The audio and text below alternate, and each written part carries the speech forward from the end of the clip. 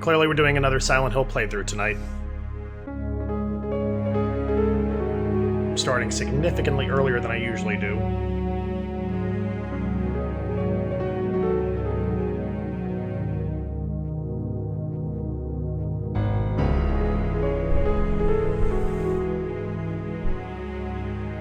Let's get the game screen up. Once again, I'm not going to be using Facecam tonight. Why does my screen look so ungodly? Actually, that's right. Okay, it's a cutscene. That's why.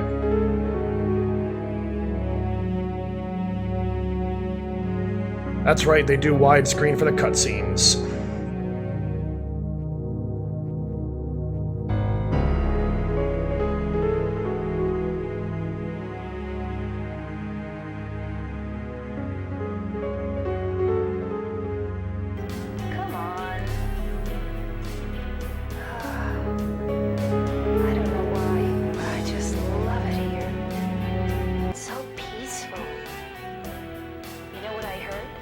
So I haven't done a playthrough of this in forever. Again, I have to go through my Streamlabs to find out like the last time they logged me playing this game. I'd probably say it's probably been about a good 3-4 months. Anyway, I'm glad you're alive. Anyway? What do you mean, anyway? You don't sound very happy to see me. I was almost killed back there. Good evening, Puke. Why didn't you try to save me? All you care about is that dead wife of yours. Yeah, once again, we are going to do a Silent Hill playthrough tonight. Me and Lydia have been kind of just like lounging around watching our shows and stuff today, so as far as finishing off our Until Dawn playthrough, Maybe I did. What's a little girl like you doing? probably wait at least till, Are you blind or clearly not tonight. I do plan to have that finished off though before the vacation ends, which I have another 5, well tonight, including tonight, 5 evenings.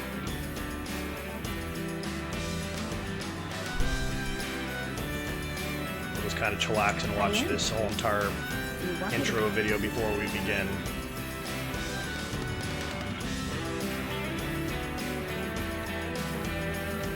Enjoy the wonders of Silent Hill music. So, what about Laura? Did you find her? Yeah, but she ran away. We've got to find her. But how are you doing this evening, Puke?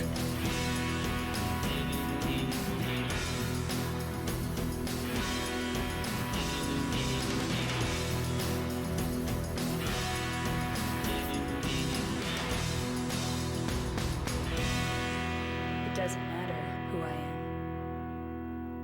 am. I'm here for you, James. See? I'm real. That's what they all say.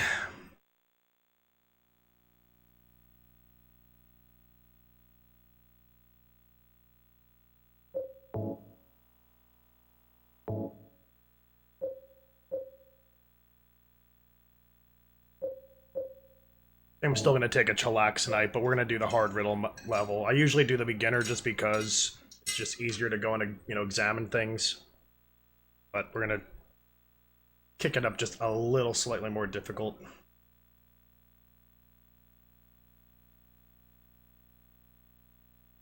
So here we go.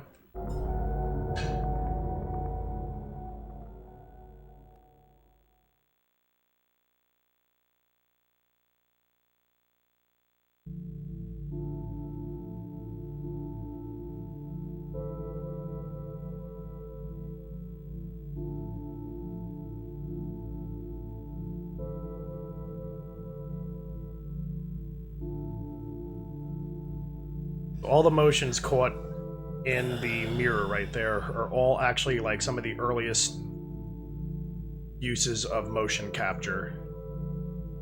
So this, I believe, was 2001. You can see, like, with games like Until Dawn, which was heavily utilizing motion capture, like, and we see what it's become today, all these years later. That was a release of 2015. Could you really be in this town?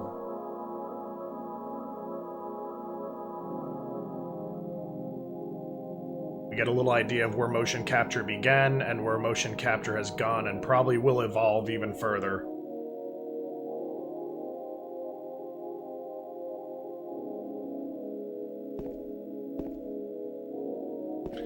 So James's life has brought him to this dingy bathroom, and not necessarily this bathroom itself, but I guess he needed somewhere where he could, you know, after a very, very long drive. A trip to Silent Hill, a town that once held some good memories for him. Not necessarily bad memories, although that this game will, or the playthrough itself will bring some bad memories, some PTSD. His memories here were actually quite good, and when it comes to the world of mental health, as I myself some years ago, like the earlier 2000s, I too had some struggles with depression. I would always find myself going to areas that kind of had like good memories, like kind of like wishing that you could rewind time and go back to when things were actually, you know, better. And that's kind of what James is going through right now. He's come to town from a note that he had received.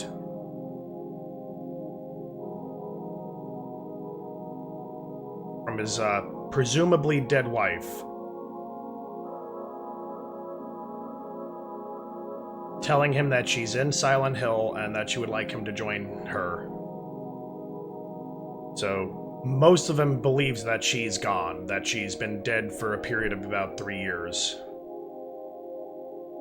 But poor mental health can bring people to do some pretty desperate things or even have a lot of false hope.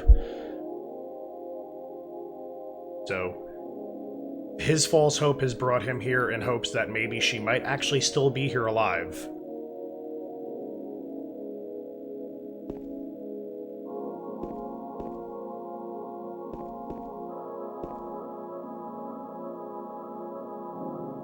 Trying to make like any sense of any of this graffiti all over the walls.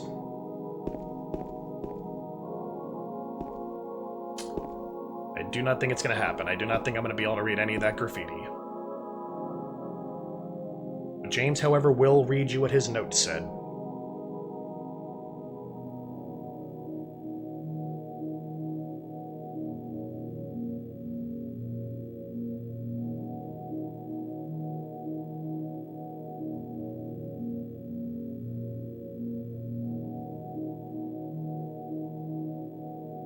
In my restless dreams, I see that town, Silent Hill.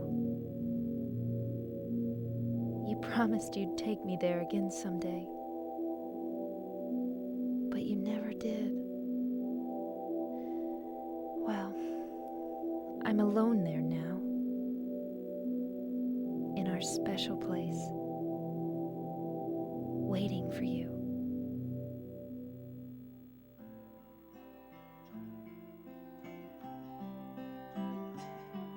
I got a letter.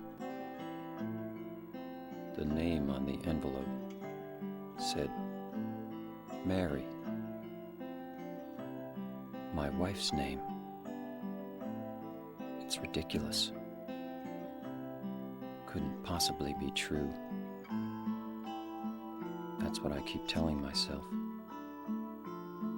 A dead person can't write a letter. Mary died of that damn disease 3 years ago. So then, why am I looking for her? Our special place. What could she mean? This whole town was our special place. Does she mean the park on the lake? We spent the whole day there. Just the two of us, staring at the water. Could Mary really be there? Is she really alive? Waiting for me?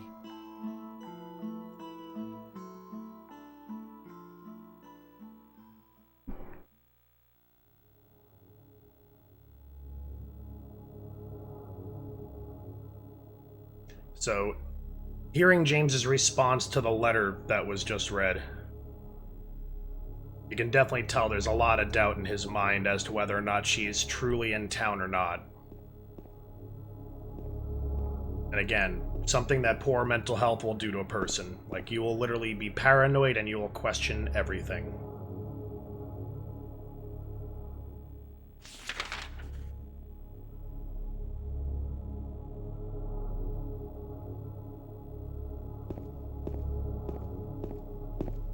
As far as the significance of his car, we're not going to be doing this playthrough, like, spoiler alert. Like, we're going to be uncovering spoilers a lot earlier than intended. So if you do feel the need and you don't want to hear certain details, you can mute out for a few minutes and then come right back. But anywho, James didn't come to Silent Hill alone. There's nothing else worth taking. The only thing that we felt the need to take is the map of the town. But that's not to say that our car is completely empty. As confirmed by some of the members of Team Silent, including Masahiro Ito, which came out like forever ago on his Twitter page. Mary's body, in fact, is in this car.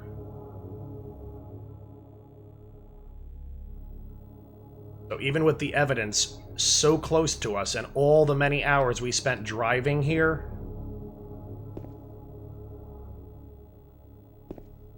we still believe that she's actually further out in town.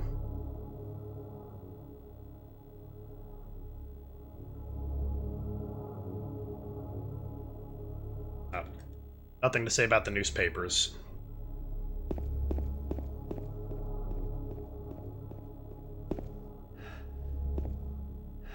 Paleville National Park, 10 miles. Paleville, 10 miles. Makes sense that the National Park of Paleville is in the actual, like, town or subdivision of Paleville itself. That makes a lot of sense. Old Silent Hill is 50 miles. The town of Brahms is 265 miles.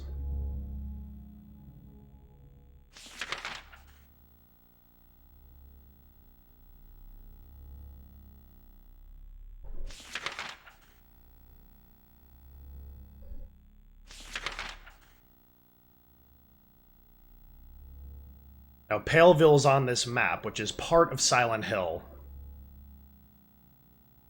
Old Silent Hill is actually a little bit further north of this. The subdivision of town that that Harry Mason had gone through in our playthrough last night.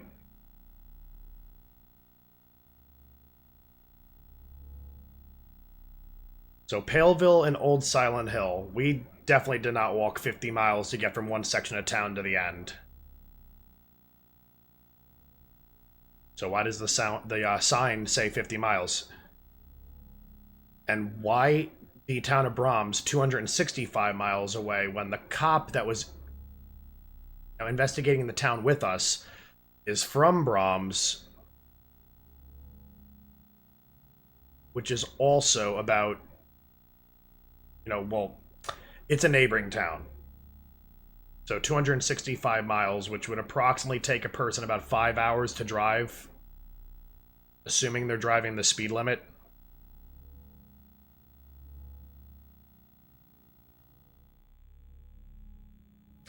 My reasoning for these signs having such a discrepancy in them have to do with the town of Silent Hill already starting to warp reality. And granted, it's not that hard to do, considering that the man that is in town right now is already questioning his own reality anyway.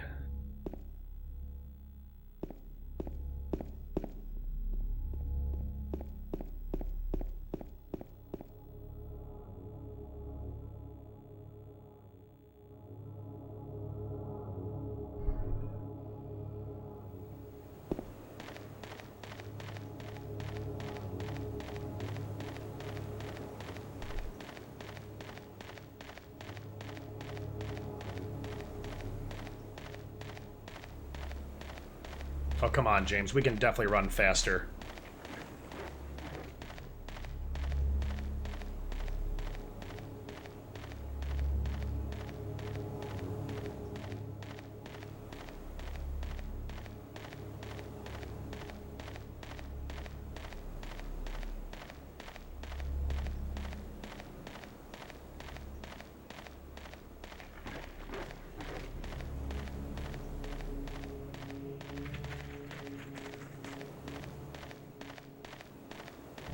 I'm playing this for the very, very first time with my new upscaler that I just got yesterday. So the AV cables are going through a little small box that are converting it over to HDMI.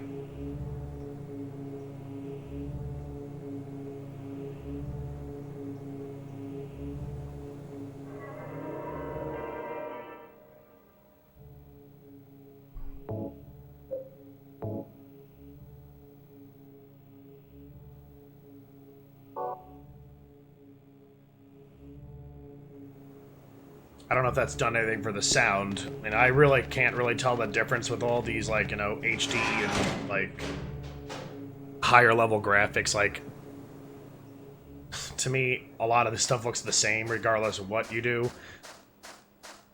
But I swear people swear by it that they see the difference. But the sound definitely sounded a little bit more, like, crisp. That I can tell the difference on.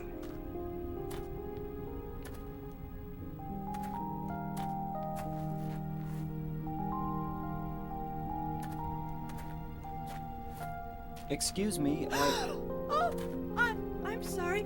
I No, was it's just... okay. I didn't mean to scare you. I'm kind of lost.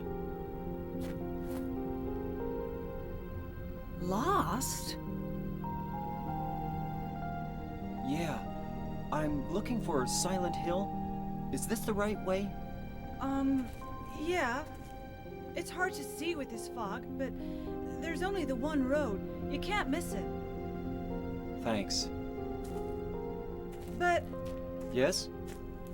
I think you'd better stay away. This, this town, there's something wrong with it. It's kind of hard to explain, but Is it dangerous? maybe. And it's not just the fog either. Okay, It's... I got it. I'll be careful. I'm not lying. No, I believe you. It's just... I guess I really don't care if it's dangerous or not. I'm going to town either way. But why? I'm looking for... someone. Who is it? Someone... very important to me. I'd do anything if I could be with her again. Me too. I'm looking for my mama. I mean my mother. It's been so long since I've seen her. I thought my father and brother were here, but I can't find them either. I'm sorry. It's not your No, problem. I hope you find them. Yeah, you too. So the character we just met is Angela Orozco. A woman that is definitely suffering with post-traumatic stress. The more I was thinking about it just in the last few minutes as that cutscene played, I know they've altered the name of the disorder in the last couple of years, but it used to formally be known as multiple personality disorder. I just completely forgot what the amended name became. But a lot of people that go through childhood trauma, this is especially true with females, will usually create like multiple personalities, like your angry personality or the personality that tries to maintain the fact that they're still a child. because, you know, they lost out on their childhood, so now their personality is trying to give them that childhood back, despite the fact their body says, you know, they're late teens, early 20s. But she's a victim of sexual abuse at the hands of her father as well as her brother. And I would assume her mother backed up her brother and her husband, well, her son and her husband, based on the fact that she probably too was getting some of the physical abuse from her husband, which forced her in turn to be mentally abusive towards Angela. So a woman with 3 family members, all which were abusive or negligent in some sense.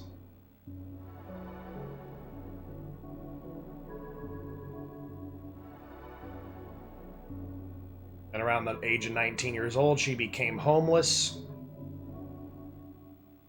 Though no mention in Silent Hill records that I know of, a lot of people like this usually end up finding themselves addicted to something.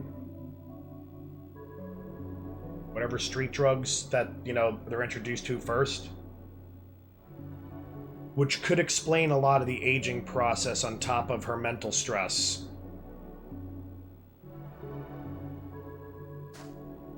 But we'll be seeing her mentally break down a lot more as the game continues.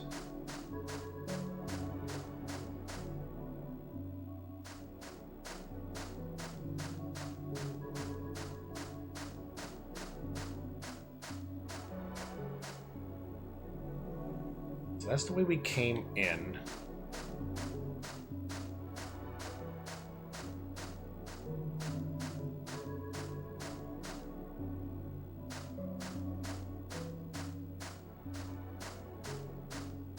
Ah, here we are.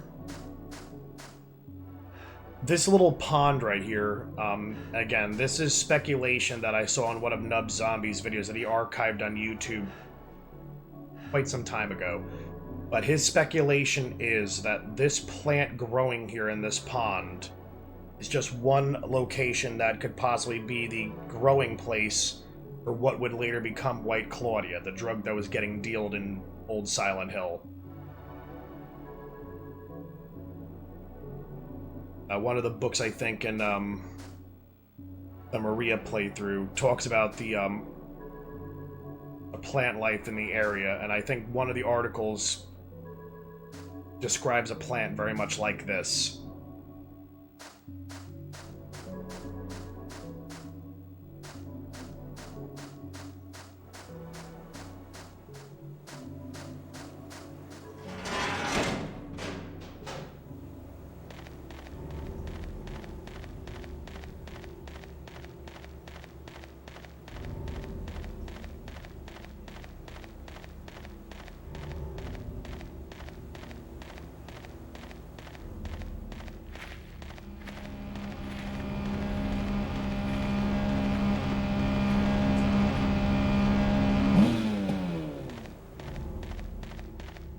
Just for a little Easter egg, we're going to show off at least once throughout the playthrough.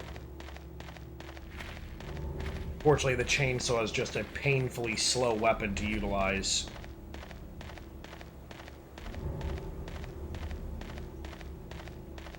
And I myself just haven't found, like, the ability to, like, make full use of it where I don't get, like, badly damaged.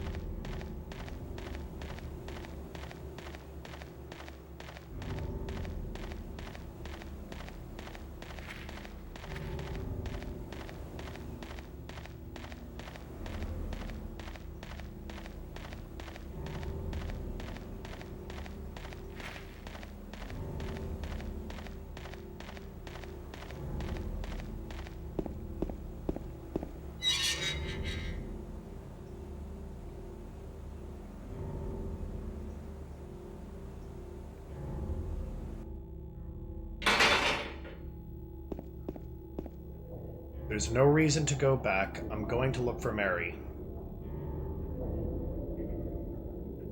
So I could spam this over and over again and we're never going to get a different result. Like, we're in for the long haul. The reason I'm showing that off is because out of all the protagonists, if you want to even call them that, because some of these people are in here for very, very bad reasons.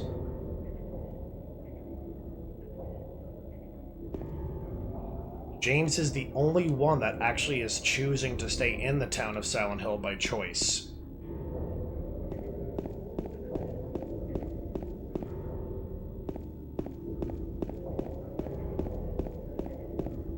Rather than the town locking him in like a prison, his mind is keeping him here. His determination to go and possibly find his wife alive.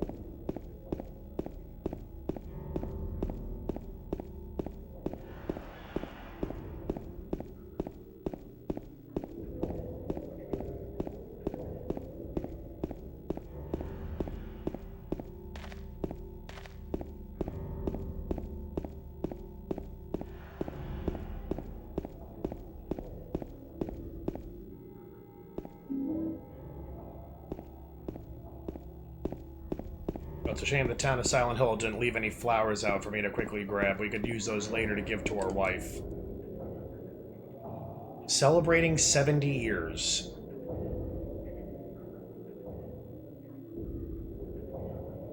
I don't know what the word all the way on the bottom left of this banner is, but something your business.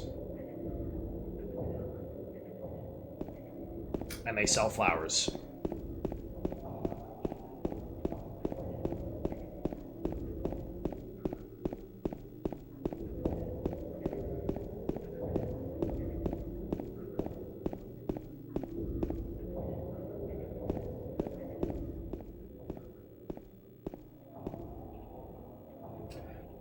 Are these marks blood?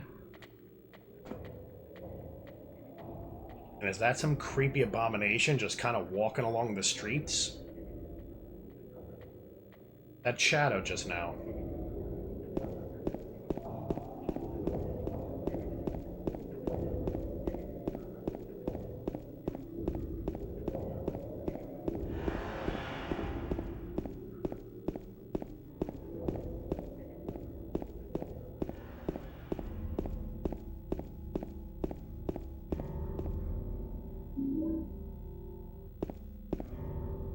There's one thing I want to quickly check out, though, before we continue on, and that's the fact that we got the, Oh, okay, bullet adjust. We're set to go. Always good to just have unlimited ammo.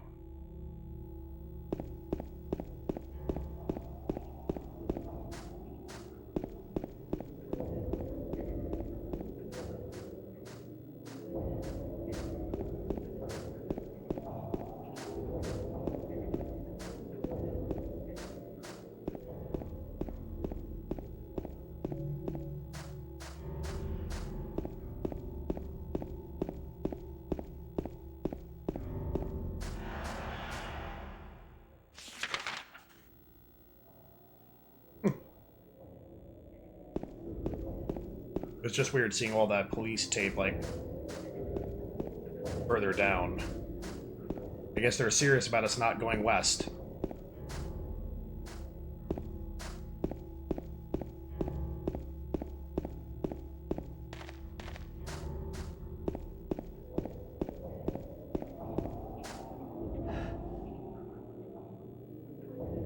Something is written on it. Too bad I can't read it because the surface has been rubbed away. Remains of Blood Swamp. The X meters of land surrounding this monument was originally swamp, but was later filled in. From long ago,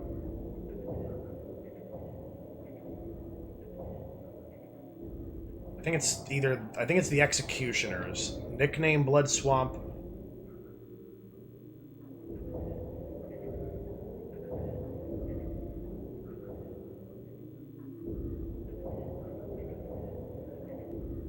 I forgot the top right redaction. From long ago, the something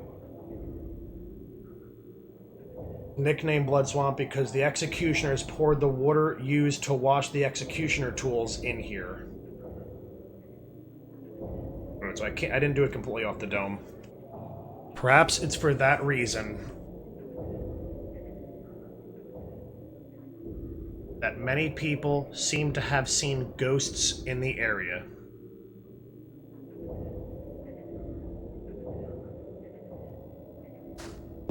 I think there's like one more note in the entire playthrough that actually has a redaction to it.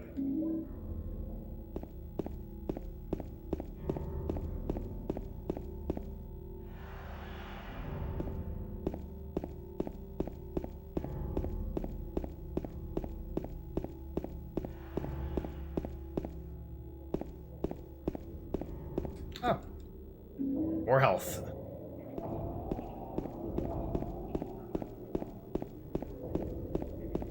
I swear the fog in this looks so much thicker, like with the upscaler attached.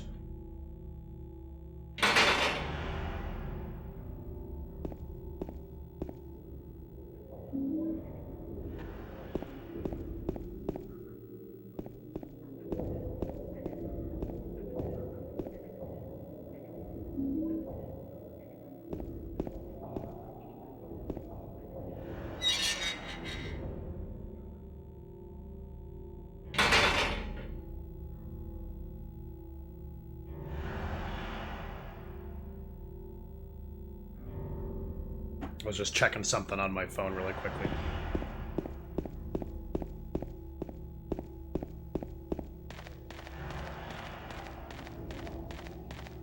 Alright, so this next cutscene we've got coming up, well, it's actually after we kill this monster, but there's a cutscene that's going to be coming up with a radio transmission. At the very end of that radio transmission, I'm going to mute out my mic. We're going to see if you guys can pick out exactly what is said at the very, very end of the message. I will tell you, but let's see if you guys can hear it.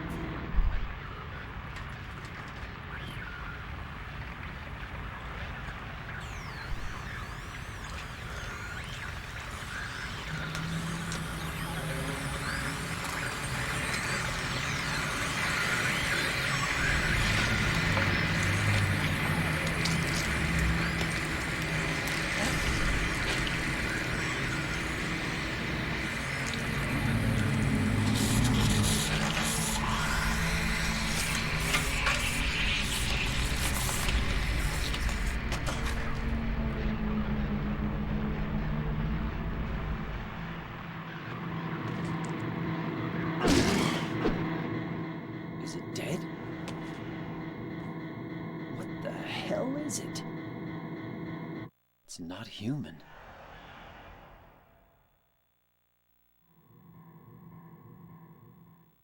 Alright, so that monster we just came across is known as the Lying Figure. And there's a few symbolisms to this monster that has to do with, more or less Mary, but there are some uses of the symbolism with the doctors that were on Mary's case to help her get better. And even James, when it came to,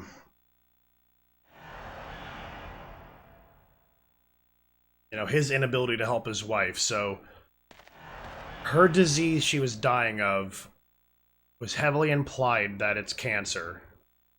A lot of times when people are treated with chemo to get, rid of the cancer, chemo induces vomiting quite readily. If we give a few of these monsters throughout the game the chance, they just may vomit on us. The bound arms, more or less, are the inability of Mary to help herself, James being able to help his wife, or the medical staff being able to help their patient.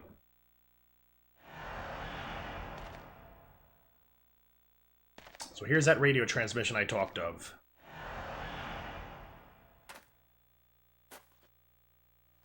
Oh yeah,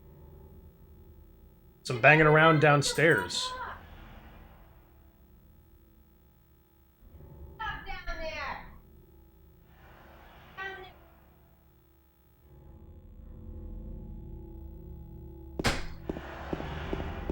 We have some noisy neighbors downstairs. I swear, like, all hours of the night, if they go out and come back, they, like, slam the door to let you know that they got back home.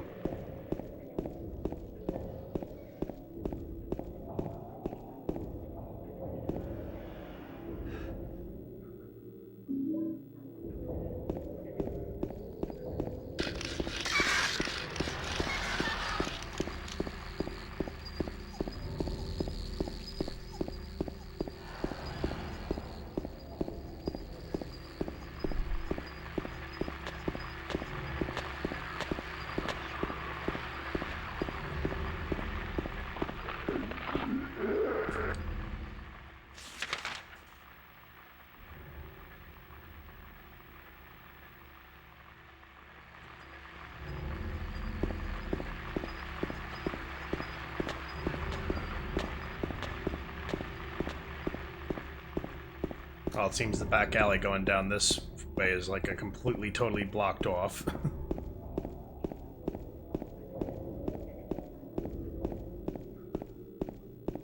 This is what I get for not playing the game for like months on end. Whoa! Excuse me, sir. Just taking a casual stroll down the streets of Silent Hill. Would like to return home without vomit on my clothes.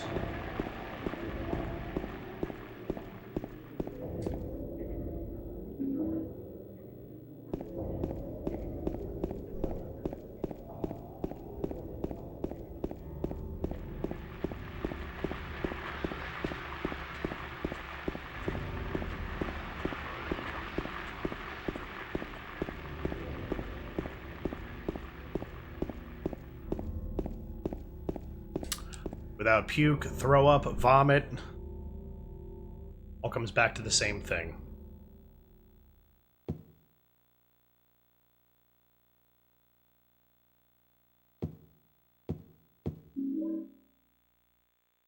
Just out of mere curiosity, I want to see if this is... It says hyper spray. Let's see if it's actually green. Nope. Not green by a long shot.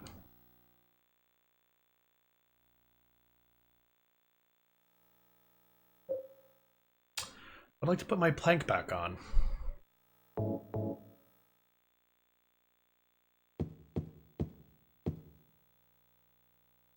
I'll wait at Barneely's.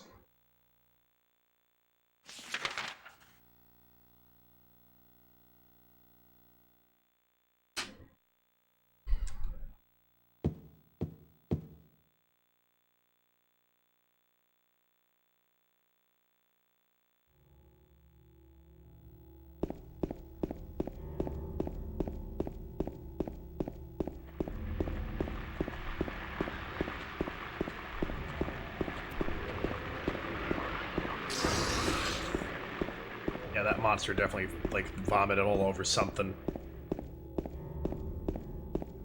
Thankfully, it wasn't us.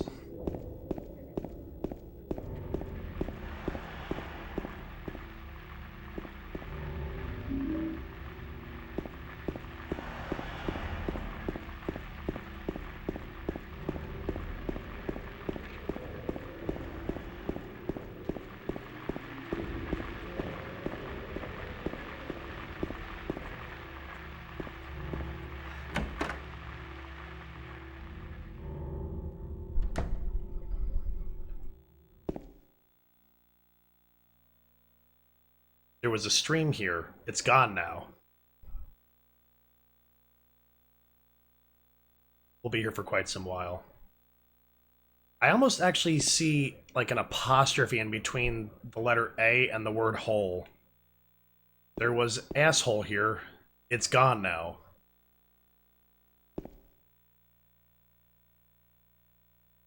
It almost looks like there's like a little apostrophe in between the A and the H.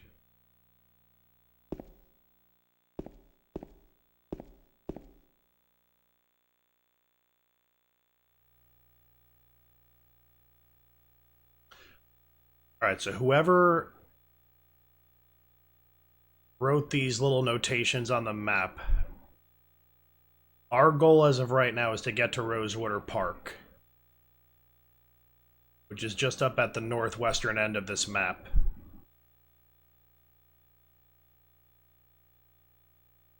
Now, from what I can tell here, from the notations that this person made, there is really no way to get there except to go through the apartment complex.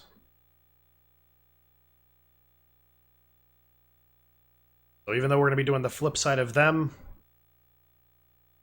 we're going to go through the apartment complex. What's that symbol at the end of Martin Street?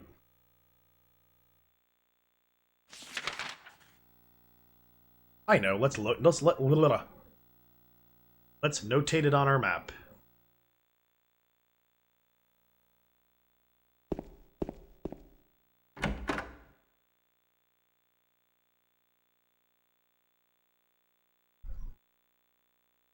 Now, while we're strolling over to this key that we're going to go and pick up, I'm going to touch base on that second memo we read by that dead body a little bit earlier. It noted two friends coming into town. One who saw all the evils that were around, and then one that didn't. The one friend that saw everything is going to kind of represent James, Angela, and a character we have yet to meet that we will, named Eddie.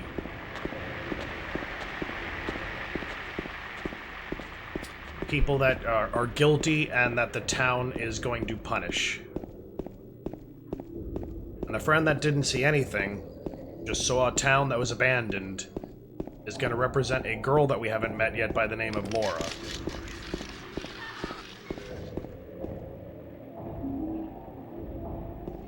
A person who's innocent.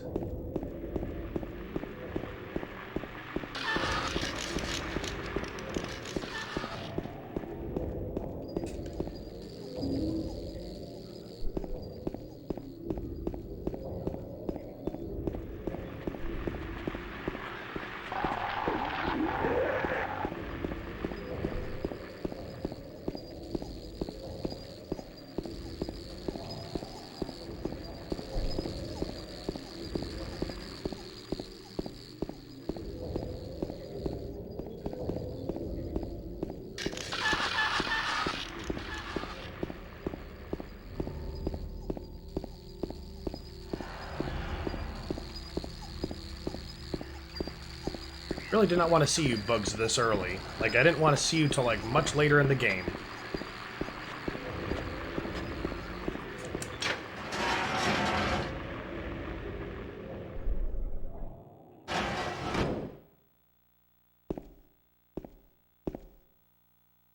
I think I'll look around this apartment some more. Something's not right.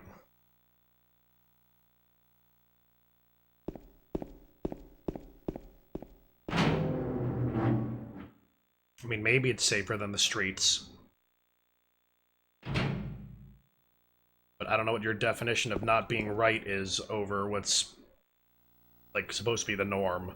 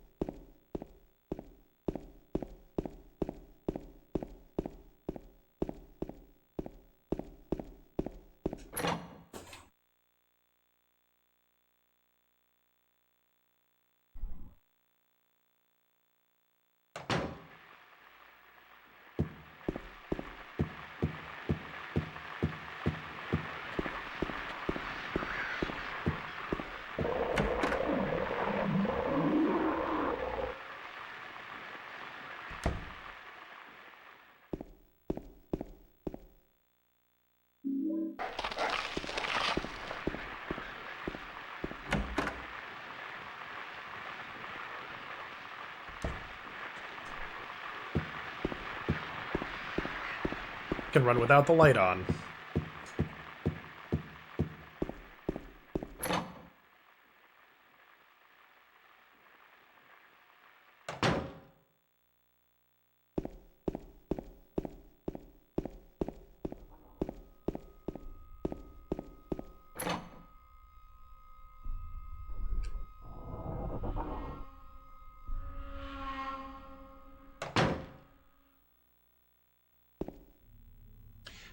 There's a key on the ground on the other side of the bars. If I stretch my arm out, I just might be able to reach it.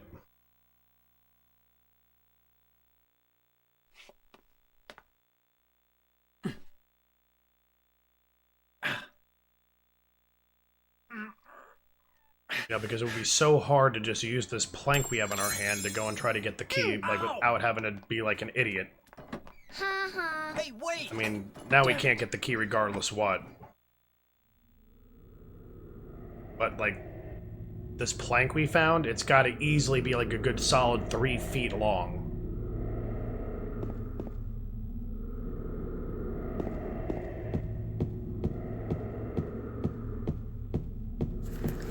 Party's starting now, and you have until midnight to find the house on Haunted Hill.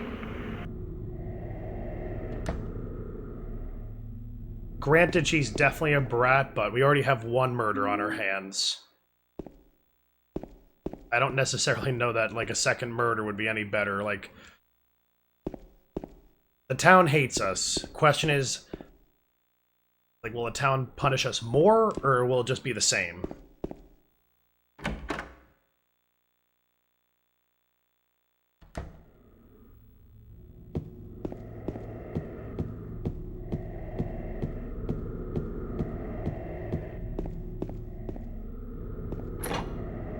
And thank you again for the host, Silent Evil.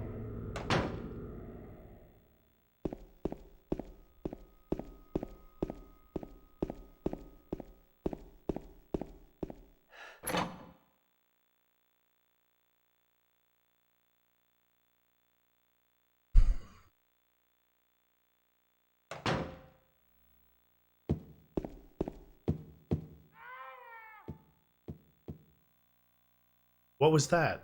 Some kind of noise north of here.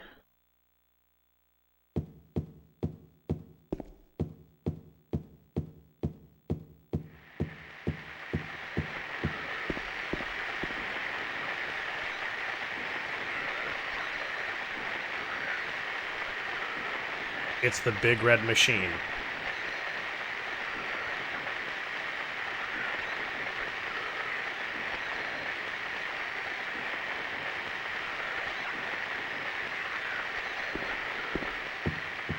For anyone that doesn't get the wrestling reference, I just kind of like merged those two words together there.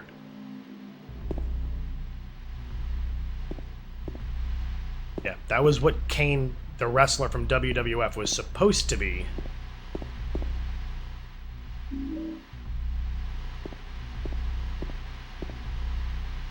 There's a newspaper here. It looks like it's very old.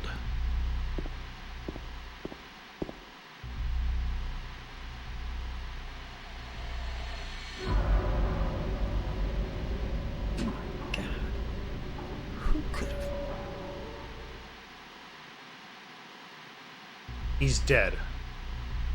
Who could have done this?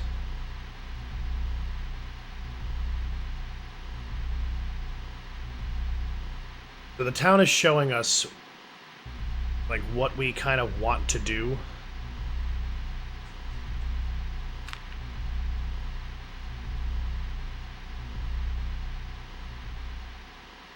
I'm just gonna kind of, you know, take my headset off. Kind of close my eyes. Just kind of wait for the scream to come.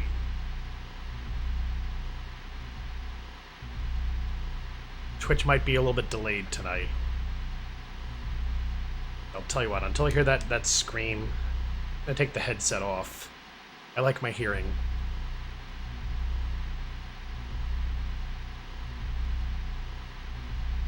We're playing a scary game, Nikki. I'm putting my headset back on.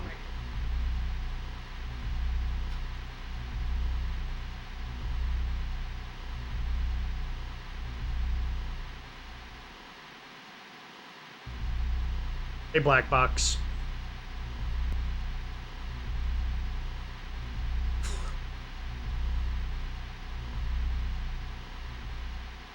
Yeah, the neighbor situation, like, things haven't been that bad over the last couple of, like, weeks or months, but, like, And a lot of noise on the stairway tonight. Tons of noise.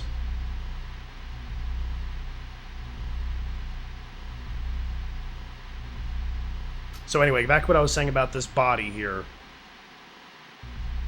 A body that looks very much like James Sunderland, our character. And the town's way of showing kind of what we want, our intention to end our life, which is a thing that we're kind of on the fence about. James is kind of undecided whether or not he wants to die or he wants to live. This note, it must be from the person who lived here.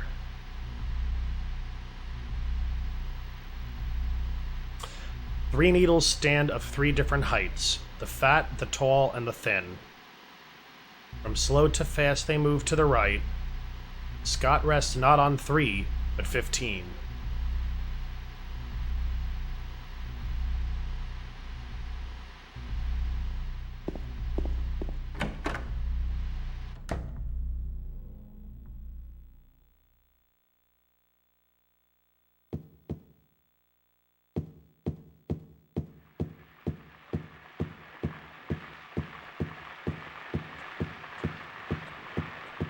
But yeah, you definitely had my, like, freaking heart race just a little bit there, Nikki. I grabbed a key. What the fuck?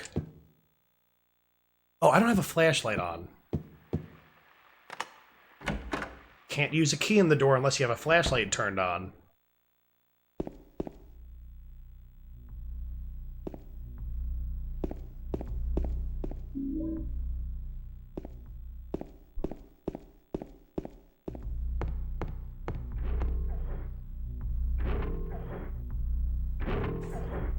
It's too dark to tell for sure, but I think there's something on the other side of this hole. And like any intelligent person should, they should always reach their arm in, like, completely fist first. Like, don't use the freaking piece of wood we have that's, you know, doesn't matter if it gets bit. Let's shove our freaking, like, our flesh and blood, like, right into this hole and get bit.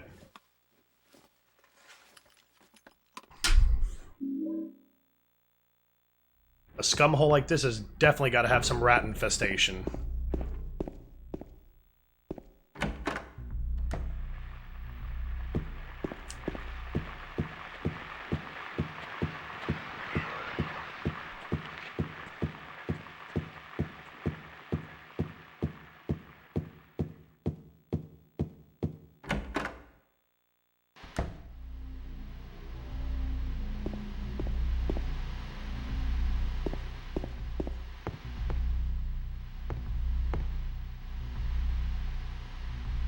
Alright, so just like the note out there had said that Scott rests on not the number 3, but 15, which coincidentally just happens to be the same exact spot on a clock, is exactly where the arrow next to the name Scott is pointing.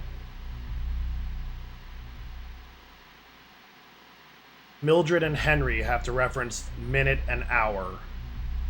Based on where the arrows on this little diagram here are pointing, time would be 9:10.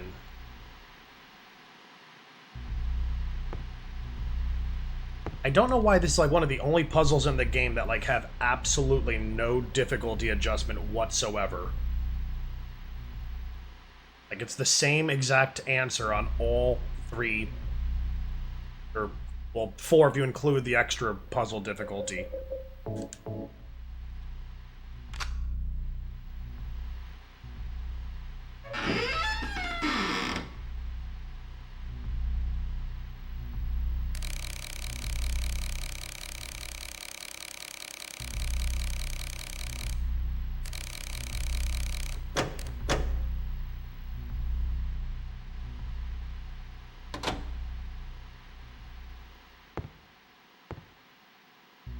There is writing on the clock. The scars from the past shall remove the nail that stops time.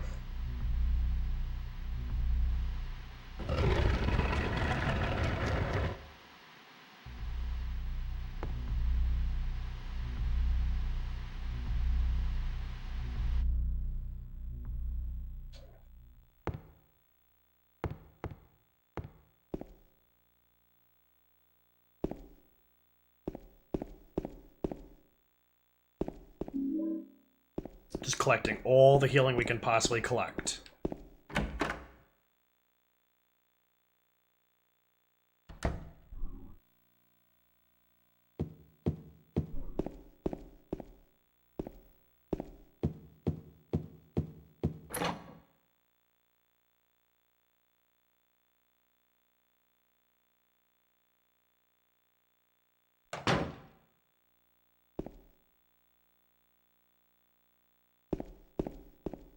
It's been months since I've run this game, so I'm trying to like remember like where exactly it is I need to go. I'm gonna probably have a lot of problems later on with the freaking hospital.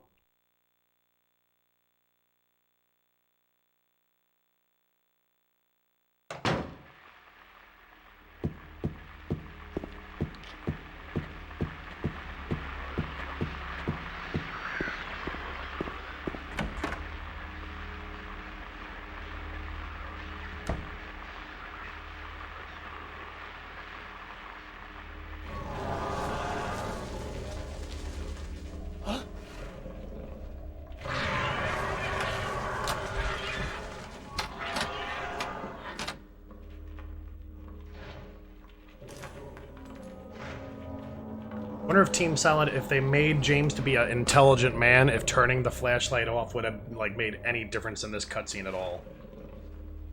We just got super uber lucky that we didn't get like hacked in pieces.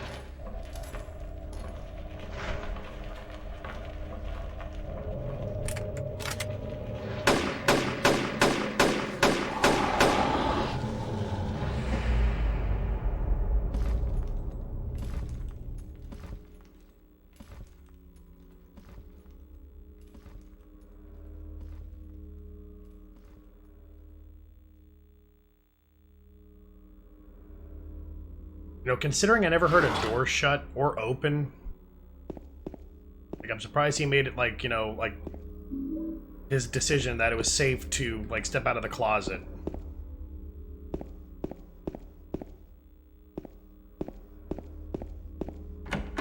No problem, we're fine. There's nothing out, you know, of this room that'll ever hurt us.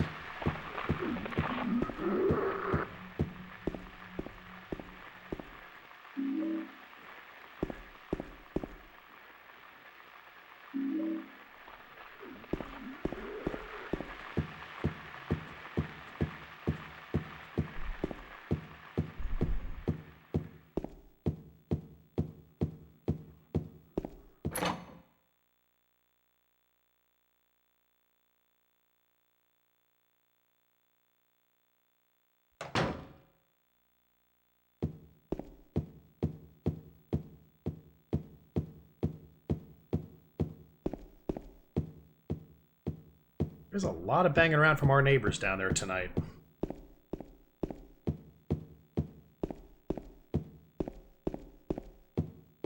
Like me and Lydia's, I mean. Like, we're on the top floor, and I can hear all this, like, jumping and pounding around down there.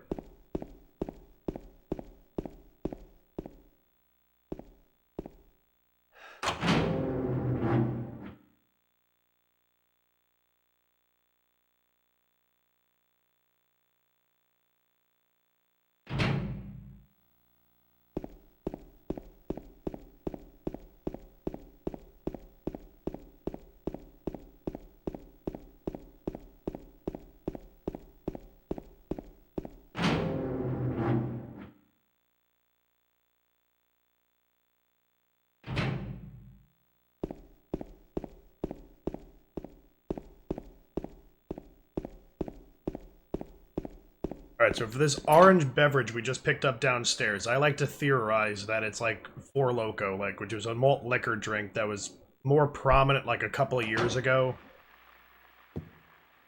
prior to the removal of taurine from the ingredients.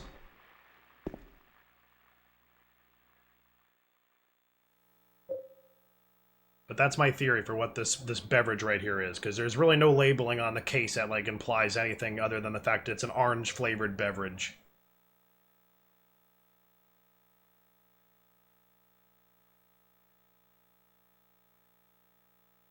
And since everything else in town is meant to freaking make James, like, remember his past and, like, bad decisions and what he wants to do to himself,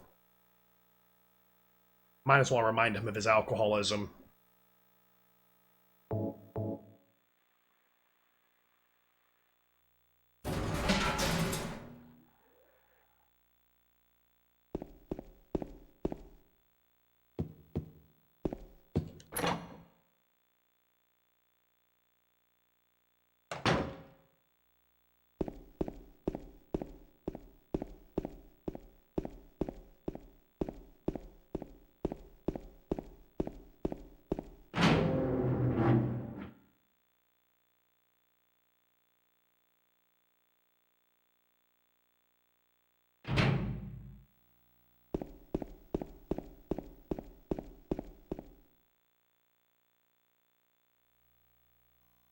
The garbage bag is torn, and the contents are strewn all over.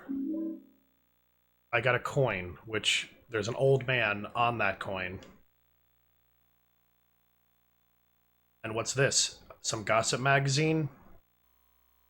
The police announced today that Walter Sullivan, who was arrested on the 18th of this month for the brutal murder of Billy Locane and his sister Miriam, committed suicide in his jail cell early on the morning of the 22nd. According to the police statement, Sullivan used a soup spoon to stab himself in the neck, severing his carotid artery.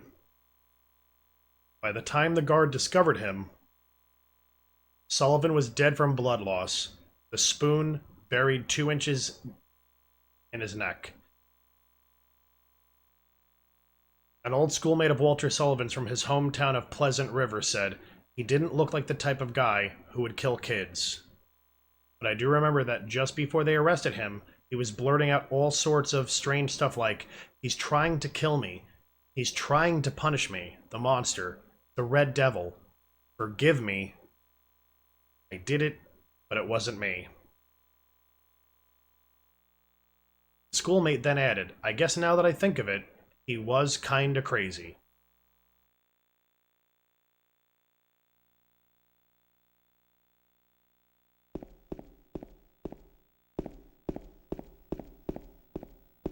Speaking of prison stuff, I've heard people mention before that how would somebody take a spoon and bury it into their neck? Now again, this is Silent Hill, so God only knows what kind of, like, laws and shit they have for their prisons. But I'm gonna theorize that it was probably a plastic spoon. Now, I've been actually watching HBO Oz, like, all day. Like, I was watching it all day last night, before I streamed, after I streamed, and I've been working my way through season 2 of Oz, like, all day. And in that show, they would take that plastic, like, silverware, like knife, fork, spoon, whatever. They would melt it down and then, make, like, a sharp pointed end on the one end of them, whatever of the things they could actually bring back to their, cell or whatever. I'm gonna think he probably melted the one end of the spoon down.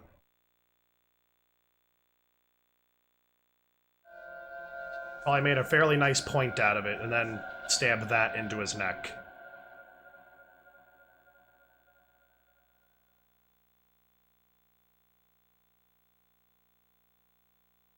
There is no fire escape outside the door. Maybe they knocked it down when they built this building next door. I think I can get into the building next door if I go through the window in front of me.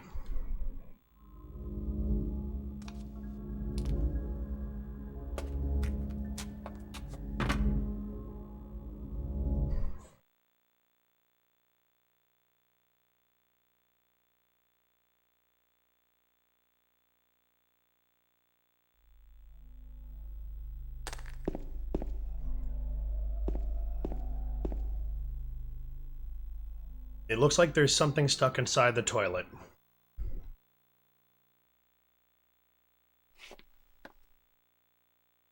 Like, I would have definitely searched the apartment first for, like, a towel or something that I could have put over my hand. Like, James is definitely a braver man than I. It looks like a wallet. There's some kind of memo in it. So, they utilize Roman numerals into this code on the hard difficulty setting. So the letter V in Roman numerals is a 5, so 5 plus 5 plus 9 would be 19. 19 to 8 to 17 to 2. 19, 8, 17, 2.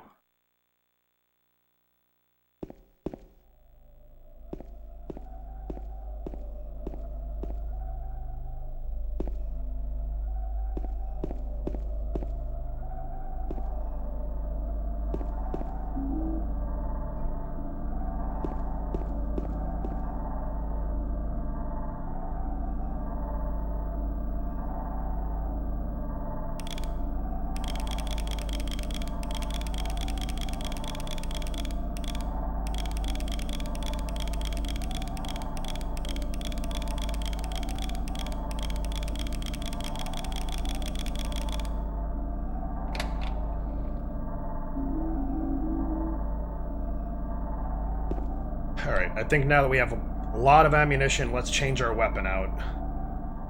We can go handgun, like, all the way until we get a shotgun. And normally Nergal's not allowed in my room, because usually I have a green screen set up. This is usually why I don't have him in the room while I stream, because he's just begging for attention.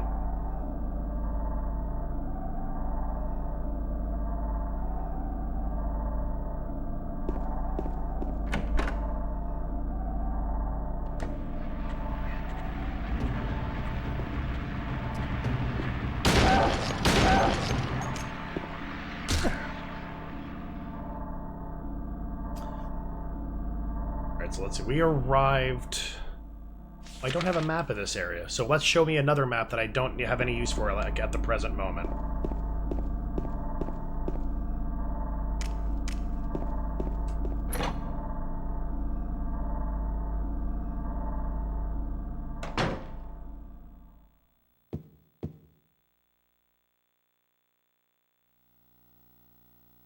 I never went to the swimming pool. That might actually help to go and do.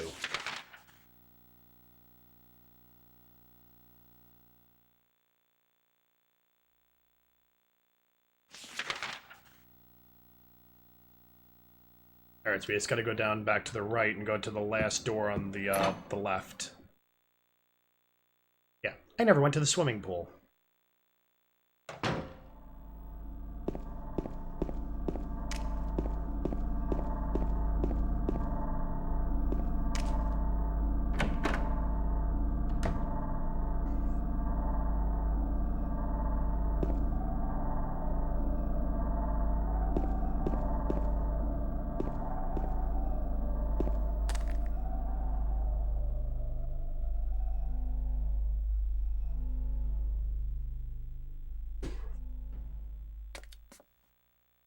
I don't think I've ever seen this animation before. Right, Nergal, do not bite on my foot. My foot is not a chew toy.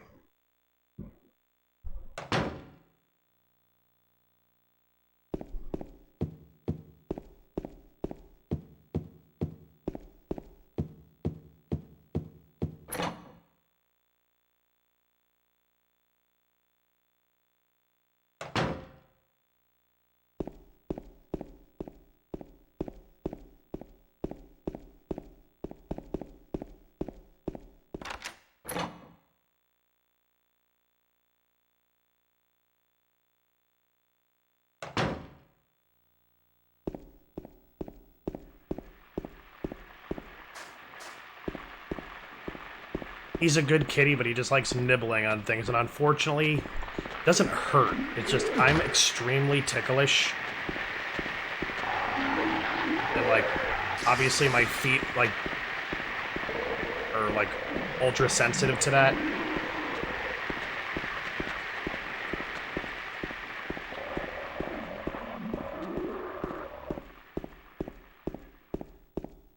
Yeah, I absolutely find, like, no pleasure at all of having my foot nibbled on.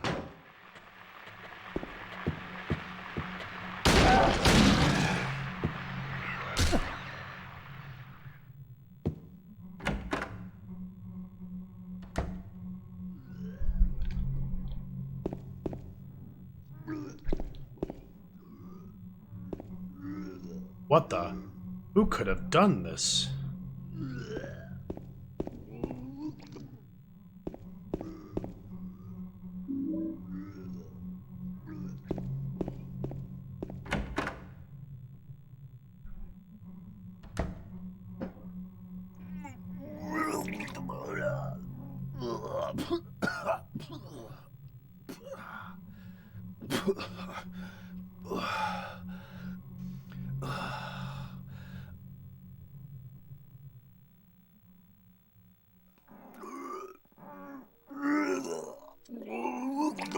It wasn't me.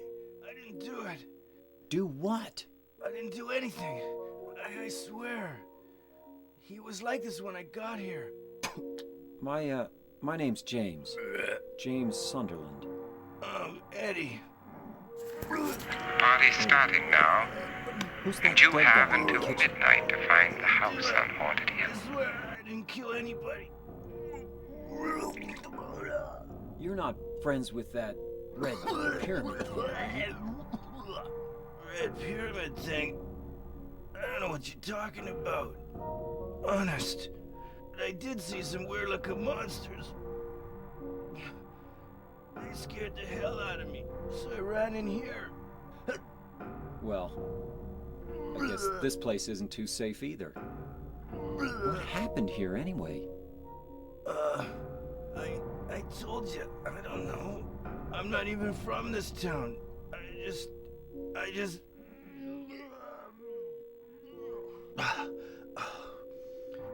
You too, huh? Something just brought you here, right?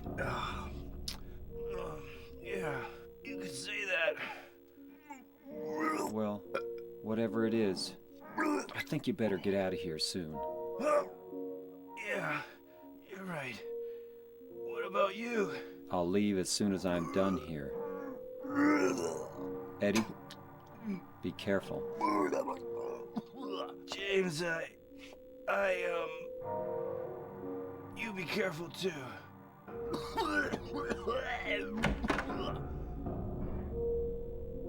Thank you for the hose, Regulus.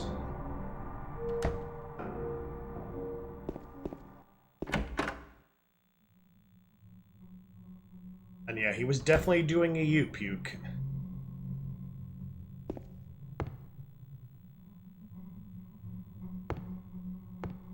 As far as the mental distortion of Silent Hill is concerned, we've kind of merged in with what is Eddie's Silent Hill. Like what Silent Hill is doing to Eddie to torture him.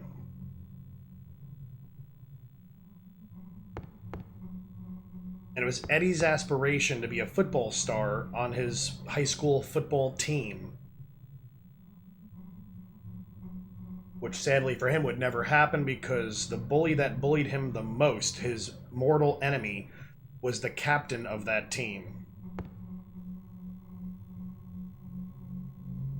Wall is covered with football posters and meaningless graffiti.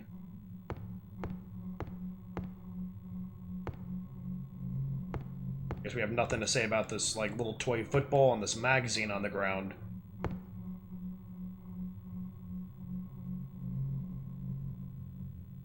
But yeah, being overweight, not in the best of shape, and being particularly unpopular with anybody in his high school, especially the women. Eddie definitely became an introvert, like, to the fullest. And just an overly angry young man. And a gutless fatso.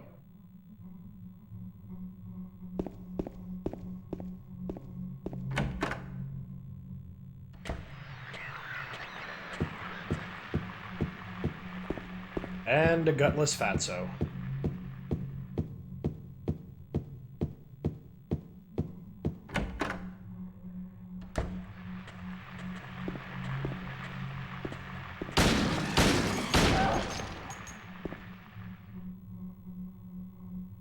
A sightseeing brochure for the town is lying here.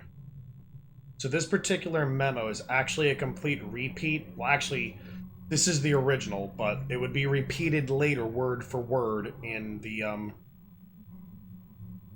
Heaven's Night bar. And Heather would find it much later in her playthrough of Silent Hill 3. But it's as follows. Welcome to Silent Hill. Silent Hill, a quiet little lakeside resort town. We're happy to have you. Take some time out of your busy schedules and enjoy a nice, restful vacation here. Row after row of quaint old houses, a gorgeous mountain landscape, and a lake which shows different sides of its beauty with the passing of the day. From sunrise to late afternoons to sunset. Silent Hill will move you and fill you with a feeling of deep peace. I hope your time here will be pleasant and your memories will last forever. They've actually repeated a few memos that I can think of throughout the series. We just touched base on one last night.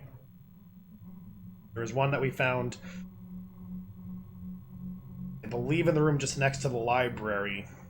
A book entitled The Monster Lurks, which had a paragraph written in it that would later on be used in Silent Hill Origins, which would be found in the theater in the library setting for the stage.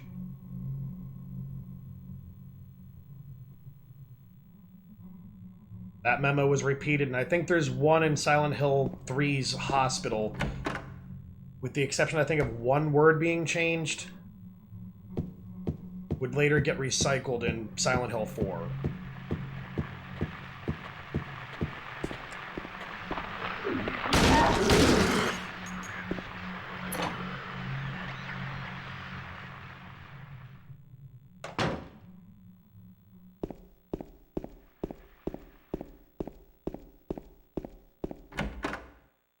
Now we are ready to go back to the previous building.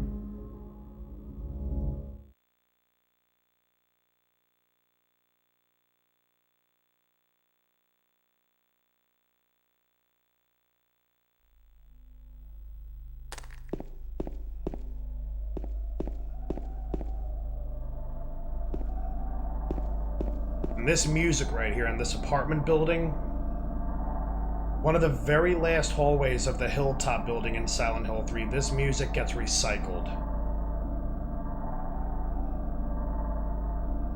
It's like right after or right before we find the third and final page of the fairy tale that completely clears out the building of its monsters.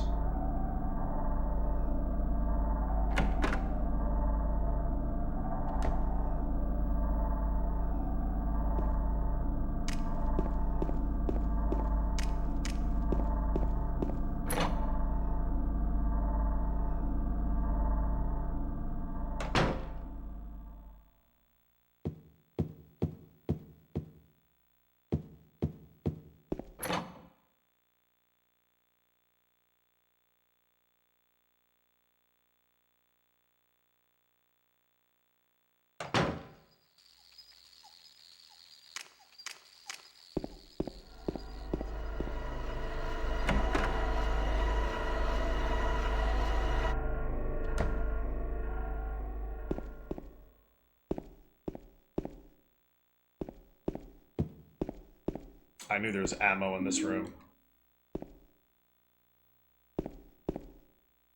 I'm going to mute out my mic just for a short few minutes while this cutscene plays out, as well as I'm going to go quickly grab another drink. But you won't notice any difference because you will be entertained by the cutscene.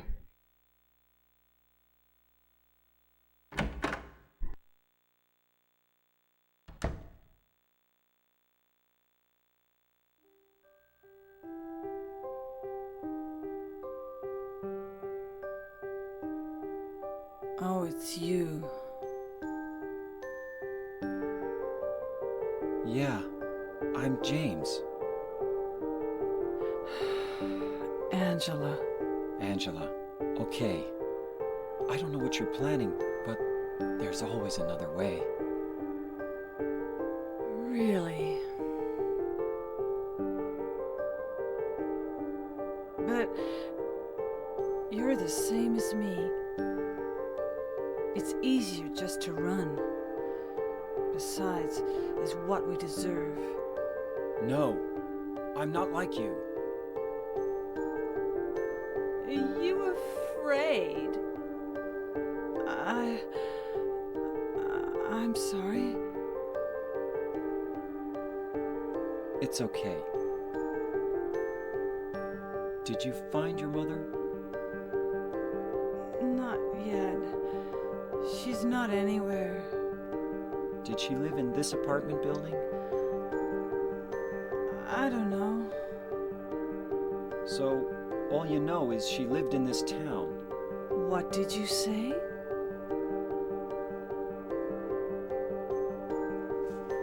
How do you know that? Well, I just figured, 'cause this is where you're looking for her. How else would I know? Yeah. Am I right? I'm so tired. So, why did you come to this town anyway? I'm sorry. Did you find the person you're looking for? Not yet. Her name's Mary. She's my wife.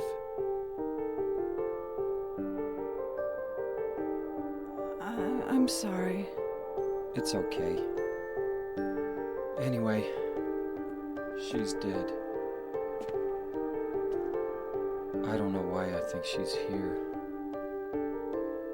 She's dead? Don't worry. I'm not crazy. At least, I don't think so. I've got to find my mama. Should I go with you? This town's dangerous. Now I know what you meant back there in the cemetery. I'll be okay by myself. Besides, I'd just slow you down. What about that? Will you hold it for me? Sure. No problem.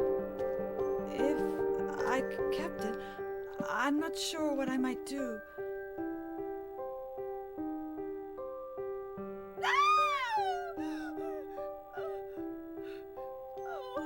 I'm sorry. I've been bad. Please, don't.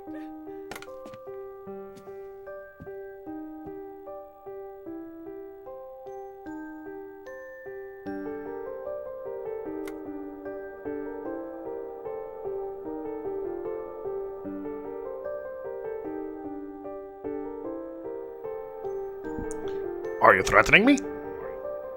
That was like the worst Beavis impersonation ever. We're all speaking about TP here. Thought I would try to pull it off, but it didn't work.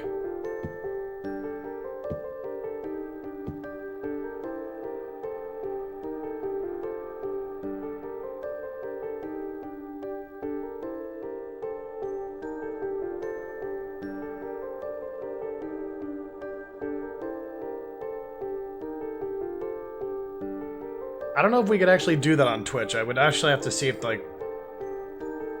That is copyrighted material. I would have to get, like, prior, like, permission or whatever from Michael Judge or whoever else owns, like, copyrights to that show. now with Rabbit down, I don't know when the hell I would do another watch party.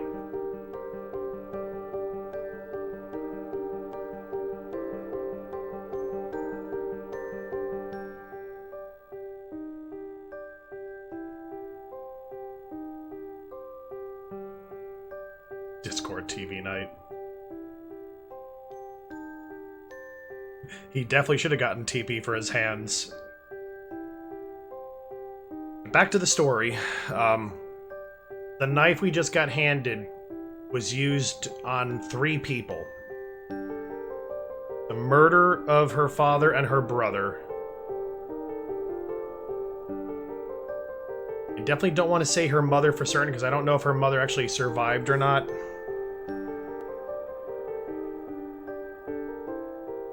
But she definitely also used it to inflict harm to herself. So not only is it her murder weapon, but it is her tool that she uses to punish herself. As of this whole cutscene wasn't like any implication at all that she definitely has suicidal tendencies.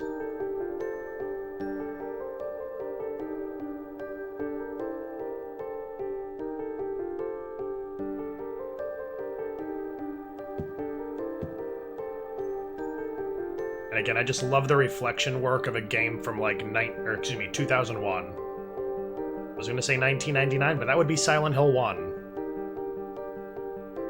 Although there were games of that era that had great reflection work and mirrors. One of them to note would definitely be Parasite Eve 1.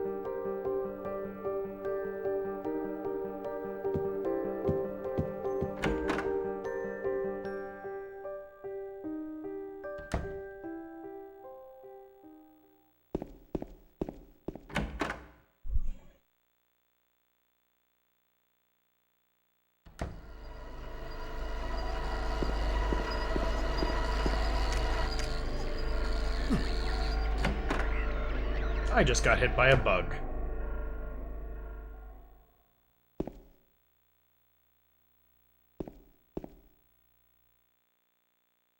Puzzle time. There's something written on the desk. First lies the seat of he who is peerless, silent and empty, heartless and fearless. Beside him sits one who knows the place of the servant is next to the throne.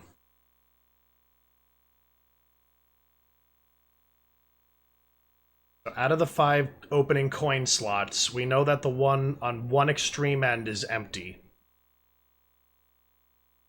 And the space next to that would be the place of the old man. Dozens of feet, yet not a single toe. The one that is hidden beside him doth go. Seducer of dreams, creature of Hades, lying further from man and closer to lady. So they're referring to the snake.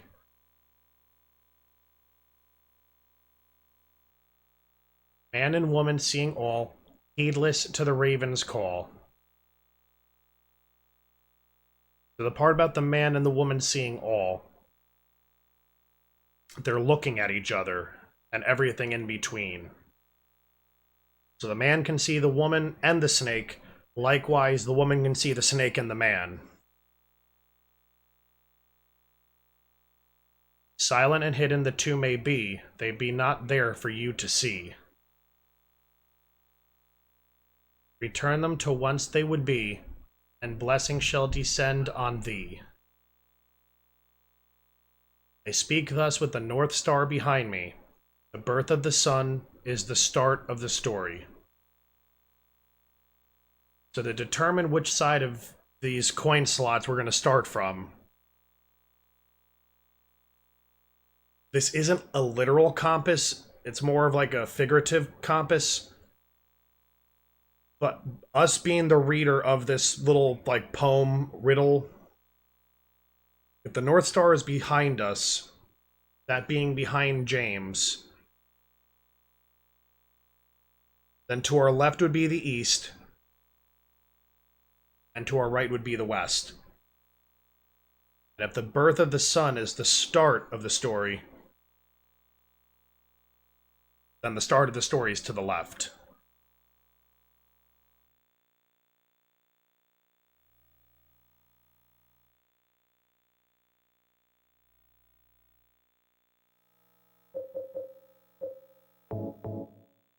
So based on the information we have, the first hole was empty. The only way we could keep the snake further from the man and closer to the woman would mean that the woman coin would have to be all the way over here, because obviously also they have to look at each other.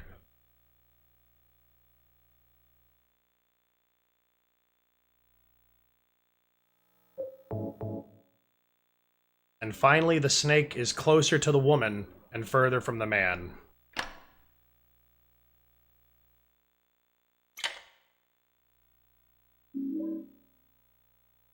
And we have the Lynn house key.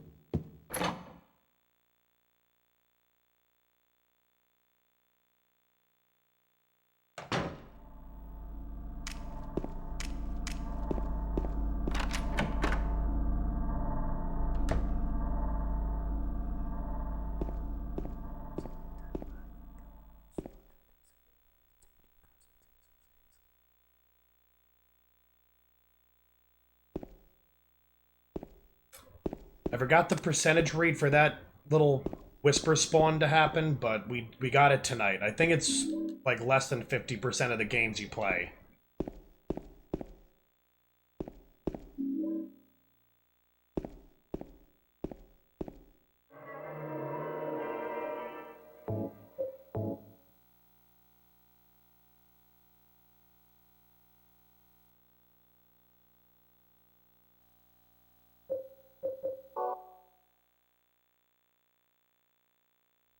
Just so we don't take the one-hit death from Mr. Pyramid Head.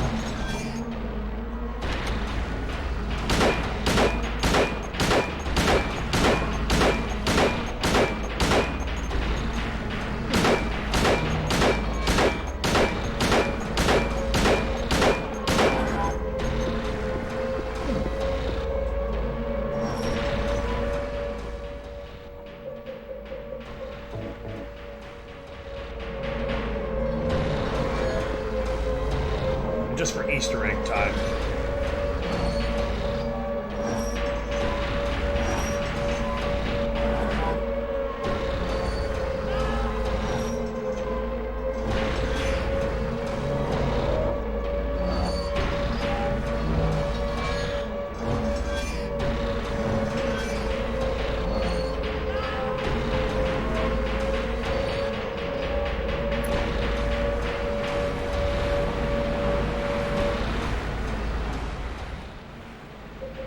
That was a great Easter egg.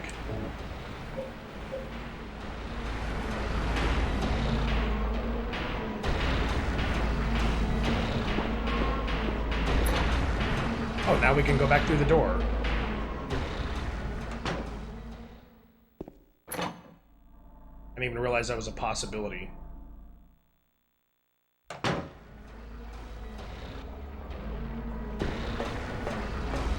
You still have that horrible music playing.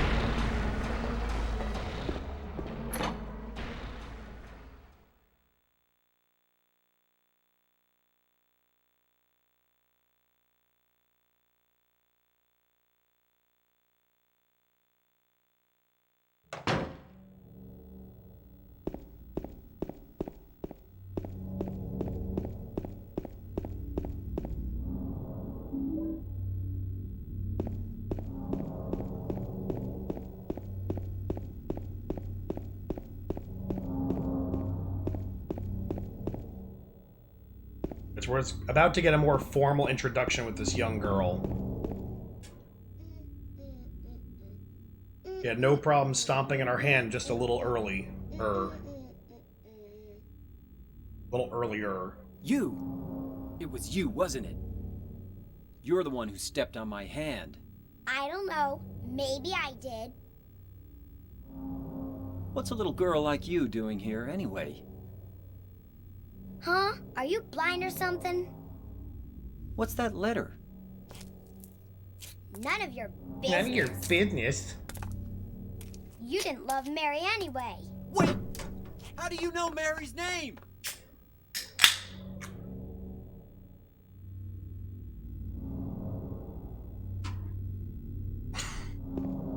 We have nothing to say about this really creepy children drawing that's on the wall here.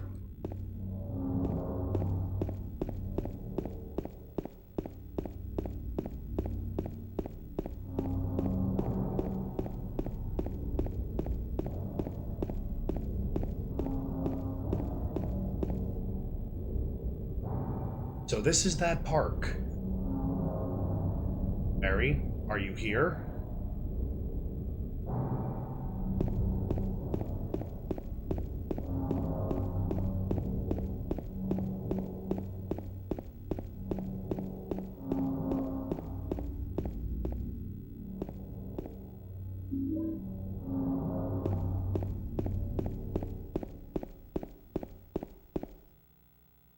Mary?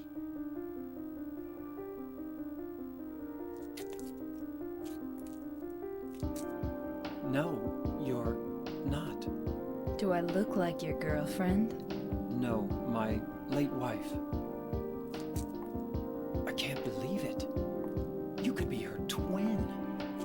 Your face, your voice, just your hair and clothes are different. My name is Maria. I don't look like a ghost, do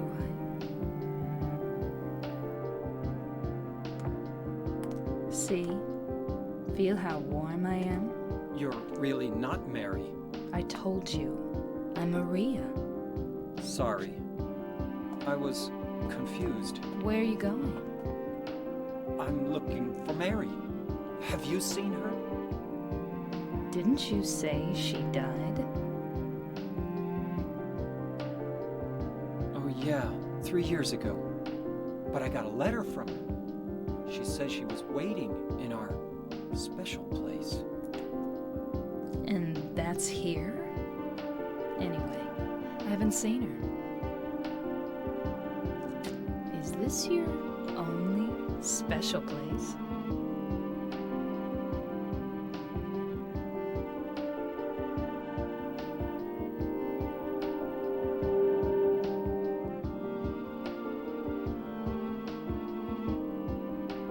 Well, there's the hotel too, I guess.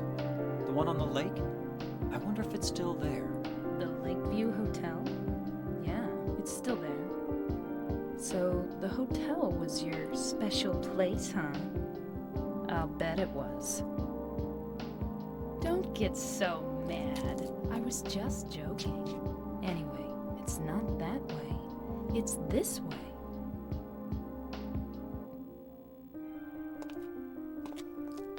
You're coming with me? You were gonna just leave me? No, but... With all these monsters around? No, I just... I'm all alone here. Everyone else is gone.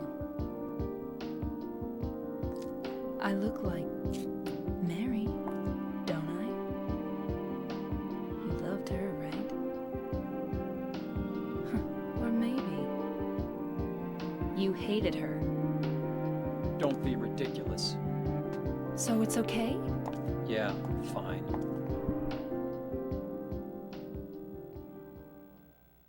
So she directed us to going further west into town. We quickly zoom out and quickly zoom back in really quickly. So yeah, we're right now in Rosewater Park, right where that big red check mark is. So the only way to get to the hotel, which is all the way up here, to follow Nathan Avenue.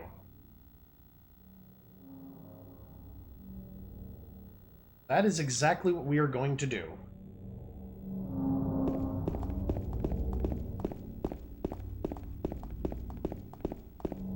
A few other little details. On top of her having an uncanny resemblance to James's wife, Mary.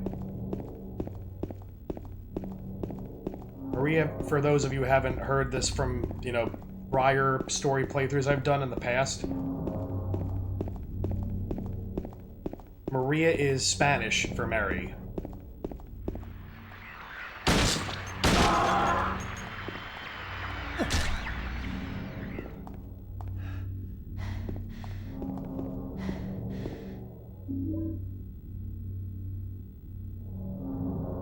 So not only is her name just a slightly,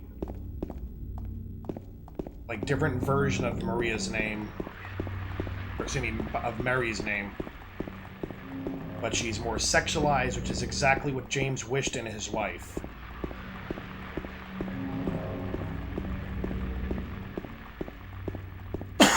So his wife, to my understanding, is not really, like, was never really a sexual person.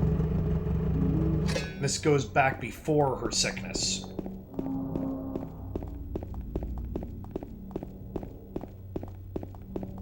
So if James wasn't already sexually frustrated before she got ill, he was definitely sexually frustrated after she got ill.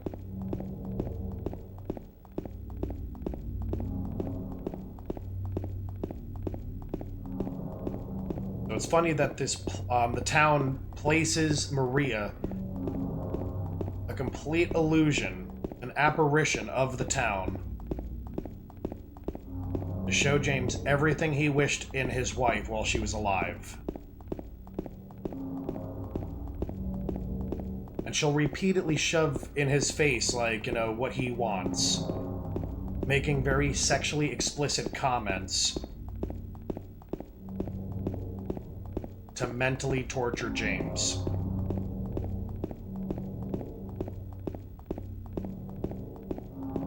She's very touchy-feely with him, so that's I guess another huge part of the torture.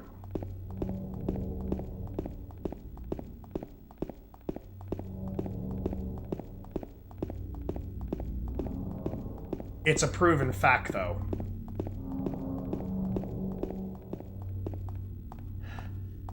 James was 100% sexually frustrated.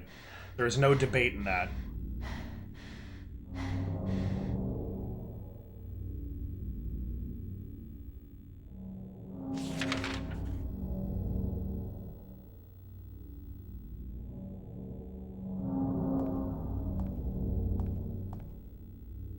And the evidence to support whether or not Maria was actually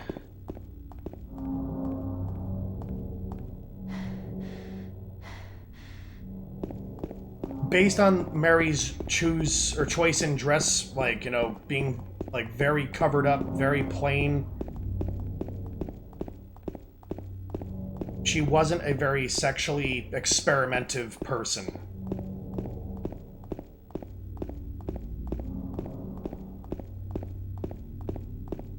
If you're a pretty woman, I'd find a majority of the time you're gonna flaunt what you've got.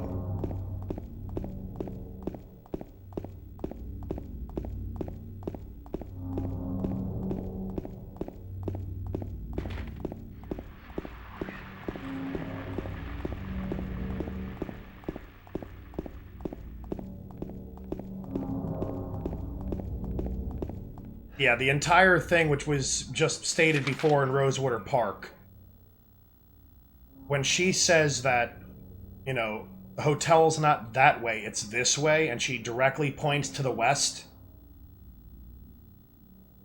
that's your clue to go down Nathan Avenue to try to get to the hotel a lot earlier. And you find that the road has fallen through, and we have to find another way to go get to that hotel. And marked on that body, or around that body rather, is a map that tells you to go to the bowling alley. Now, we're going to touch base really quickly on the bowling alley. There's a very particular reason as to why Maria will not follow us in. Now, we've already seen a little bit of Eddie's, like, distorted reality within Silent Hill. His want to be a superstar on his high school football team. And how one of the rooms right next to him had a whole bunch of football memorabilia in it. Later, we will see something very similar with Angela in terms of her childhood rape with her father and her brother. Now, we have two other people present inside of this bowling alley. We have Eddie and we have Laura. Now, Laura does not see anything whatsoever in this town other than the fact that, hey, there's a town, it's got buildings, it's abandoned. Cool. It's like a fucking childhood playground. Other than Eddie and James and Angela, that's all she'll ever see. Eddie, on the other hand, we know he sees the apparitions.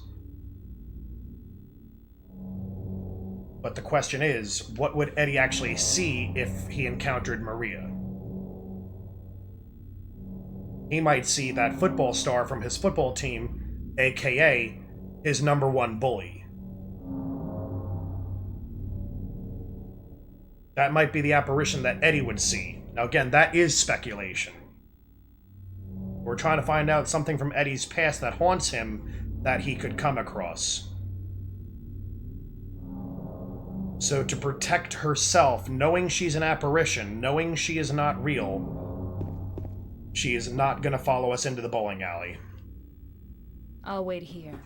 I hate bowling. I didn't come here to play, you know. Hurry back, okay? Good evening, Life is Peachy.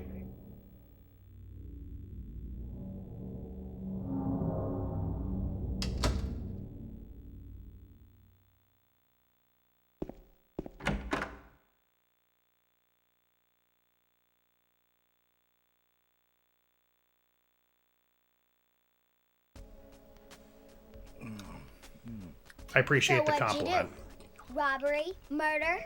Nah, nothing like that. Huh! You're just a gutless fatso. What'd you have to say that for? I thought you said the cops were after you. No, I just ran because I was scared. Hey, Mr. Yeti. I don't know what the cops are doing. But if you did something bad, why don't you just say you were sorry? Good evening to you. Well, I guess I run away a lot too. It's no good. They wouldn't listen. Nobody will ever forgive me.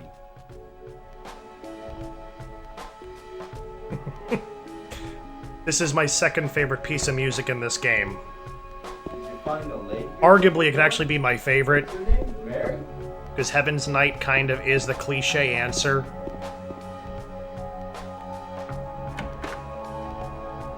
But this is easily one of the best composed pieces in the entire series, let alone the game.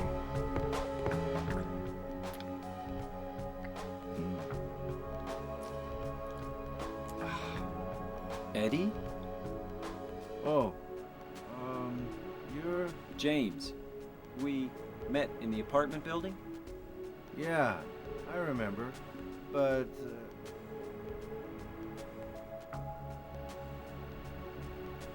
Are you alone here, Eddie? no.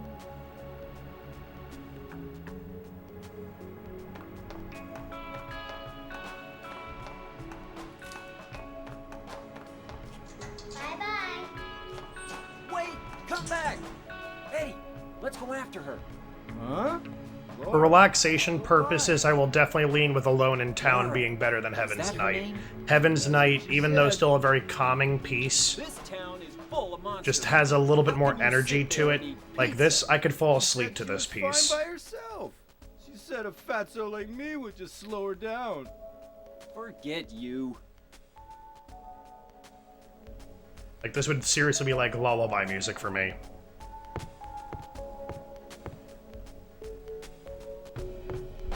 Who is that girl, anyhow? I don't know. All I know is her name. I swear.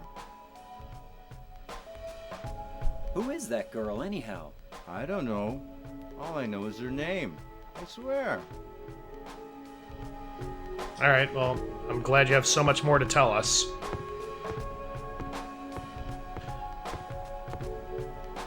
So unlike so many things in Silent Hill being fake or an illusion, this pizza has been confirmed by Team Silent on various Twitter and social media pages that pizza is 100% real. Now, whether or not he let the freaking frozen pizza melt, and he's just kind of eating like an uncooked frozen pizza, or he pre-cooked it and brought it into town with him,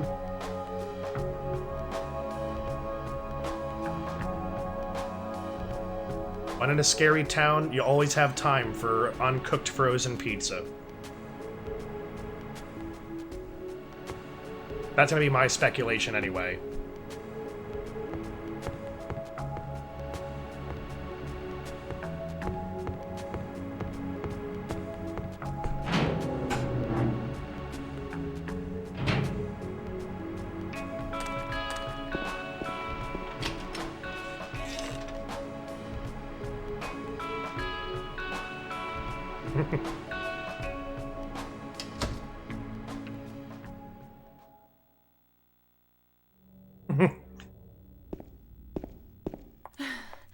Did a little girl run out of here?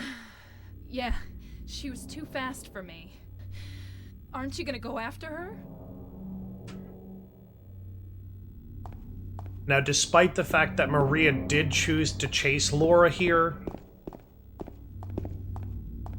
I'm going to assume that this apparition is quite aware of who can see her and who can't. Like, more than likely, the threat that Maria felt was Eddie. The fact that Laura just couldn't see Maria. We can still keep James in tune with everything going on, but completely, totally be, like, blanketed to, like, people like Laura.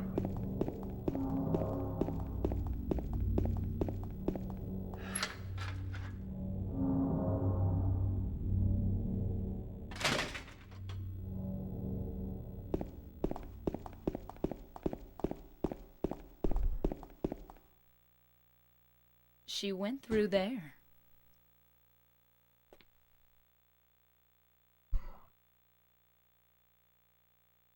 Is there any other way? Yeah, there is. Right through there.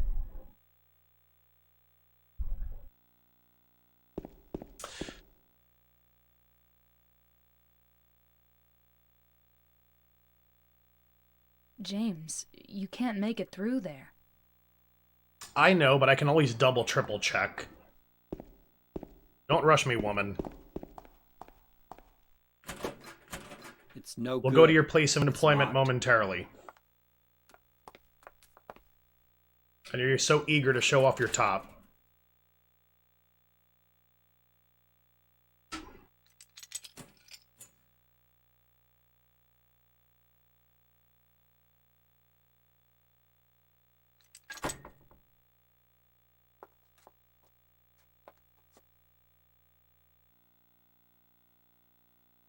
I don't know if all employees get keys to this place.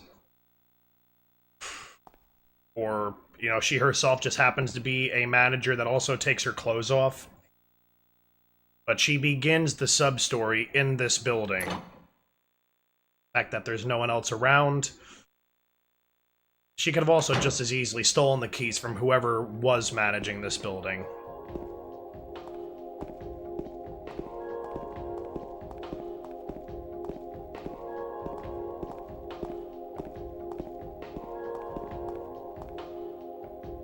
Liquor bottles. I don't need them right now. It's not that I don't drink. In fact, I drink a fair bit. To get away from the pain, the loneliness, but the drinking never changes anything. Anyway, I don't need it now. There's something that I have to do. So this is kind of like not a realization, but James kind of putting forth the truth to us, the player. that prior to the events of this game, he was suffering with alcoholism.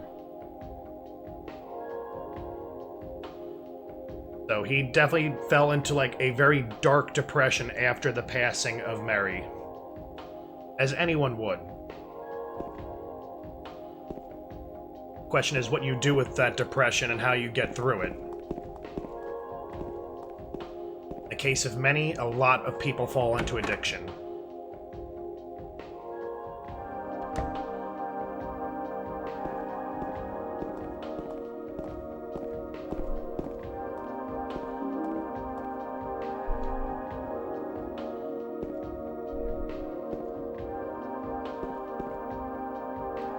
Now, just judging by this this neon light thing up here,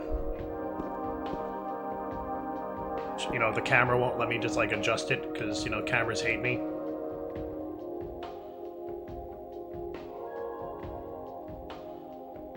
Okay, we got a nice shot of it right now. The woman portrayed in that neon lighting, like, this place was definitely lower class by far. Like, you were not paying much to, like, you know, see these women naked. And you can see, like, the flab of the belly in the neon light.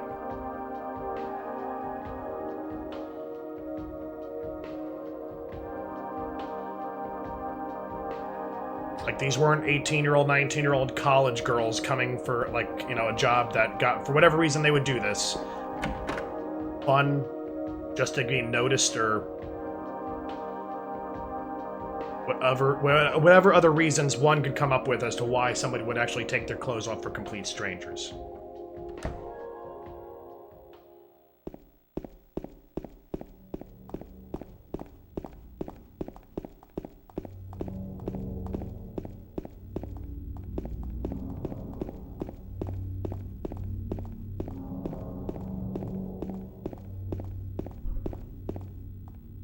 Yeah, out of all the Silent Hill titles in the series, this has got the saddest story by far.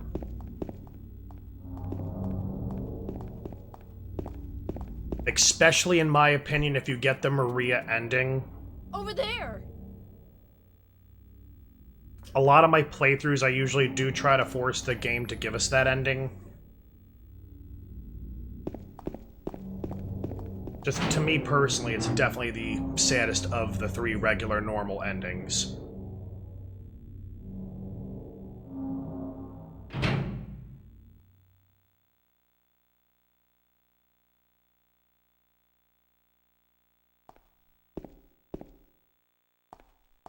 I'm telling you, they're out there. I've never ever gone to a strip club of any kind. I always had a former high school friend that would always try to drag me out. Like, dude, like, I already have a girlfriend. I don't have any use to go to a strip club.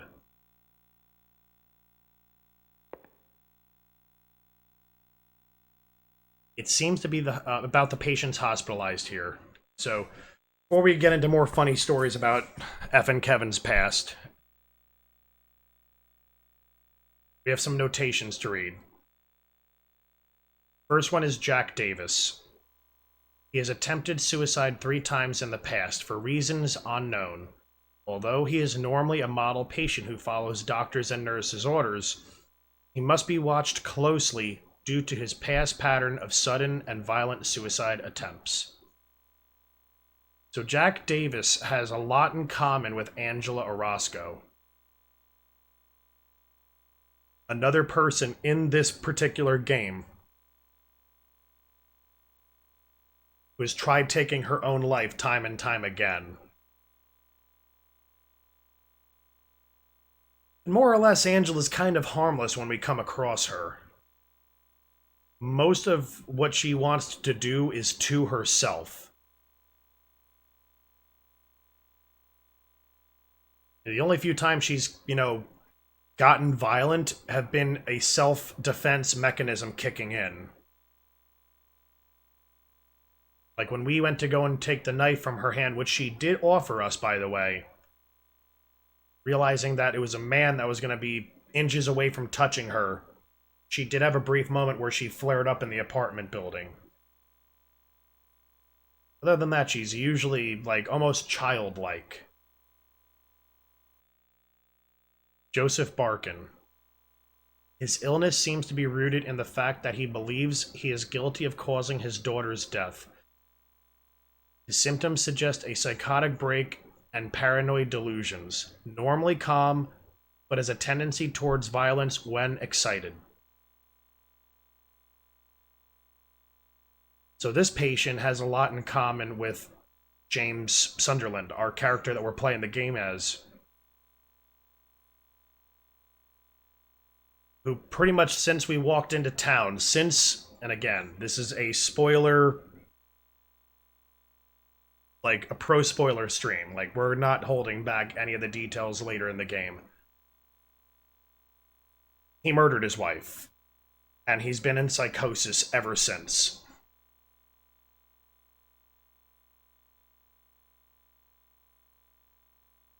So, like this patient feeling guilty about his daughter's death, we're feeling guilty about our wife's death. And yeah, we're normally calm and passive, but certain things do trigger us to get a little bit excited or angry or violent.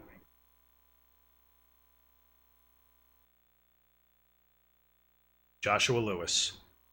History of hospitalization as well as numerous assault, battery, and other violent offenses. He has a strong persecution complex and a tendency to solve things through violence.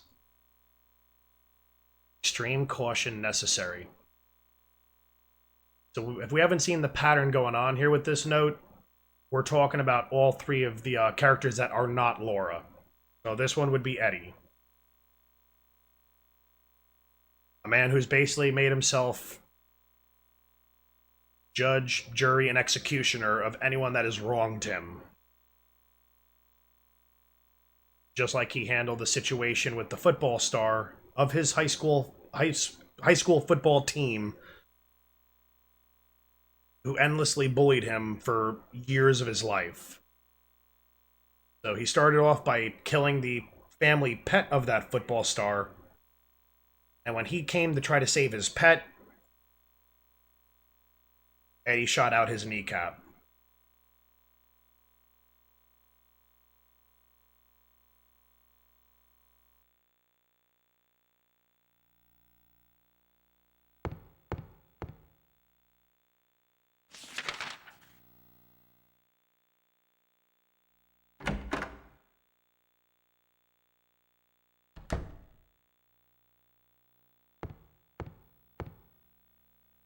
Something is written on it. The potential for this illness exists in all people, and under the right circumstances, any man or woman would be driven like him to the other side. The other side perhaps may not be the best way to phrase it. After all, there is no wall between here and there. It lies on the borders where reality and unreality intersect. It is a place both close and distant. Some say it isn't even an illness. I cannot agree with them. I'm a doctor, not a philosopher or even a psychiatrist. But sometimes I have to ask myself this question. It's true that to us his imaginings are nothing but the inventions of a busy mind. But to him, there simply is no other reality. Furthermore, he is happy there. So why, I ask myself, why in the name of healing him must we drag him painfully into the world of our own reality? Something else is written by hand. I got the key from Joseph. It's probably the key to that box.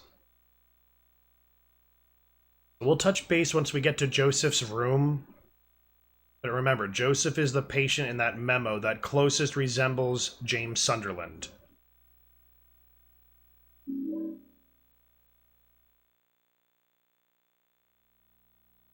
At least in terms of psychiatric reports.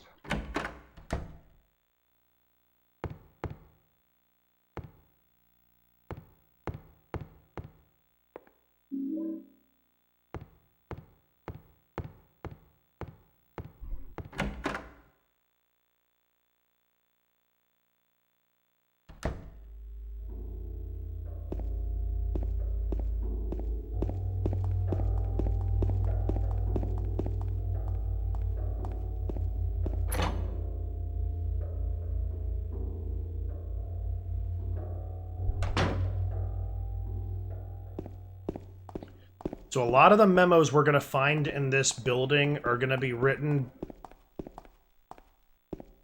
by the 3 patients that were referenced in the original note that we read with the 3 psychiatric profiles. There is one we're going to avoid because it actually triggers the likelihood that you're going to get the in-water ending, which, though a lot of people do consider it to be canon, I personally just don't like the in-water ending.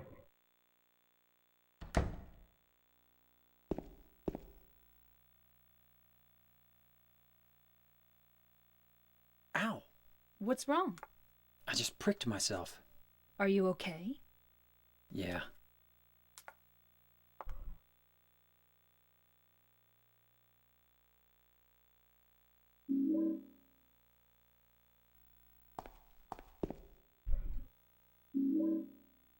The reason I usually choose the Maria ending, this whole game is about more or less mental punishment. Like, the intense purpose of, like, triggering PTSD to the fullest. And hoping that when the person solves what they're there to solve, leaves town, goes to live the rest of their life, they'll have learned their lesson.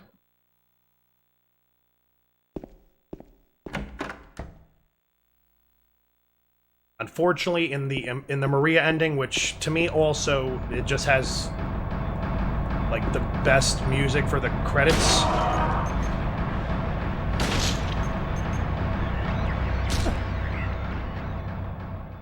It really puts out there the fact that James never learned a damn thing.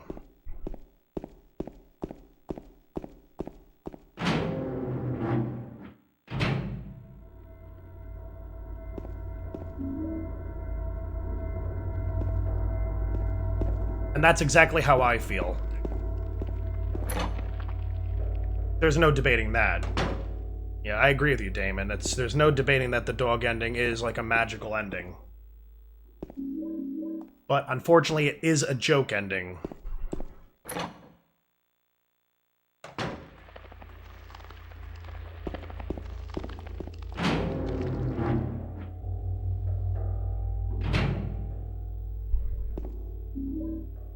Alright, so this memo we're about to read is written by Joseph, which is also the patient, again, that most resembles James. He's by far the most psychiatric, like, gone. Like, he's more or less mentally gone. Like, he's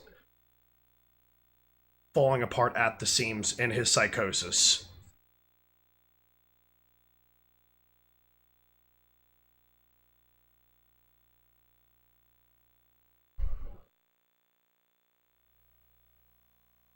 There's a typewriter here. I've got no use for this. Wait a minute. What's this? There's a sheet of carbon paper still stuck in the typewriter. I can still read the imprint left on it. I know it, the secret. I'll give them something to deal with this demon. Shelter is of no use anymore. He is my instrument. He must follow my orders, yes. The box will be useless. Now I must not forget it. 2519. That's good. He is the lowest now. I too will be free and he will serve me. I am a genius. No one can stop me. One can stop me. No one can stop me. No one can stop me. And blah, blah. Yeah. This guy is completely mentally gone. To the point where even something as simple as writing a proper sentence is just... all bets are off.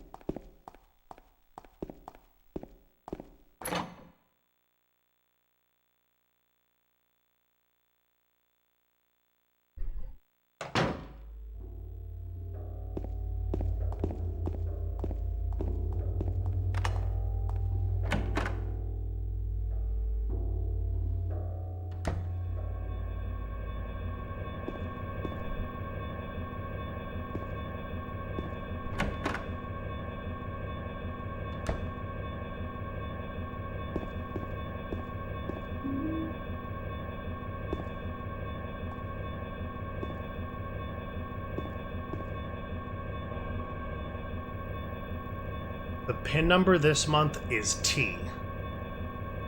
Last month it was X, and before that it was Z. What are they going to do next month? That's all they can express with 4 numbers. Anyway, does the door to the patient wing really need to have its combination changed this often?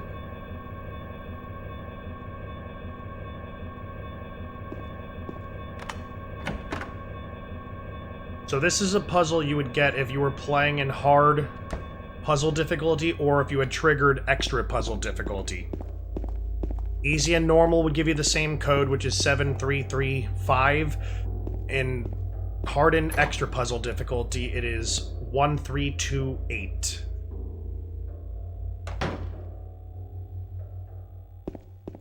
So you just make the shape of a T on the punch pad.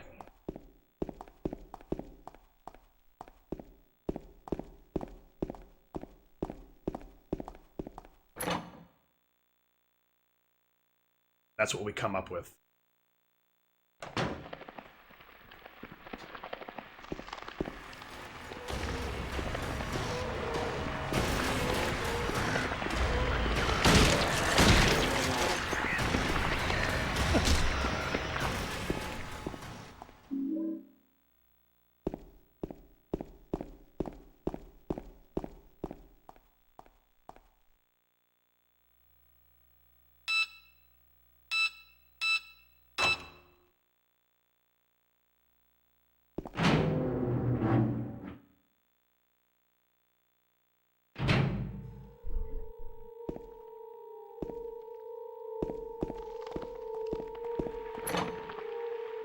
Now we're going to come back to this room a few times throughout this playthrough.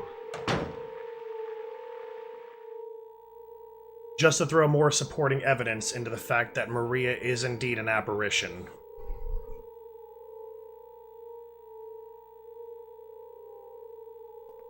James. Wait a minute. I'm kind of tired.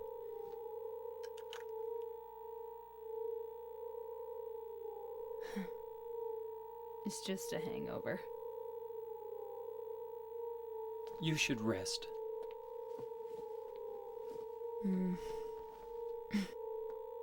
So comfy.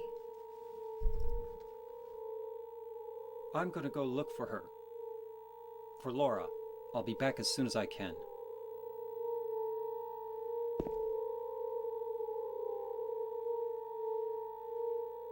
Can we please pick up the key now? Thank you.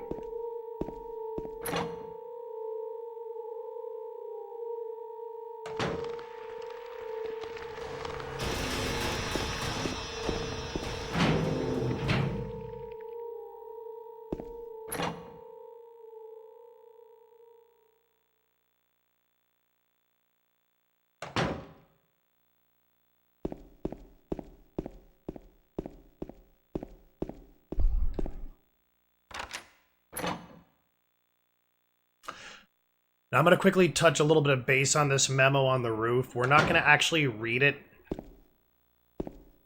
Because again, this will be one of the triggers that'll add into your possibility of getting in water. But more or less, it's a diary written out on a day-by-day basis from a patient that is going through psychiatric evaluation. And the more and more drugs that the hospital staff put them on to, you know, in theory, get them healthy, get them better, is just making this patient fall deeper and deeper into depression. Finally, towards the end of this diary, on like one of the last days this patient's alive, they finally get released and they get to go home. And shortly thereafter, they kill themselves. Now, the most suicidal out of all the patients was Jack Davis. Again, representing, like, the psychiatric report of Angela. So, more than likely, this memo up here was written by Jack Davis. But also, it has a lot to do with Maria. Not Maria, Mary. As she was kind of under the same thing in her hospital stay, getting her cancer treated. Every day she was there getting more and more depressed. Every little bit of treatment to get better. And finally, when she was released home, she died shortly thereafter. Granted, it wasn't naturally, it was at her husband's hand, but there are some close similarities to Jack Davis and our wife, Mary Sunderland.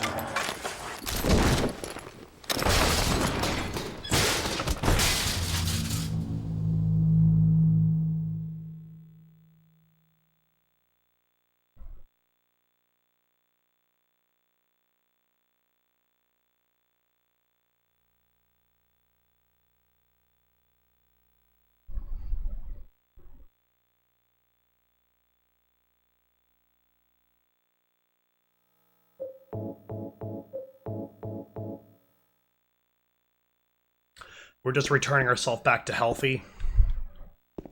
The quicker we do that, the more likely we will not get the in-water ending. The longer you stay in low health, it makes your character more of like a suicidal personality, thus increasing the chances of getting in water. So the healthier you stay, the longer throughout the game, and the quicker you are to recover from losing a lot of health to an enemy. It shows that your survival, your willpower, your want to live. If Joseph looks calm, he can be taken out of his cell.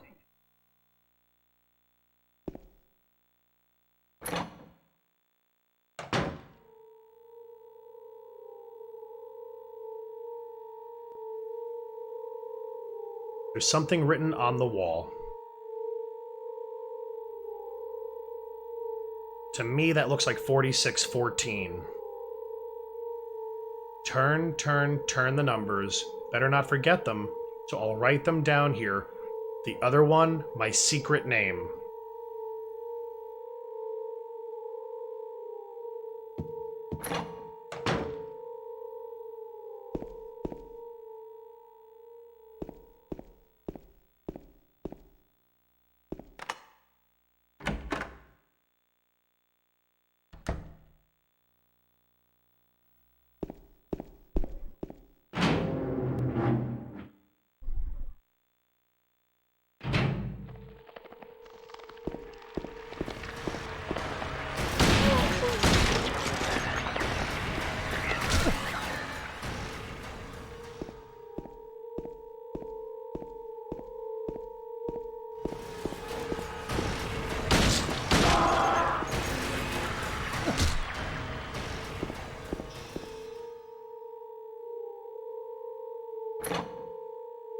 Hopefully for no respawns.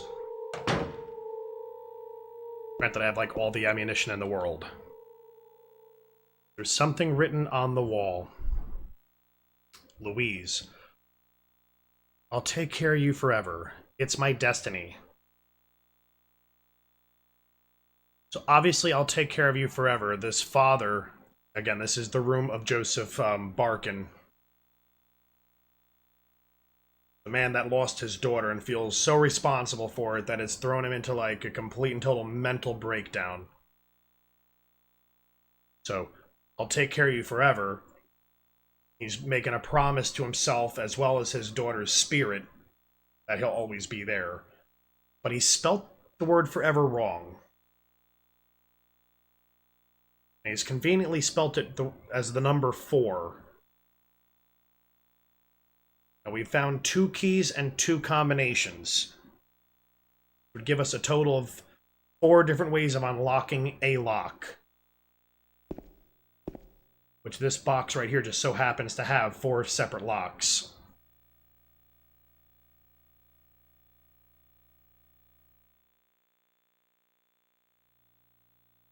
I think one of them was 4614.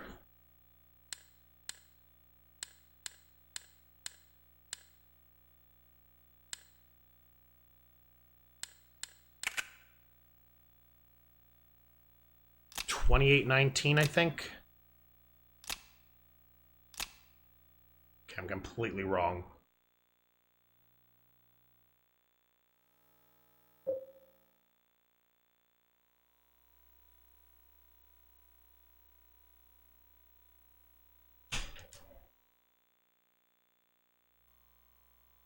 $25.19. I was very close.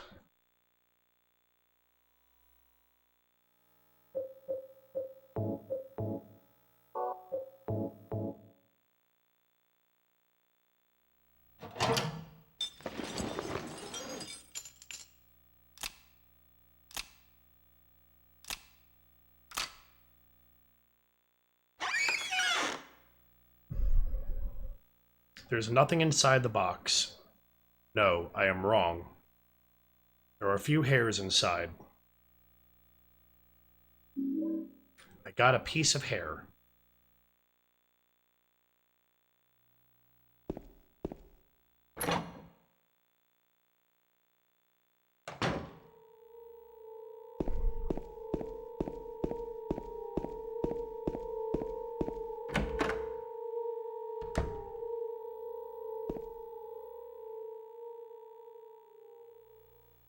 There's something stuck in the drainage pipe. The hole is too small. I can't get my hand inside to reach it. Maybe if I had a long, narrow tool of some kind.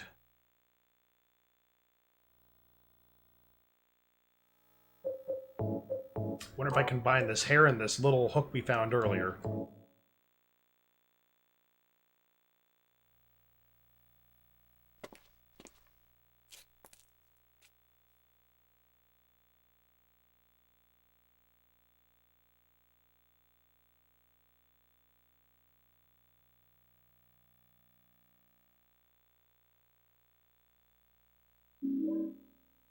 We got an elevator key.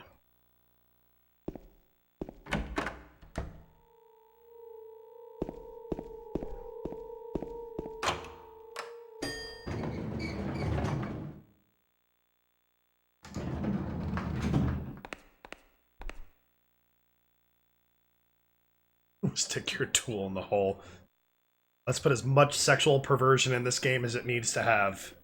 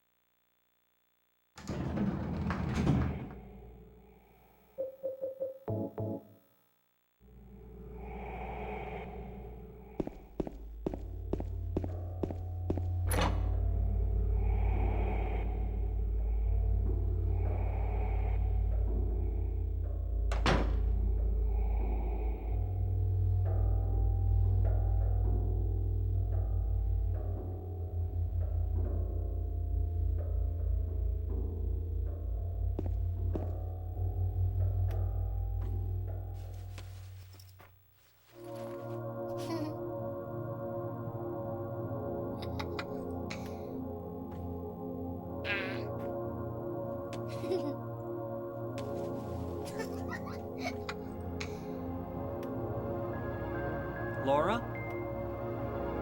Huh? You know my name? Eddie told me. That big fat blabbermouth. How do you know about Mary?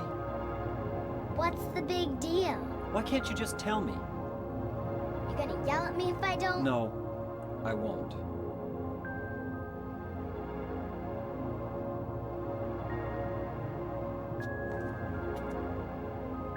I was friends with Mary.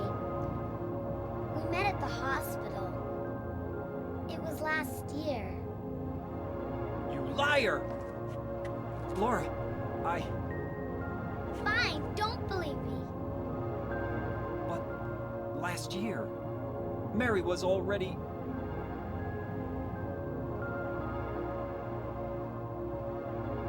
I'm sorry, Laura. Anyway, let's go.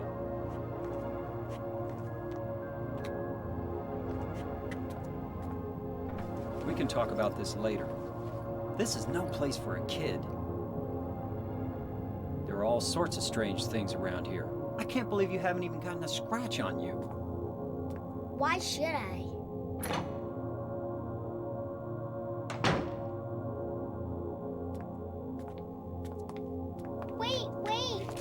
something I gotta get. Later, okay? But it's really important. What is it? A letter from Mary. Huh? I want to go get it. Is that okay? Yes, yes.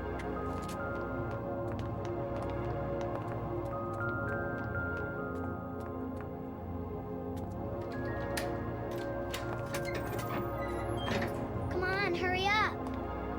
Is it in there?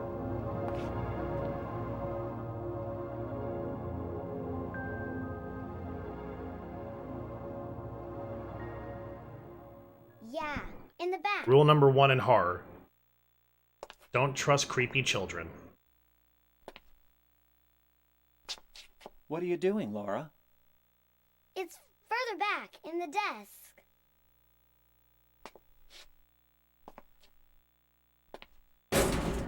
Laura! What are you doing?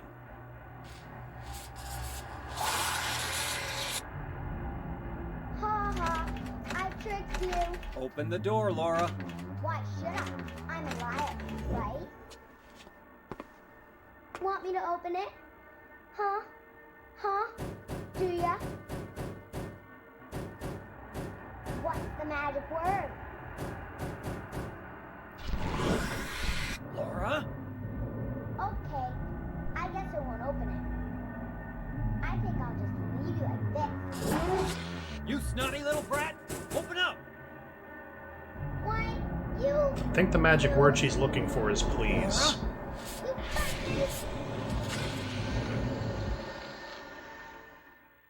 Like, just saying. That's probably the magic word she's looking for.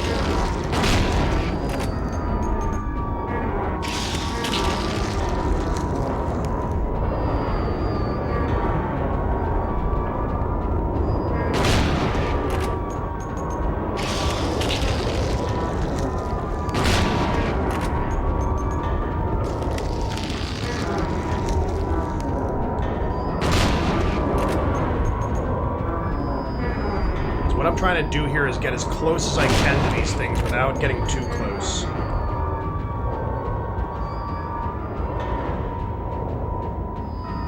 As you can inflict the most damage on them doing that.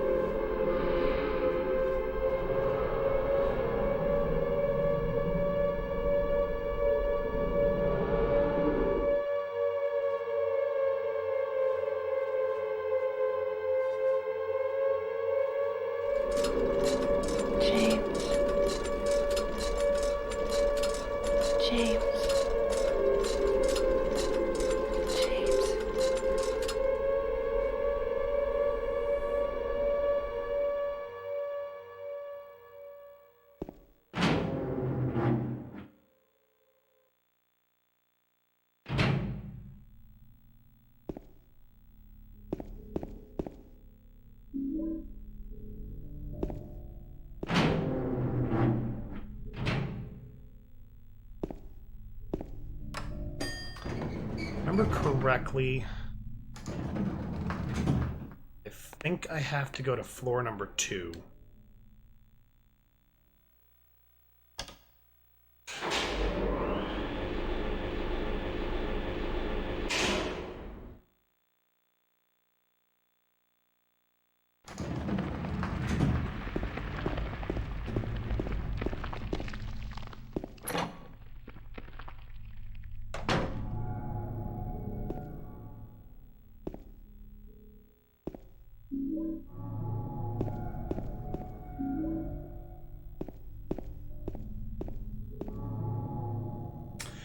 There's a piece of paper on the bed.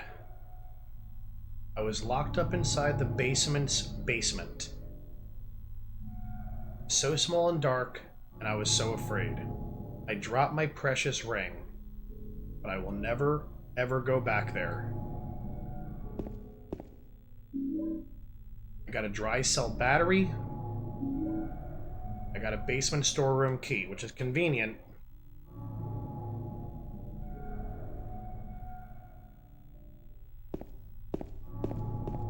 is that Note told us not to go to the basement, but we're gonna do so anyway.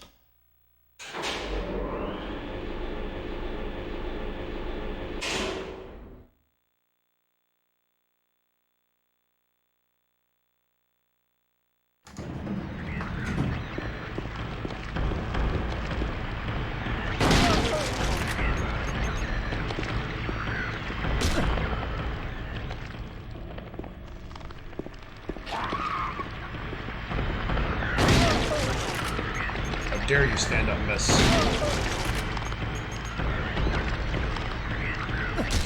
Giving you the D by way of freaking double barrel shotgun. Or at least I'll imagine it's a double barrel shotgun. I think it's a single barrel, but I just feel tougher saying double barrel.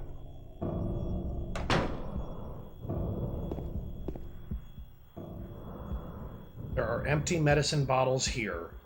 Is this what Maria was taking? Is Maria sick now too?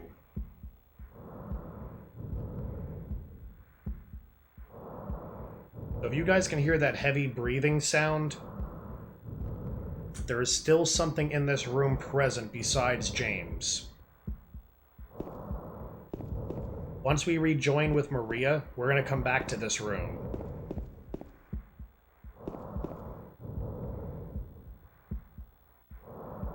Maria's not here. Where could she have gone?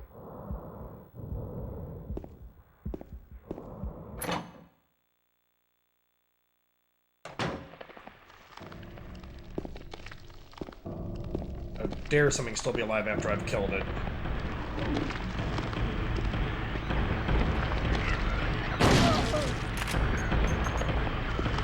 Hey, dumb bitch, please turn around.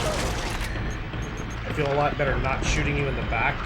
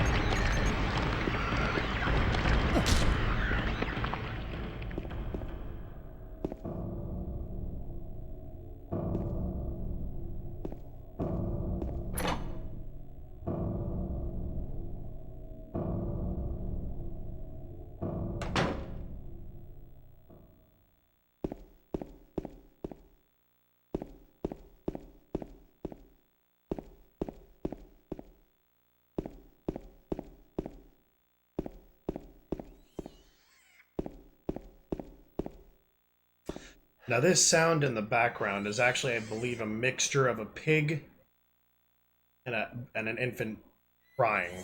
They kind of like merge the two sounds together.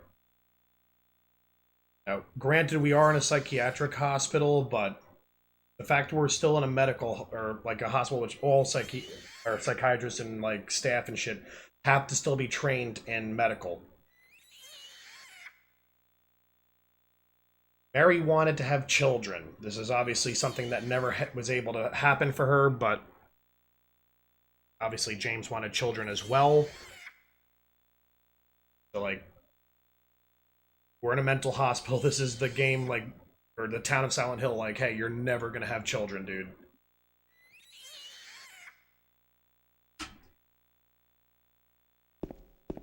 Just never gonna happen for you.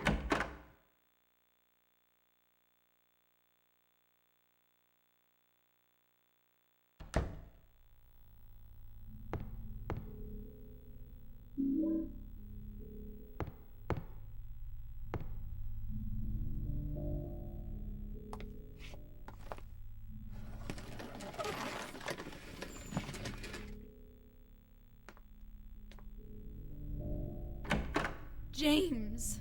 Mary? Oh, Maria. It's you. I thought you were... Sorry. Anyway, I'm glad you're alive. Anyway? What do you mean, anyway? You don't sound very happy to see me. I was almost killed back there. Why didn't you try to save me? All you care about is that When did it become my job to like take care of you? We only met like an hour or two ago. Life. You couldn't care less about me, could you?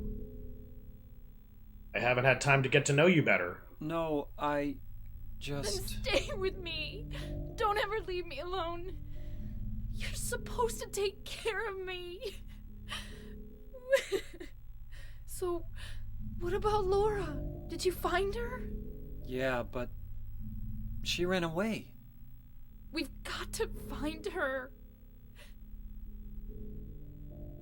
You really seem to care about her. Do you know her? I've never met her before. I just feel sorry for her. She's all alone. And for some reason, I feel like it's up to me to protect her. So this is the beginning of Mary and Maria's like memories kind of merging into one. It is true that Maria is not Mary. But again, she is an apparition of the town. And more we kind of see her having more thoughts and feelings that were like more Mary than Maria.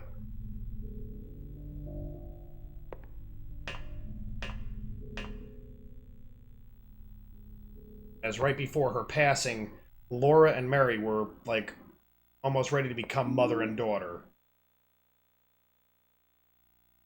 It was Mary's wishes to adopt Laura as a like actual stepchild.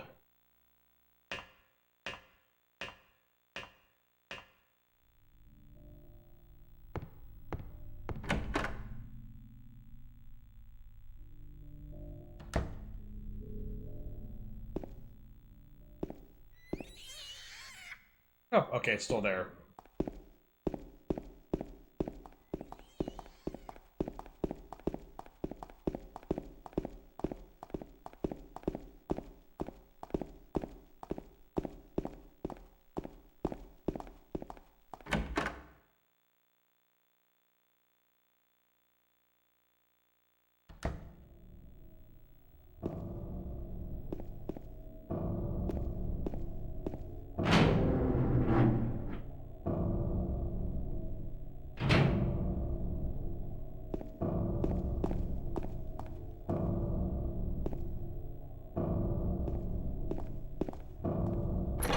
As stated, we were going to come back to this room after we reunited with Maria.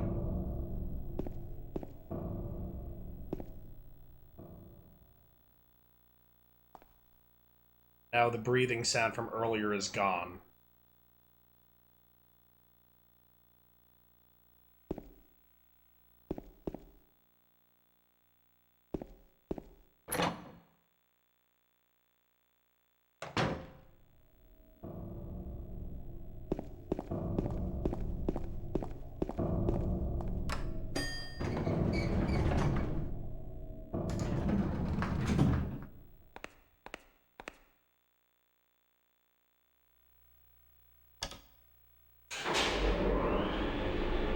And while this little quiz show plays out, I'm going to mute out my mic.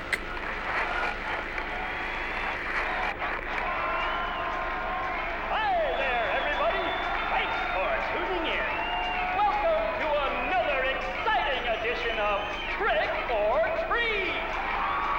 Here you either answer the questions correctly and win a great prize, or fail to answer correctly and receive the punishment. All depending on you. And our lucky, or should I say unlucky challenger today is James. James Sunderland! Are you ready to play Trick or Treat? Okay, here's your first question. Merry-go-round, haunted house, roller coaster, Ferris wheel, and teacup. Silent Hill is home to a thrilling amusement park that both children and adults love. The question is, what is the name of this amusement park? 1. Fantasyland. 2. Silent Hill Amusement Park. 3. Lakeside Amusement Park. Okay, quickly on to question number 2. Silent Hill witnessed a gruesome murder a few years back. A brother and sister were playing in the road when they were attacked and chopped into pieces with an axe. Torn flesh, smashed bones, splattered blood, and finally... What a terrible tragedy. What a gruesome end to such innocent lives. What was the name of the murderer who committed this vile act? 1. Walter Sullivan. 2. Scott Fairbanks. 3. Eric Gage. Now for our third and final question. South of the lake is a deserted old neighborhood called South Vale. From there to Palevale, the central resort area northwest of the lake, there's only one road you can take.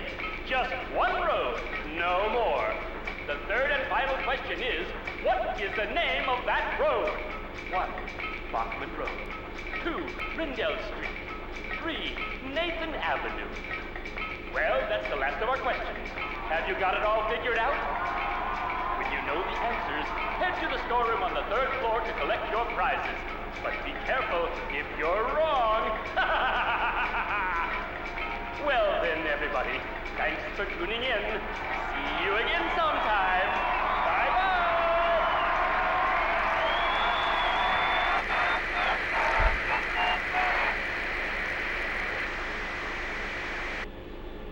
What was that?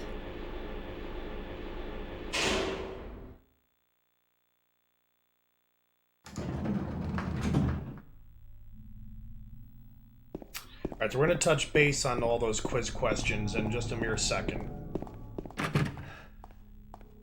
Oh, yeah, we're not on the right floor yet. Make that like about a minute or two.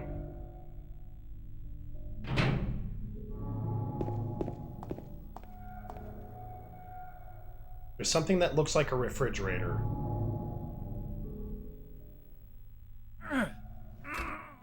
You can't open it? Yeah, Maria, give me a hand here. Come on. You're supposed to be the big man around here. How's a little girl like me supposed to help?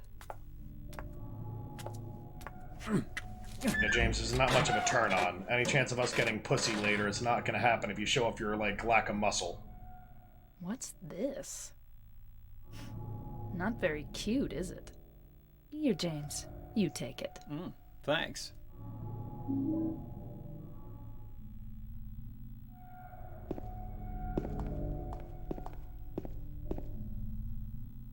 There's nothing in the refrigerator anymore. A hideous smell is coming from inside.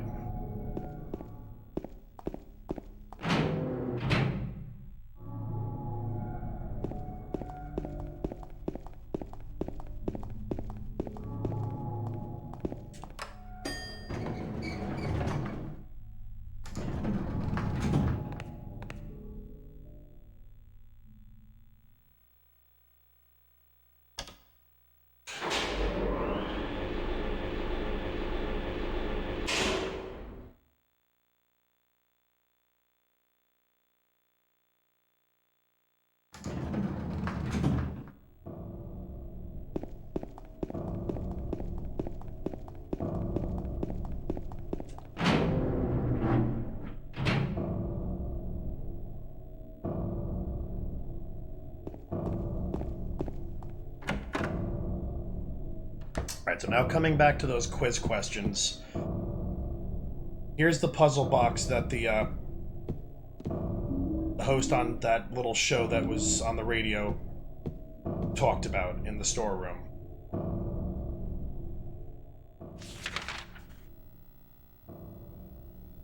So we're going to bring it back to the town map.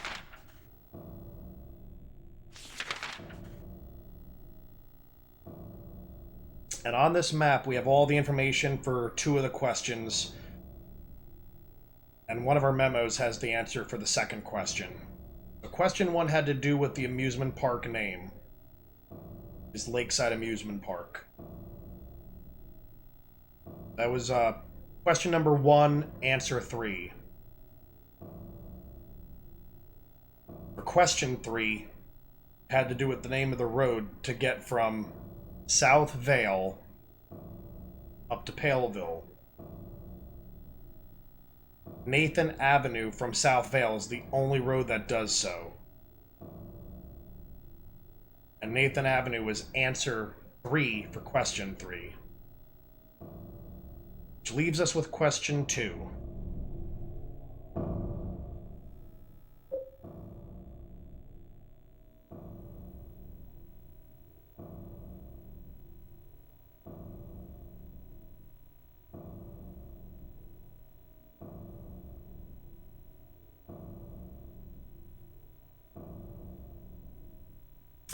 Article about murder incident. We found this much earlier in the compactor just outside the apartments. The name of the killer was Walter Sullivan. He was arrested for the murder of Billy Locane and his sister Miriam. So that's answer 1 for question 2.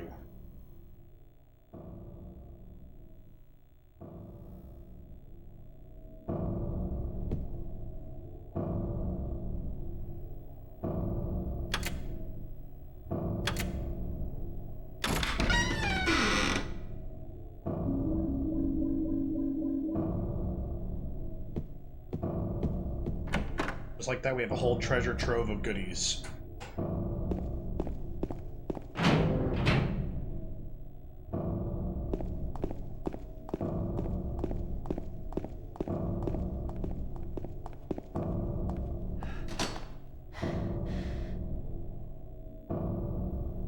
There's a painting of a woman on the door.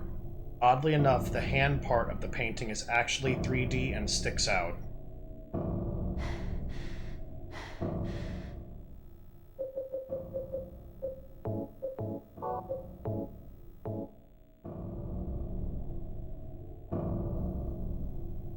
Put the copper ring on the hand of the lady in the painting. We've done the same thing with the lead ring.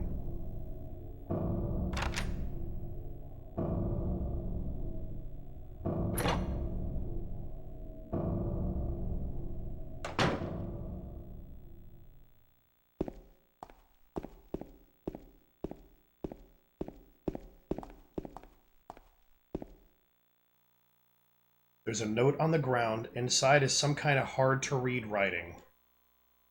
I took the director's key, the one to the museum. I hid it behind the praying woman when I went out for the day trip.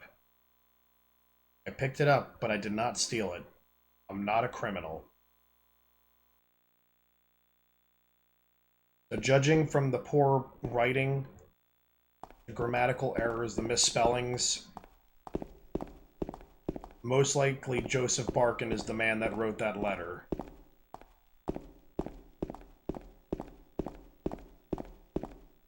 Probably written a little bit earlier than the one that was on the carbon paper we used for one of the combination codes. Because that one was just far more, like, demented sounding than the one we just read.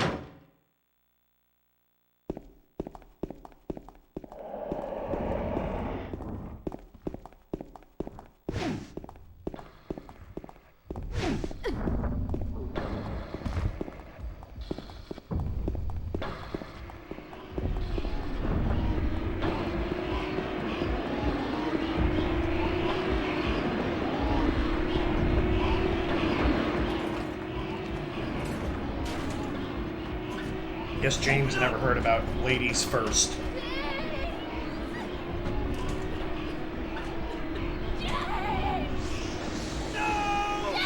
I just somehow feel if you'd let Maria go through the door first, we probably both would have survived.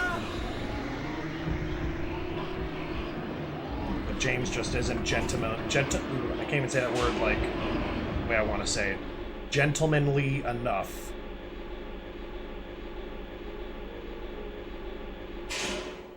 I'll let the lady go first.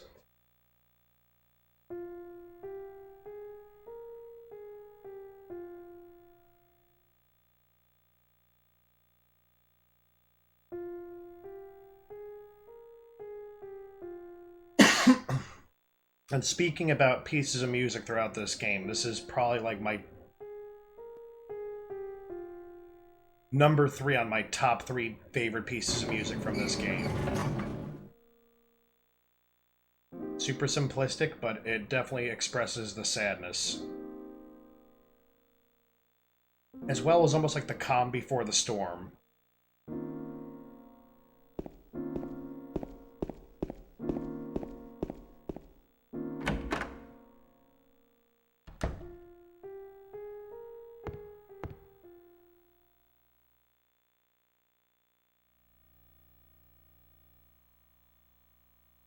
He who is not bold enough to be stared at from across the abyss is not bold enough to be stared, or to stare into it himself. The truth can only be learned by marching forward. Follow the map, there's a letter and a wrench.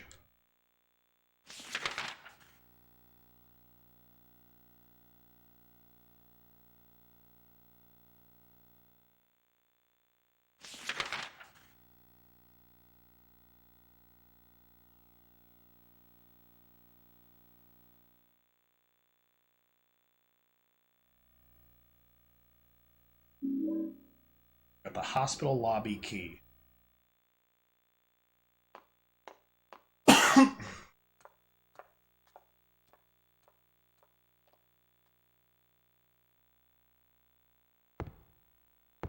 always did question in my very earliest playthroughs of this game, which date back probably a good, like, 8 years ago, 10 years ago. I did get to this series a lot later than some. And as to why she was able to just, like, dance around in the streets, like, in the dark, in Silent Hill of all places.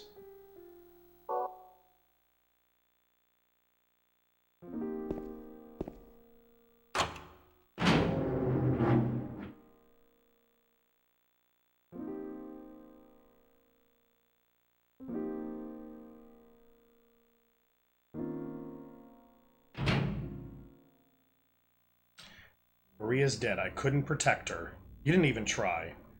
But once again, I couldn't do anything to help. Laura has run off somewhere. Mary. What? What should I do? Are you really waiting somewhere for me? Or is this your way of taking? I'm going to find Mary, the only thing I have left to hope for.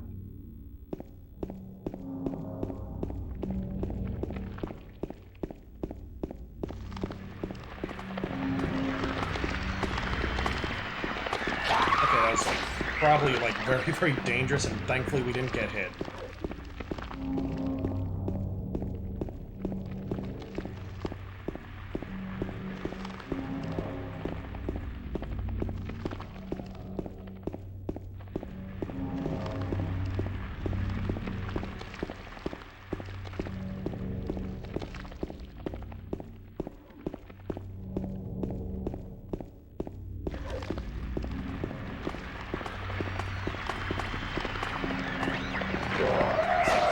That was close. We almost got bashed in the head.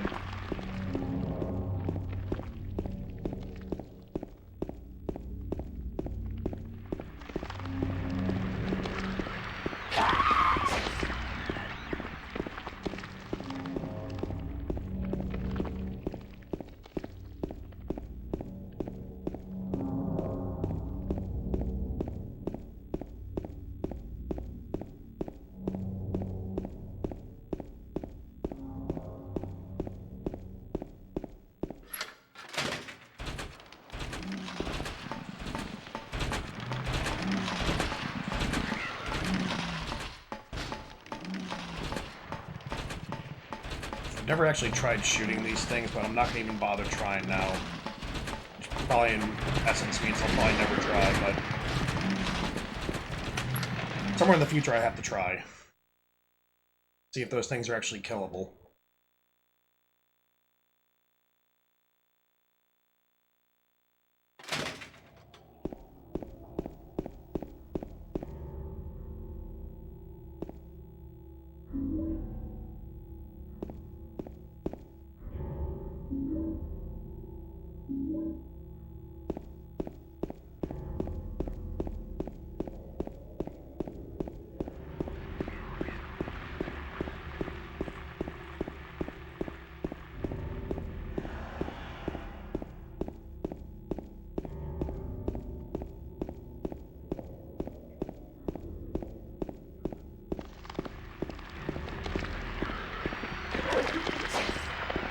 Be nice, miss.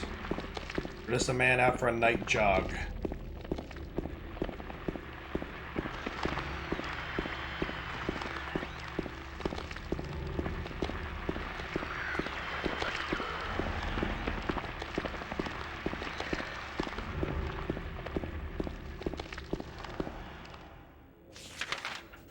Not perfect, we're right around the corner.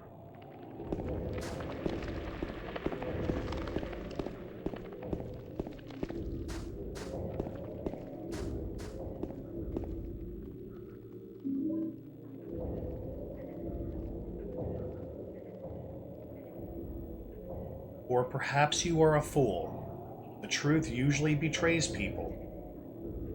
Part of that abyss is in the old society. The key to the society is in the park, at the foot of the praying woman, side of the ground, side of a box. To open it, I need a wrench. My patient buried it there. I knew but did nothing. It made me uneasy to have such a thing near. I wasn't looking for the truth, I was looking for tranquility.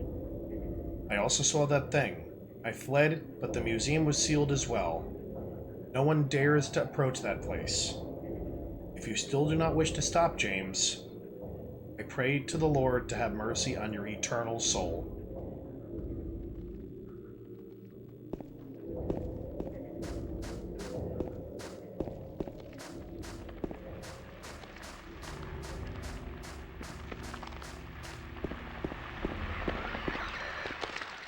Let's take a look at the map. Okay, it was actually, the breakage was further down on the road.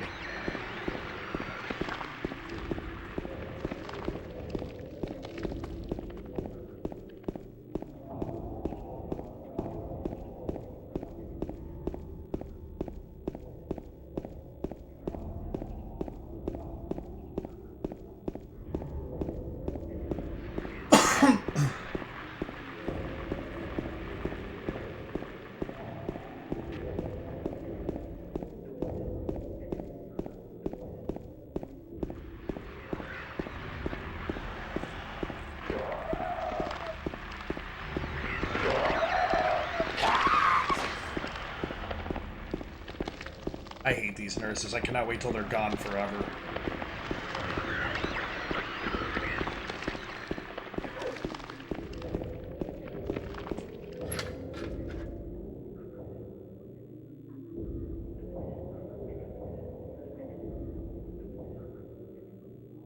Which means basically we just have to make it inside the society and we're done with the nurses forever.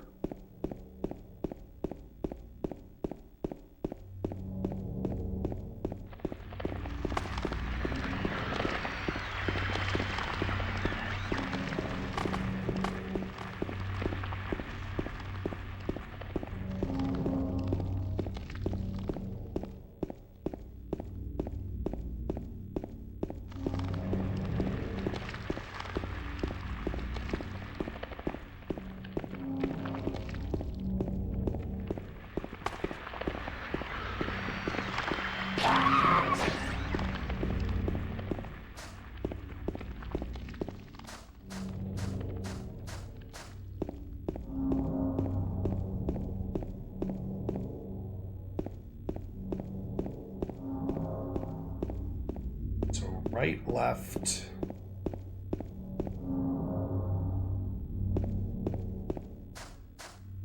I think that was left as well, so it'd be right, right, left going out.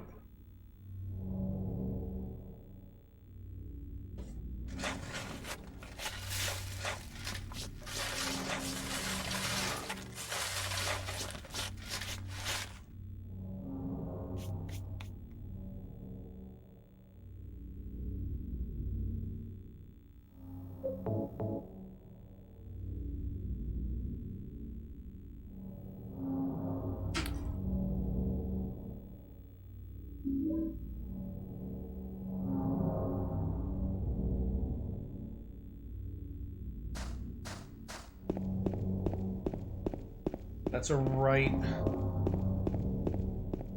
Very bad right.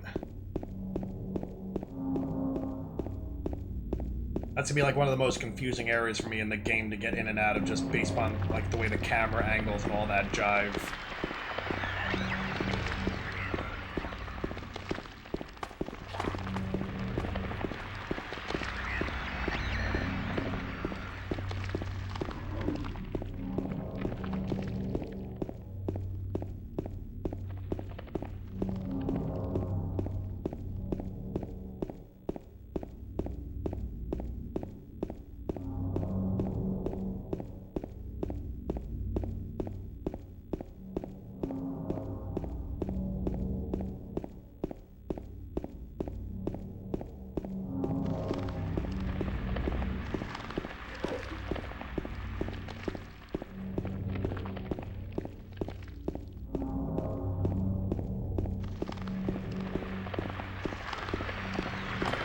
You just continue going that way, miss. I'll just sneak around from behind.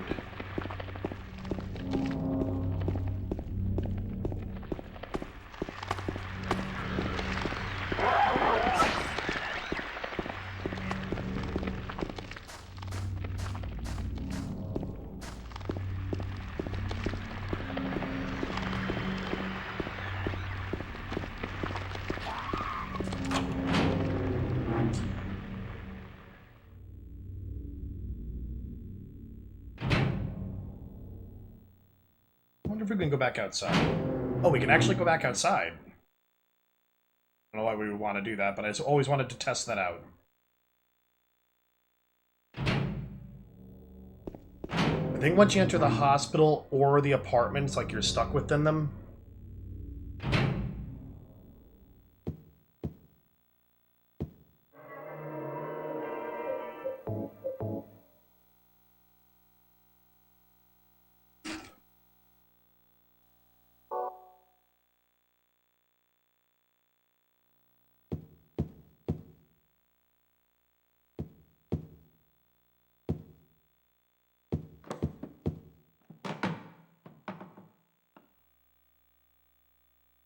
That was creepy. I've never heard those sounds before. Misty Day, Remains of the Judgment. It's him. The photo is hanging here. The Wiltsey coal mine.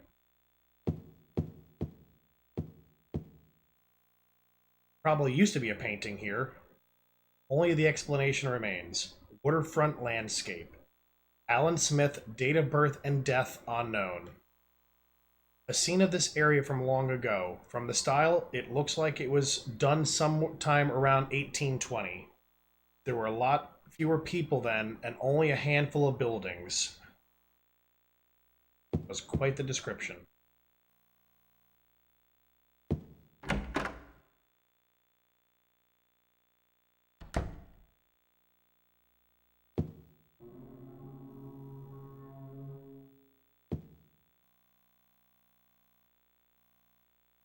That picture looks mighty interesting. Why can we not comment any further, James? Brookhaven Hospital, 1880. This hospital was built in response to a great plague that followed a wave of immigration to this area. It was originally little more than a shack, but it gradually grew and grew. A photo of the director of the old Brookhaven Hospital. It looks like he was a famous person in town. There is a photo of a deep, deep hole. What could this be?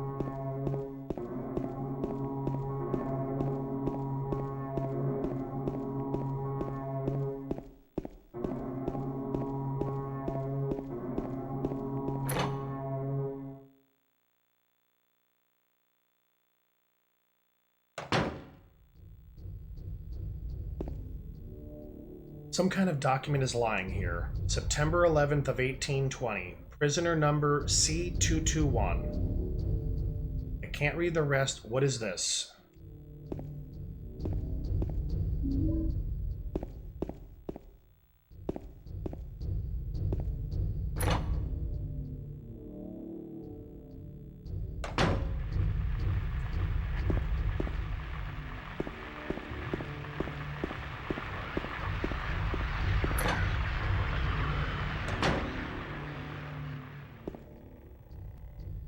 The dark hole, or the hole's dark and I can't see anything. Will you jump in? Sure, why not? Let's just... We're already suicidal. Let's just jump down something that we might die.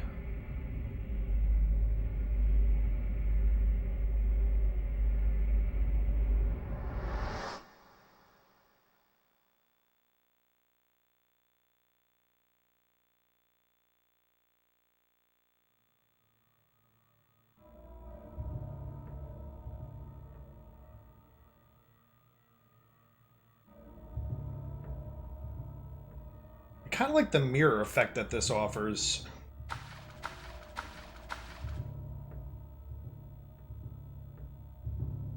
Like almost a never-ending hole, but not quite.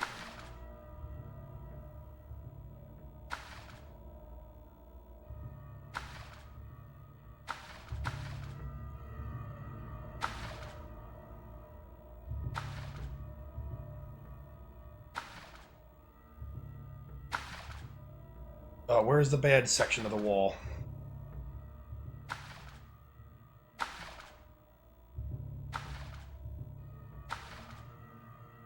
Oh, here we are.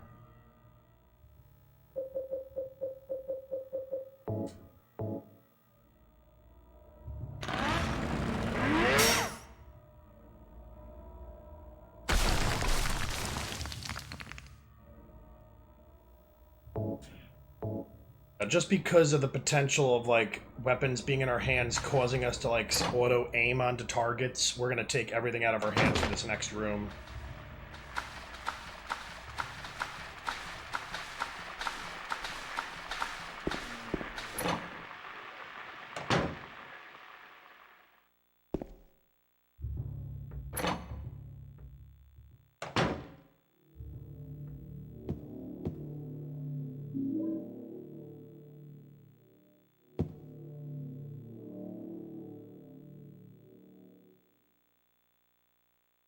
I should have looked at the pin pad before.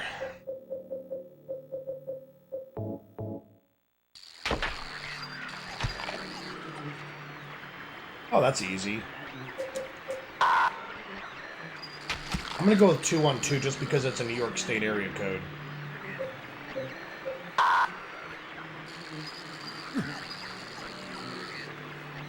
Alright, 211. How about 122?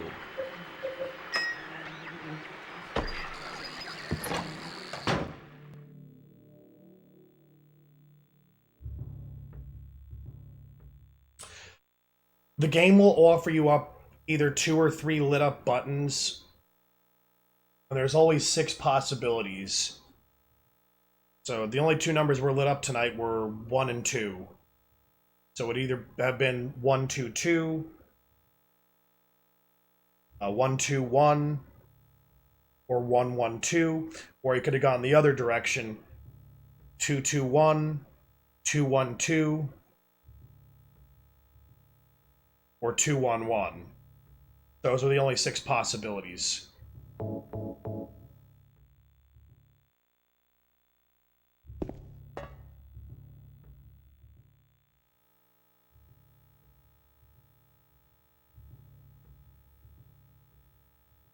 I didn't know that. Like, I'm originally from northeastern Jersey. The town I used to live in was only a couple miles in from the Washington Bridge. Like, I knew, like, a lot of that area just because I lived there my entire life.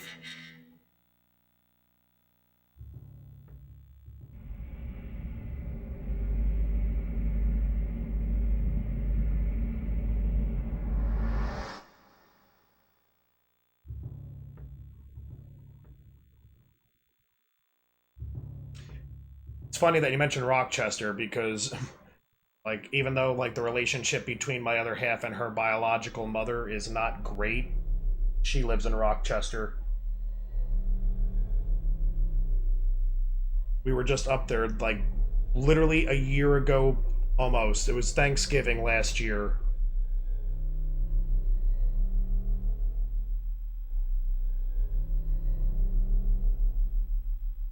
Killing a person ain't no big deal. Just put the gun to their head, pow. We could have had a much better Thanksgiving, but we were idiots and drove 6 hours to, like, the house of He made me do it. more or less a serial Calm down, killer. Eddie. Tell me what happened. We're lucky we got out of there with our lives. He had it coming. I didn't do anything. He just came after me.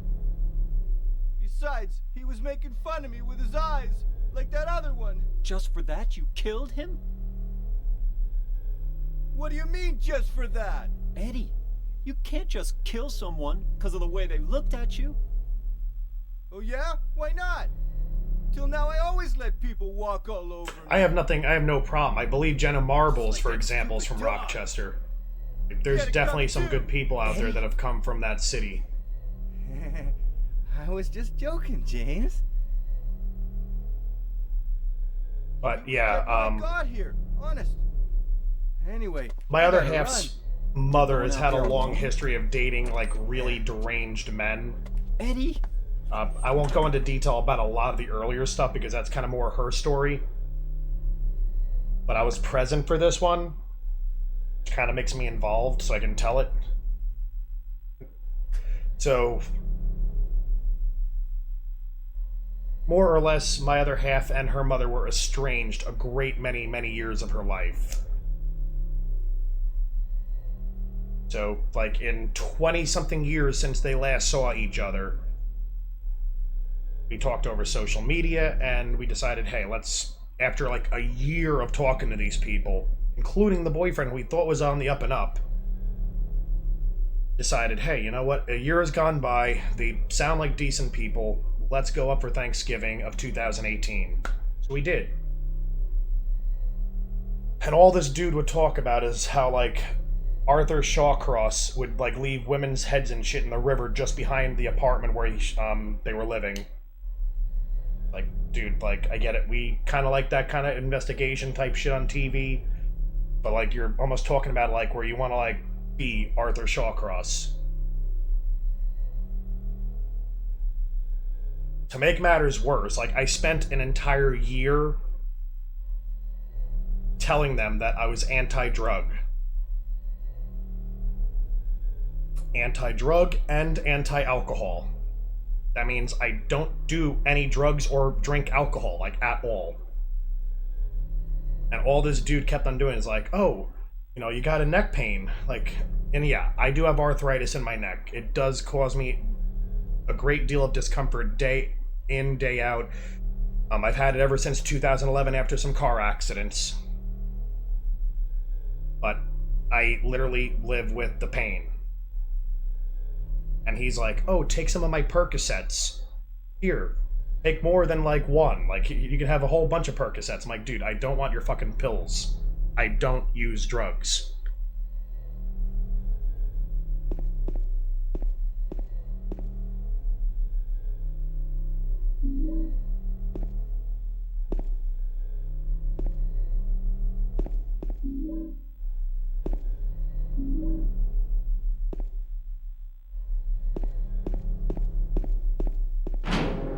We had a very, very uncomfortable night sleeping there. We did spend one night sleeping over there. The next day, he starts trying to, like, fucking, like, literally kill his cat. And, well, he's, like, going into, like, full-on, like, psycho mode on this freaking cat. We're trying to get, like, whatever of our stuff together, which thankfully we didn't unpack all that much.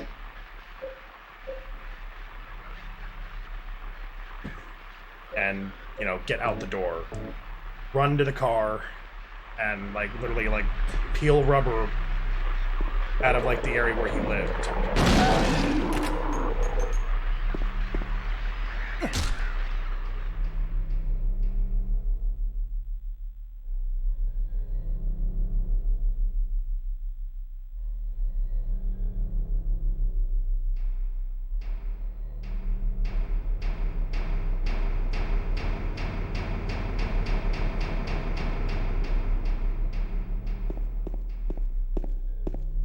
I mean, we'll see if anything ever brings me back up that direction ever, in, you know, in the near future. I mean, my other half is like 5'8", 5'9", but weight-wise, she is considered a very tiny girl.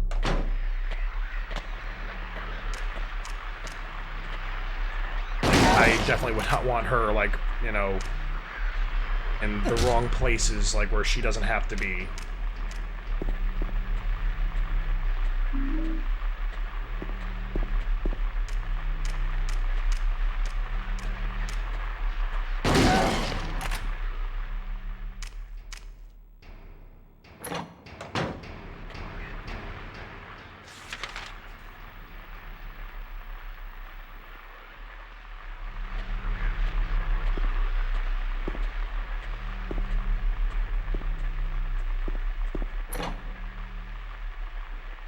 There's not a whole lot of notation to be made here. Like, this is more or less a prison where Walter Sullivan was held and where he committed suicide.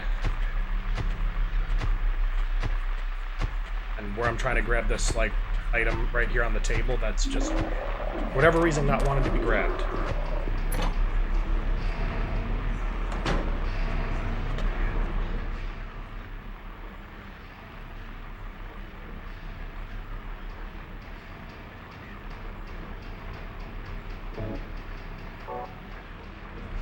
Well, what made this guy, like, incredibly creepy, if you're referring to the story that I just told, he spent a chunk of his life locked up in a psychiatric ward. I mean, he got a sweetheart deal after he murdered somebody.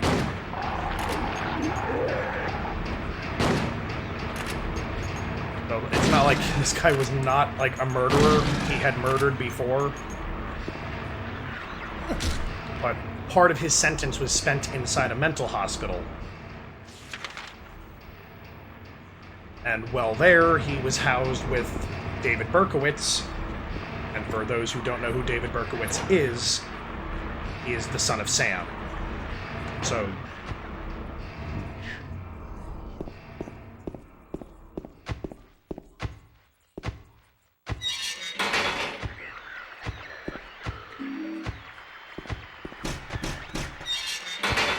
like, perfect. Like, let's spend our time with the dude that, like, spent like 7-8 years with the son of Sam, like in their like little freaking like bunk room or whatever the hell you want to call it.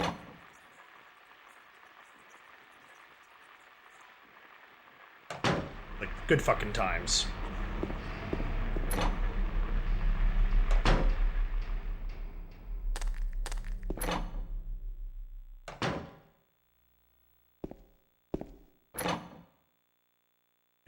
I believe at the time, I think they've moved since then. They literally have broken all communication with us, like, in over the last year.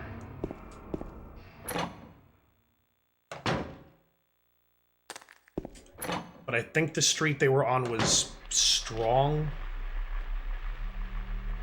I want to say that was the name of the street.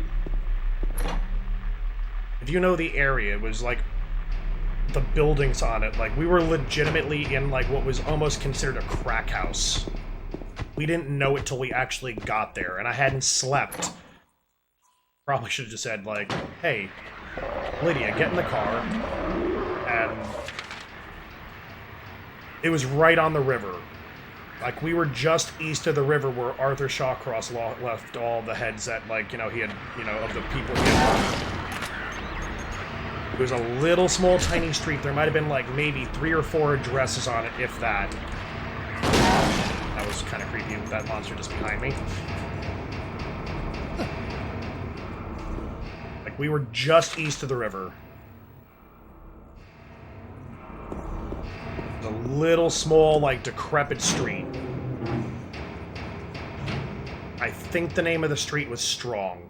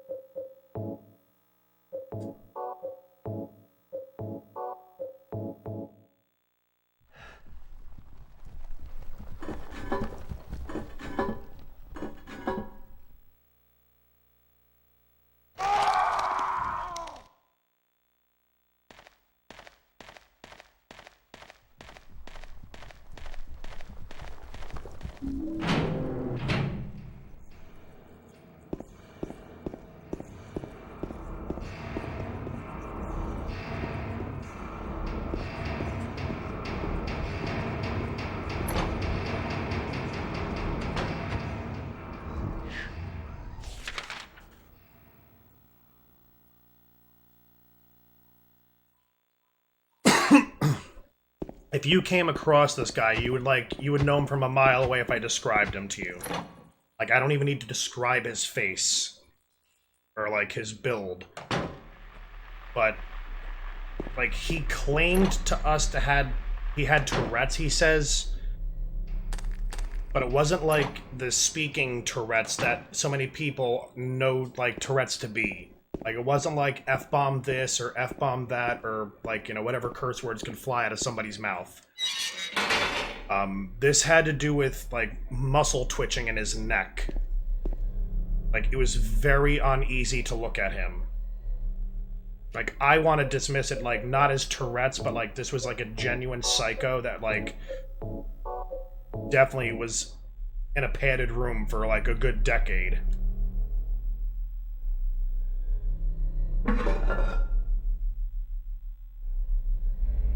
Like, you looked at this guy and it just screamed like psychopath serial killer.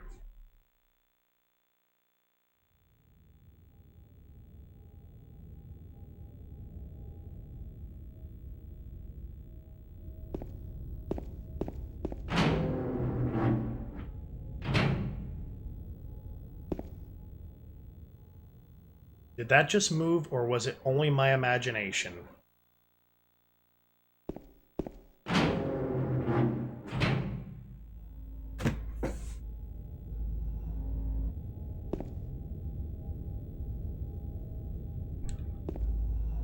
There's a hole in the floor. I can see the bottom.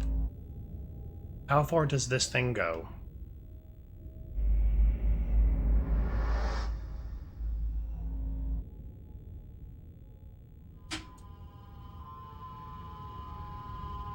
Taking a mere moment to quickly throw my social media stuff just for people that want to stay in touch with the channel a little bit more after tonight were to conclude. We will be back tomorrow with something. I'm not ending stream, by the way. I'm just, like, obviously stating the facts. Any future content I put out, social media will definitely be a very helpful thing for you to stay in touch with the channel. As well, if there's anyone new, hopefully I'll win your follow here on Twitch.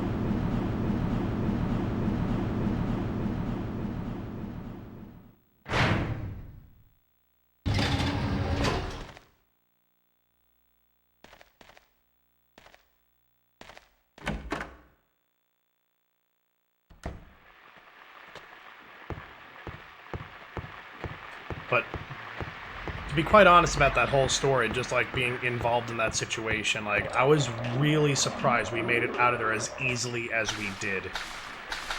Kind of just touching base on what happened like just over a year ago.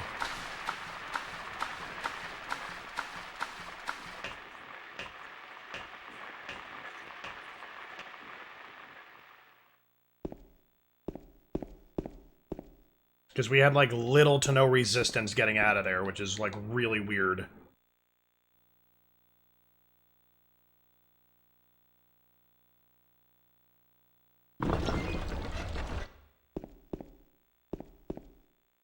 I have to remember that this isn't like the normal puzzle that we normally have. And wow, it's solved already.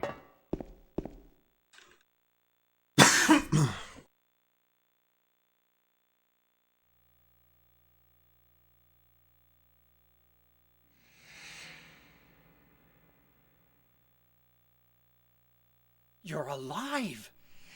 Maria, I thought that thing killed you. Are you hurt bad? Not at all, silly. Maria? That thing, it stabbed you. There was blood everywhere. Stabbed me? What do you mean? It chased us to the elevator. Like, and while we then were there that What are night, you talking because again, about? we spent Just one before. night, Don't you remember? and what was offered to us as a bed, which was, James, honey. I almost did wish we had something kind of gone happen down to the you street to a hotel anyway. After we got separated in that long hall. But we had like a little freaking like flotation like device for a pool, Are you confusing me with someone and like else? probably one of the shittiest like air mattresses you could possibly buy. There's good air mattresses, You and then were there's shitty so ones, and this was forgetful. definitely one of the Remember shitty that time ones. in the hotel? And like I sleep like the dead Maria? when I sleep. My other half, on the You other said you hand, took is like the lightest sleeper But you known to forgot man. That videotape we made. So I ended up I wonder if relocating it's to the still there. couch. How do you know about that? She didn't sleep well that night. Aren't you? I'm Maria? surprised I slept at all, but I did. I'm not And your she just Mary. kept on telling me, like, you know, on the car ride back down, So, after we had gotten you're out, Maria. that all she heard, like, over and over again, all hours of the night, was her I mother am. and this guy, like, just If you want me arguing to be. nonstop. All I want from you is an answer. It doesn't matter who I am. I'm here for you, James. See? I'm real.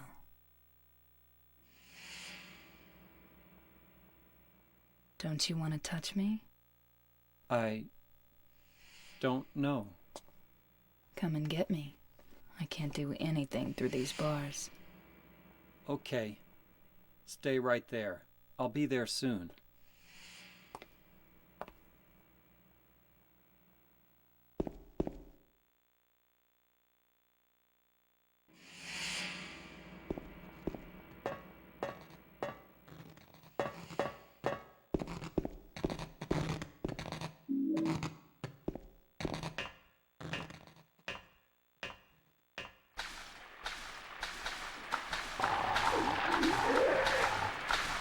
Wait, excuse me, sir.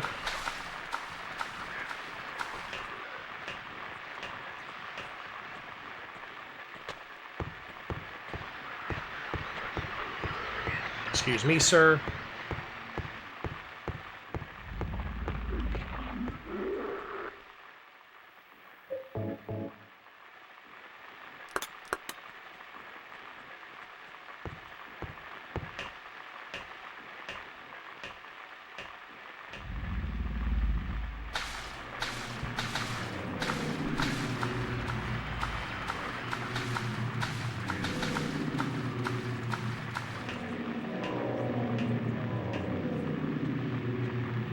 It's strange to me, like, the one area of this fucking, like, game that I can never forget is this goddamn labyrinth. The one area where a person should get lost royally. Like, this is the one area I don't, like, forget.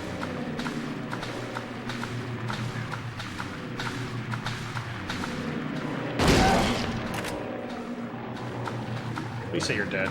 Please die. Thank you for dying.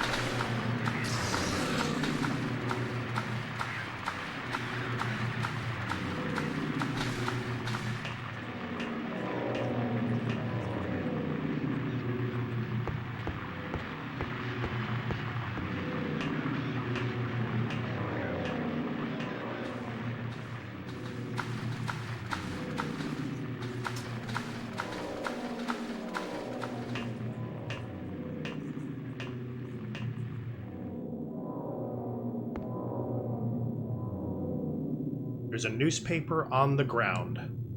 It's stained with something that looks like blood and is partially legible, or excuse me, partially illegible, but that would also mean partially legible as well. Not completely wrong. Body of a man later identified as Thomas Orozco, lumberjack, age 39, was discovered in the middle of his room, lying face up. The probable cause of death was multiple stab wounds to the front of the neck and the left side of the torso by a sharp-edged weapon. The estimated time of death was somewhere between 11 p.m. and 12:30 midnight. Due to the signs of struggle in the room and the lack of a murder weapon, police are considering this a homicide and have opened a murder investigation. Furthermore, given the fact that the cash in the room was untouched and Mr. Orozco had a history of drunkenness and violence, the police suspect that the motive was not robbery, but something about a crime of passion. Okay, so I almost had that notice like flawless. We got like one redaction.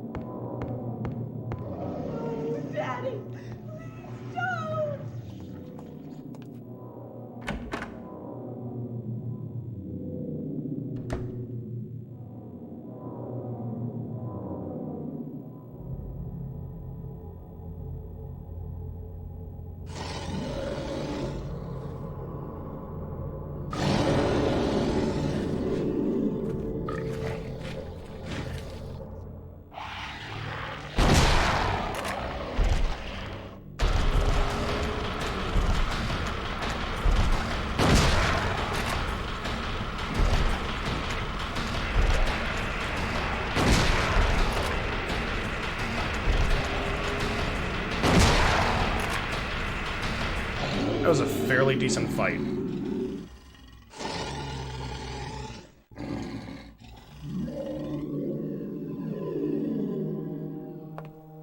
Are you okay?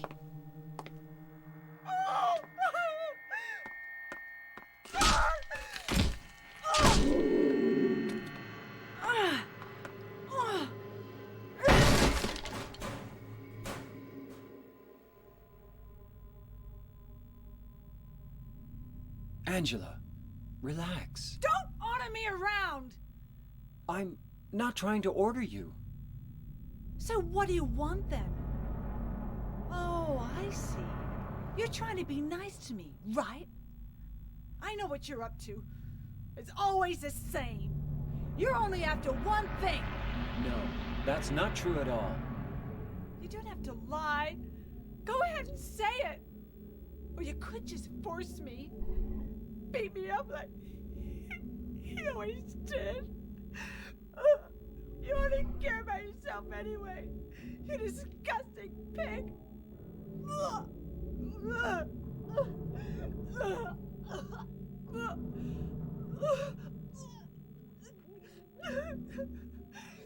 Angela. Don't touch me! You make me sick.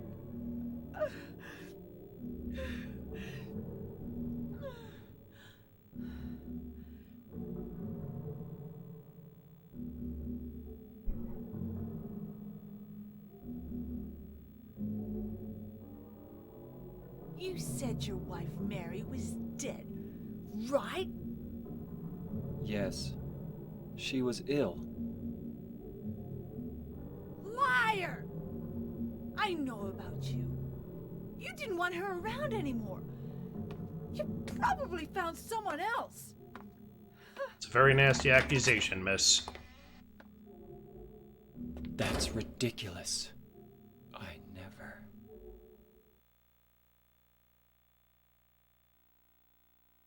Alright, so this is the first out of 2 times we'll kind of step into the world of Angela as Silent Hill knows Angela.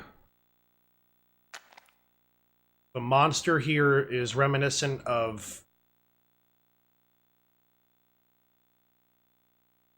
basically what is supposed to represent her father. And this goes back to what I said earlier about, you know, Maria not coming into the bowling alley with Eddie present. Even Laura, for that matter, who wouldn't have seen any entity at all. We see a monster with two humanoid bodies on what's supposed to be like a bed mattress, which is supposed to show the rape that took place in Angela's childhood numerous times.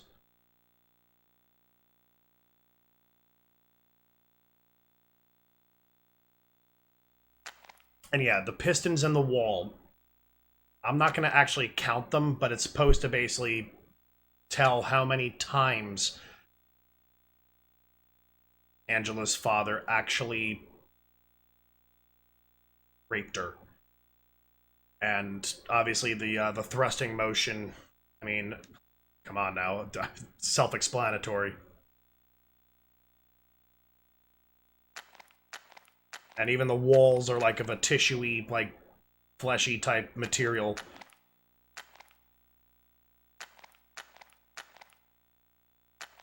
You could almost theorize that it's like cervical, like tissue.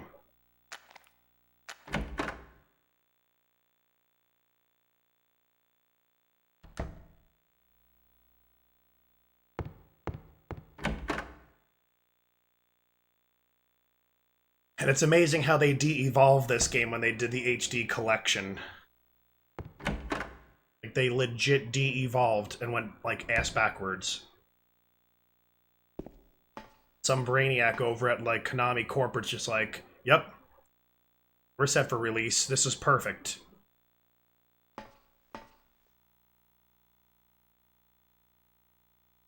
We have the crime of murder, kidnapping, swindling, bodily injury, embezzlement,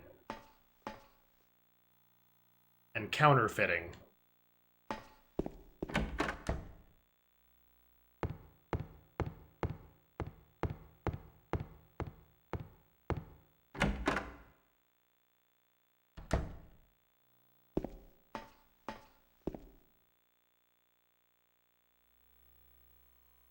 Only the Sinless One can help you here. Mistakenly pull on a criminal's rope, and your reward will be returned to you in a shape most wondrously strange.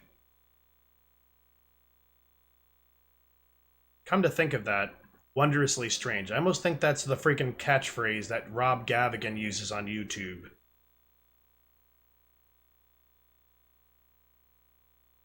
I almost wonder if this is where he fucking got the catchphrase. Because, like, every one of his videos ends with the words wondrously strange.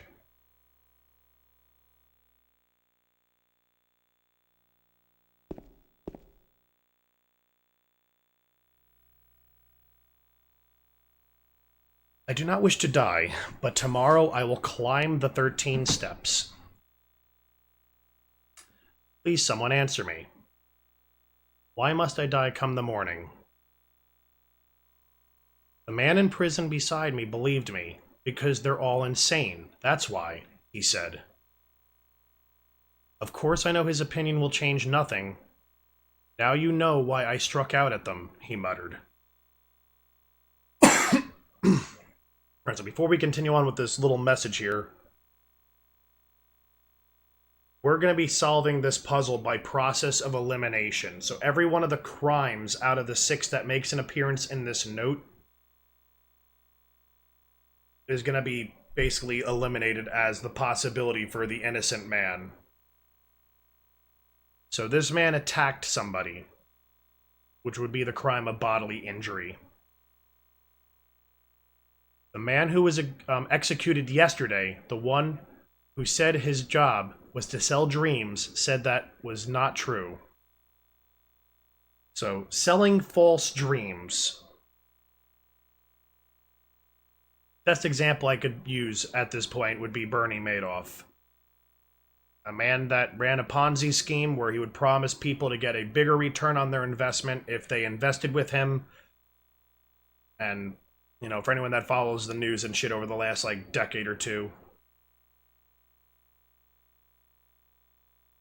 you know that everyone that invested with him lost their money.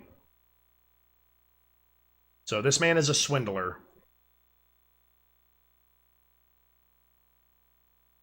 But the man who is to be executed the day after tomorrow for stealing children shouted back that it was true.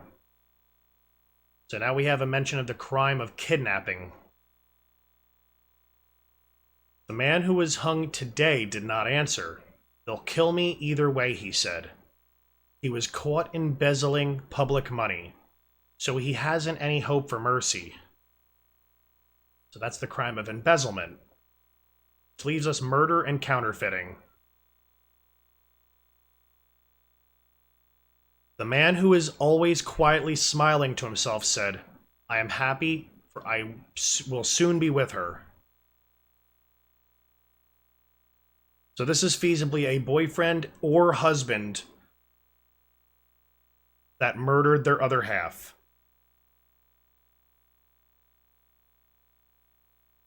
And now in their demented mind, they're going to cross over to heaven somehow, and they'll be with their murdered partner.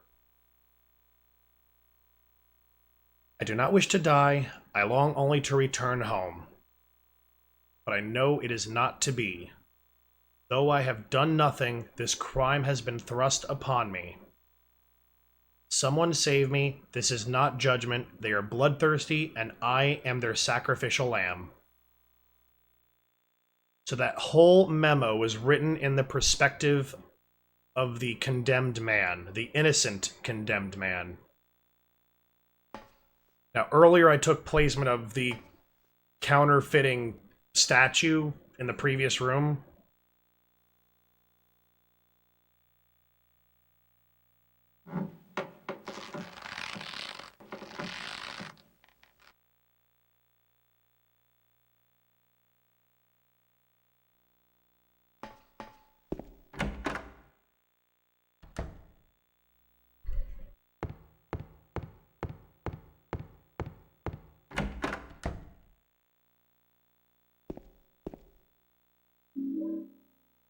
We got the key of the persecuted.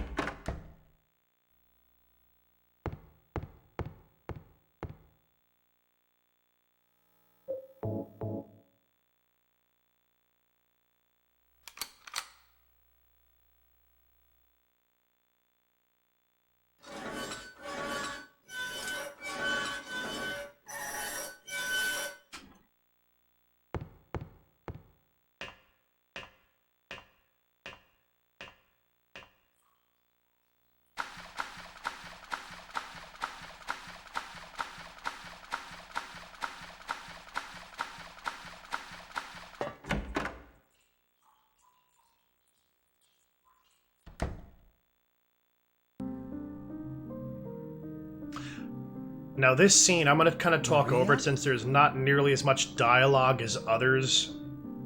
If we pay attention to Maria's face right here, Maria, no. we're going to see a decent amount of decay that has already started. Why? We touched base earlier on Mary and Maria's, like, memories almost becoming one.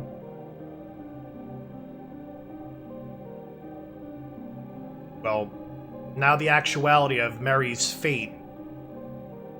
And at this point in the game, she is already deceased about a week and a half.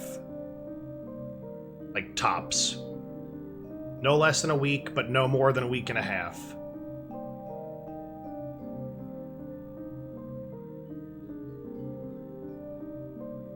And sitting in a car at this moment at room temperature. Mary. Like, it's just going to increase the decay process all that much more.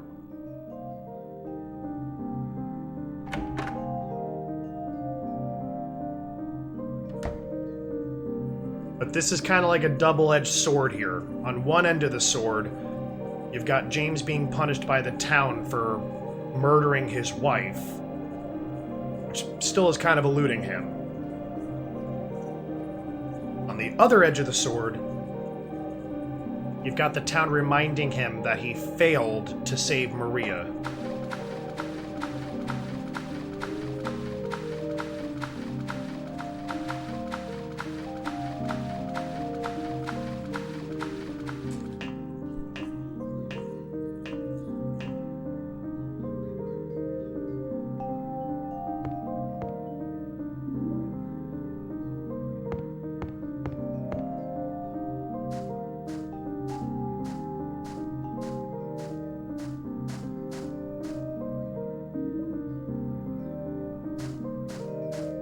There's one box of shotgun shells. Okay, that's gotta be it.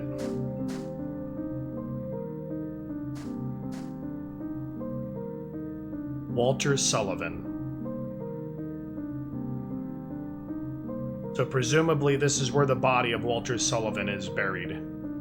Would make sense because it's at the bottom of the prison.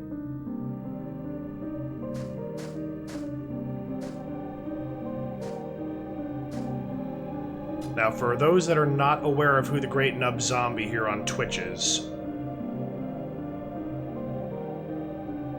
this name Miriam K has been mentioned before in some of his story playthroughs. It's one of the only details in the entire series he can't tie down as to the origin, as to who this person was, and why they've been labeled a traitor.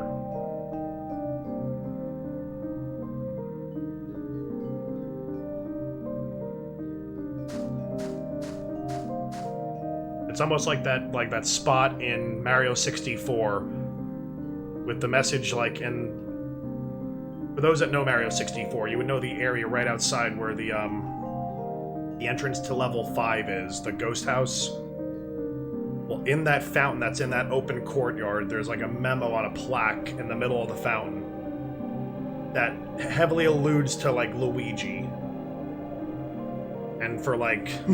Let's see, the game released in '96, so it's like 23 years ago, and for 23 years people have been trying to find out a way to get Luigi to like freaking show up somehow in that game. I guess this is Silent Hill's version of that little, you know, kind of world where like, hey, we have to solve this little fucking mystery. So Eddie Dombrowski,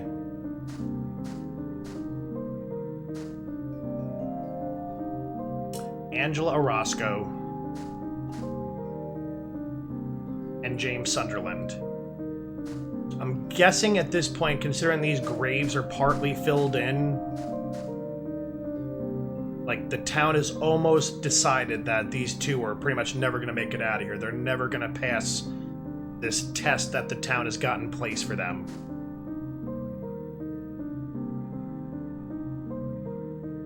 Which I'd say is a fairly good assumption, considering, like, Eddie's severely, like, degrading, like, mental health. Like, he's worse than we met him. Way worse. Like, from when we met Eddie, he was completely disgusted by the fact that he killed the man in the refrigerator. He denied it on top of that. When we met him the next time, he kind of was still kind of opening up about the murder, and that he was partly sorry about it. But by the time we met him in the prison, leading up till now, he's almost proud of what he did.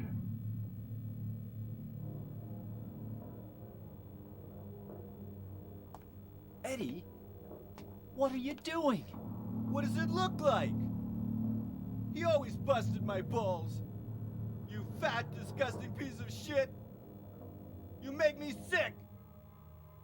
Fat ass, you're nothing but a waste of skin. You're so ugly, even your mama don't love you. Well, maybe he was right. Maybe I am nothing but a fat, disgusting piece of shit. But you know what? It doesn't matter if you're smart, dumb, ugly, pretty. It's all the same once you're dead. corpse can't laugh. From now on, if anyone makes fun of me, I'll kill him! Just like that.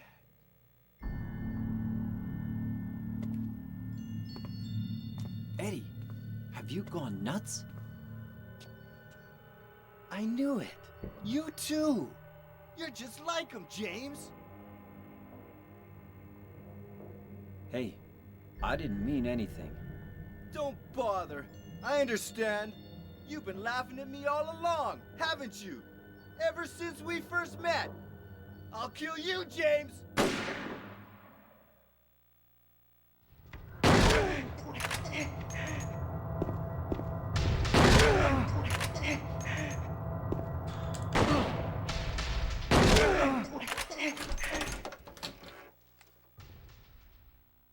Let's quickly heal that gunshot wound.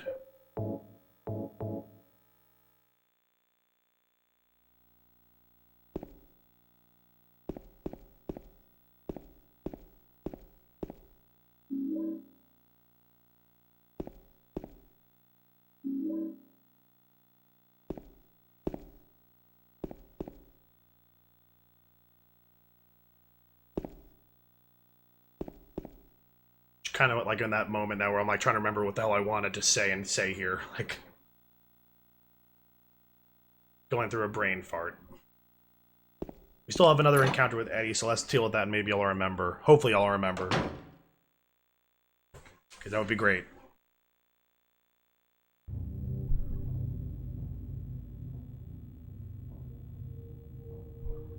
Do you know what it does to you, James? When you're hated, picked on, spit on, just because of the way you look, after you've been laughed at your whole friggin' life. That's why I ran away after I killed the dog. It's wishful thinking, and this conversation I think will always come up till the end of time. Yeah, I killed that dog.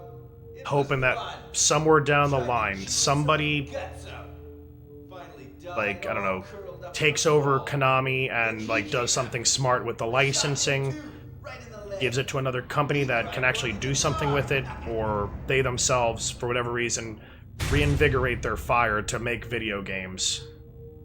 He's gonna have a hard time playing football on what's left of that knee. You think it's okay to kill people? You need help, Eddie. Don't get all holy on me, James. This town called you too. You and me are the same.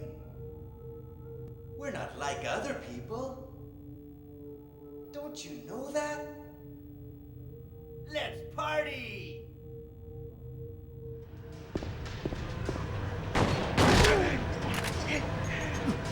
Hey, sir, do not go and freaking, like, punch me.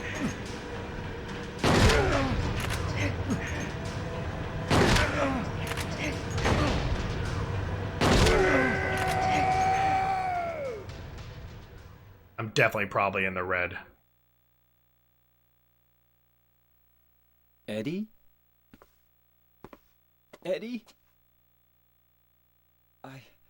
I killed a human being. A human being.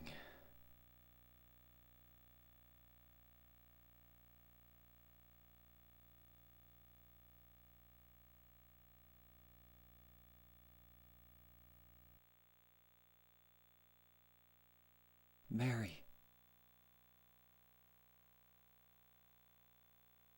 Did you really die 3 years ago?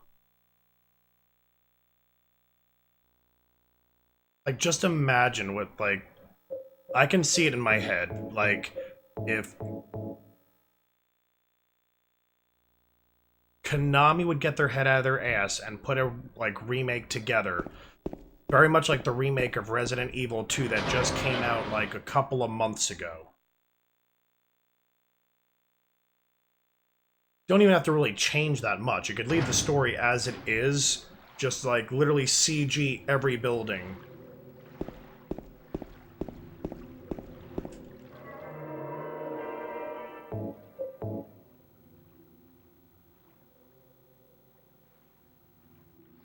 Like, honestly, like, I could see the freaking creation of this game in my freaking head. Now, if I was a video game developer and Konami was like, hey, Mr. F and Kevin, we're going to give you the whole entire licensing to Silent Hill, and you can go and do whatever you want with it. It's now yours.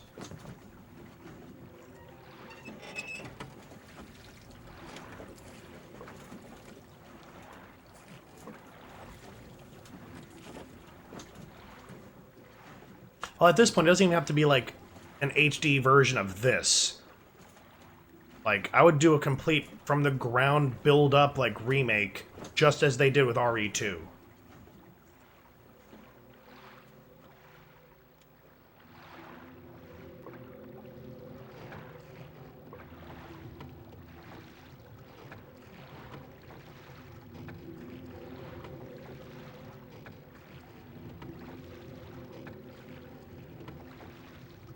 Honest to Christ, that would be exactly how I would handle this if I had any executive making decision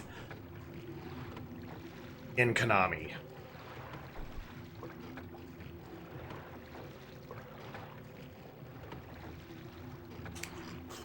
But for some reason, Konami hates this series. I do not know why.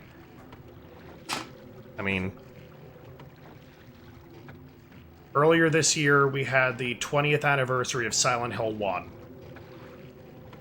They didn't even acknowledge it on Twitter. Same thing would happen a few months later when they had the 18th anniversary of this. Like, they're not even acknowledging, like, monumental freaking, like, especially Silent Hill 1.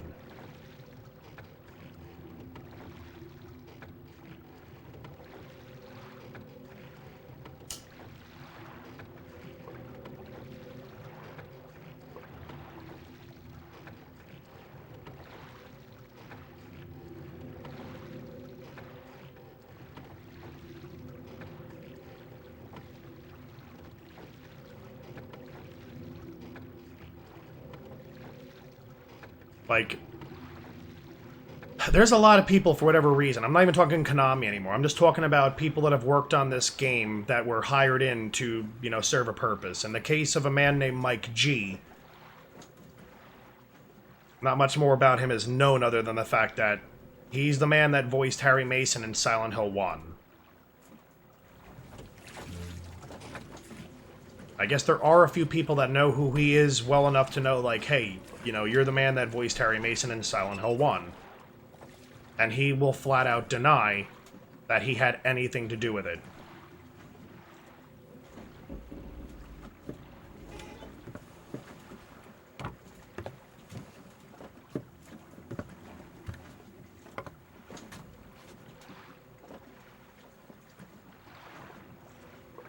I mean, there's a number of people out there, celebrity-wise, that have, you know, put their efforts into making a monumental, like, critically acclaimed piece of whatever. Music, movies. You look at the frontman for Radiohead. He hates the song Creep. Probably, arguably, one of their most popular songs. And to this day, he will, like, you know, he doesn't even want to remember that he made that piece of music. Or, the actress's name escapes my mind, but she played alongside Seth Rogen. I believe the movie was called Knocked Up. And she completely bashed it for being, like, overly sexist and offensive to women. Like, you're in a popular movie. You got paid a lot of money. And unfortunately, comedy kind of does play into some controversial topics.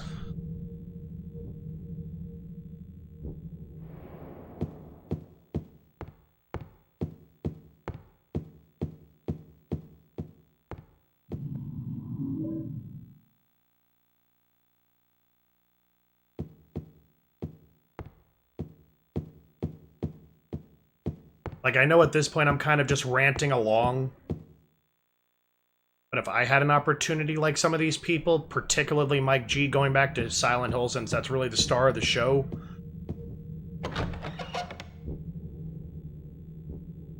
Like, I'd almost, like, would wish people come find me and, like, want my autograph.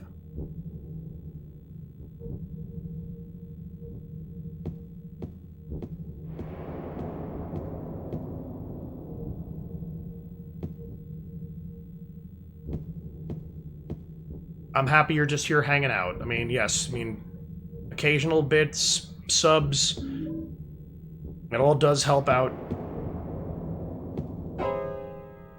But I also like the socializing part of things. Did I scare you? Yeah, you did.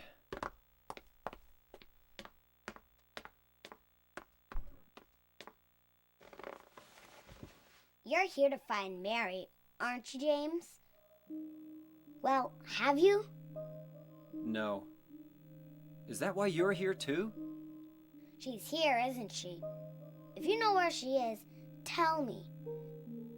I'm tired of walking. I wish I knew. But she said it in her letter. What letter? Wanna read it? But don't tell Rachel, okay? Who's Rachel? She was our nurse. I took it from her locker.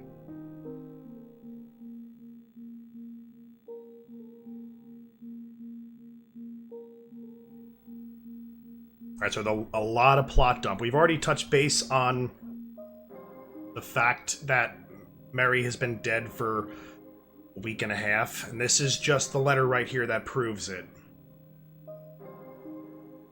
My dearest Laura, I'm leaving this letter with Rachel to give to you after I'm gone. I'm far away now, in a quiet, beautiful place. Please forgive me for not saying goodbye before I left. Be well, Laura. Don't be too hard on the sisters.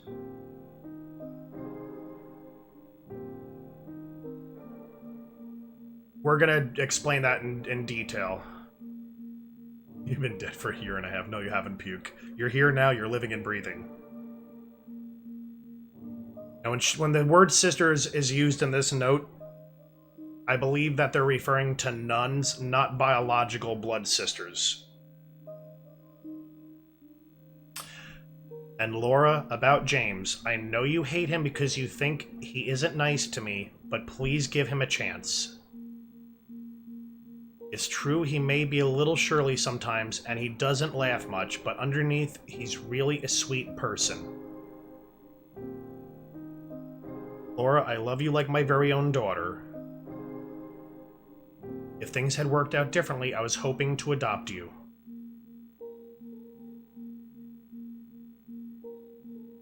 Happy 8th birthday, Laura. Your friend forever, Mary.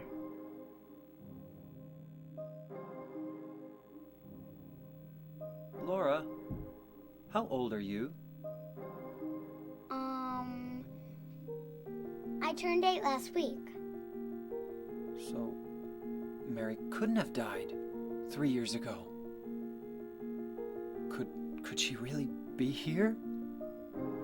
Is this the quiet, beautiful place she was talking about? Me and Mary talked a lot about Silent Hill.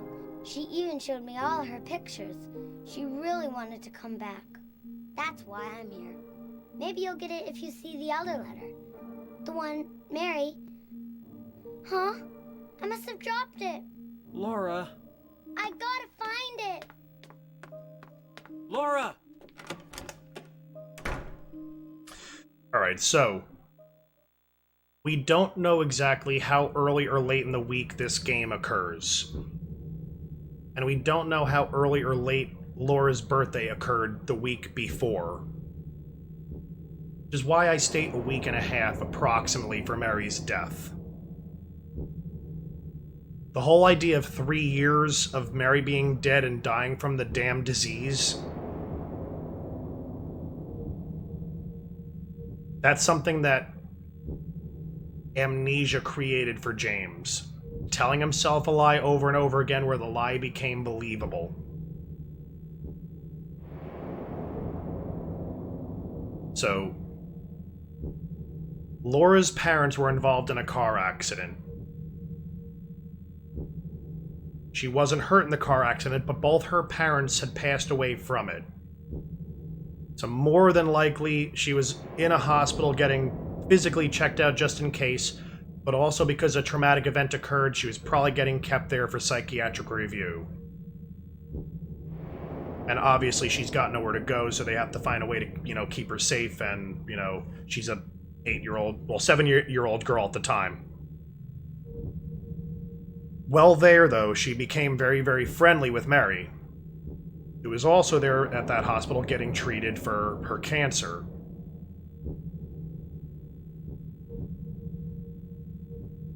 And in a very, very short amount of time, they almost kind of developed that motherly, daughterly, relationship. And very feasibly, had Mary survived, she could have adopted Laura. So, when Laura got the letter that said that, hey Laura, it's Mary, I'm going to a beautiful place, a quiet, beautiful place, Mary had really opened up to Laura about Silent Hill, and how she loved going there.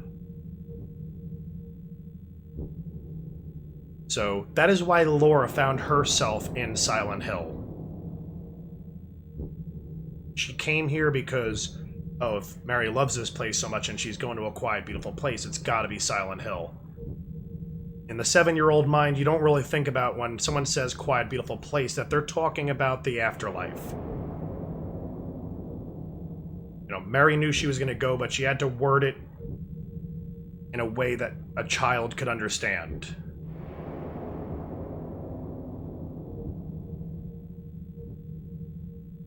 And a week from that date, approximately, Laura's birthday, when she turned 8, occurred.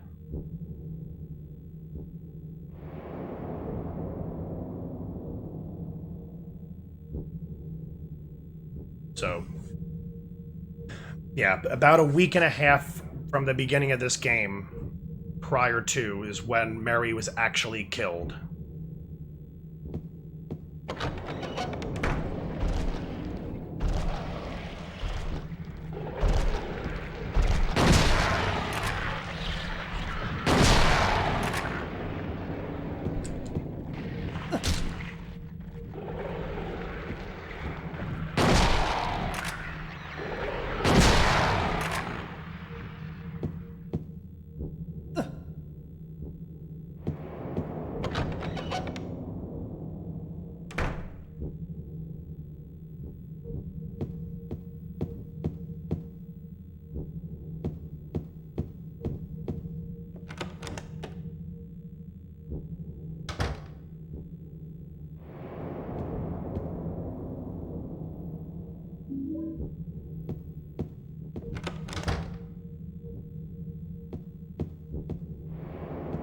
And if you weren't here earlier for the part about that Mary's physical body is sitting in the back seat of James's car, the very car that we drove into town with.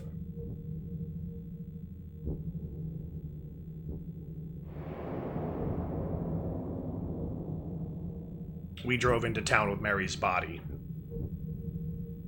Which is why a lot of people consider the In-Water ending to be canon, as James was clearly suicidal when he entered the game, the town, the very beginning.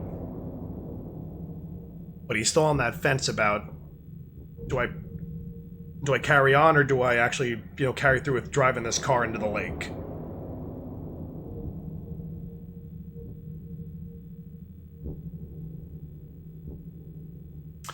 Well, the body is actually not located in the trunk. It's actually on the back seat in the cab area. See, in Japanese culture, since there is a lot of Japanese flavoring to this, granted this game does take place in the state of Maine. Now, normally an American would probably throw the person he just murdered into their trunk and hide it and try to go to a secluded area and bury it, whatever. But James had an emotional attachment to this person. So his intention was put the body in the back seat of the car, drive a car into a lake, drown with his wife. So, like, while the car is sinking, while he's drowning, he can hold his wife while he passes away.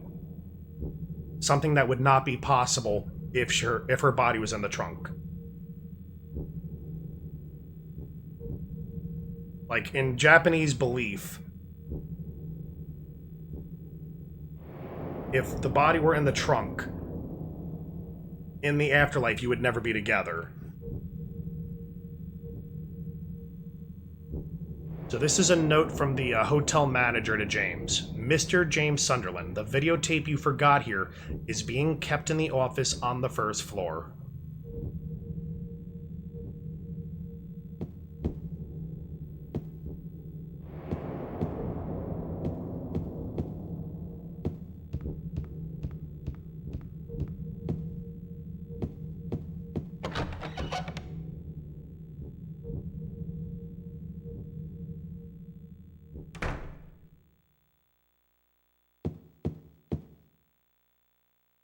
Well, actually, let's quickly just try this out really quickly before we carry on.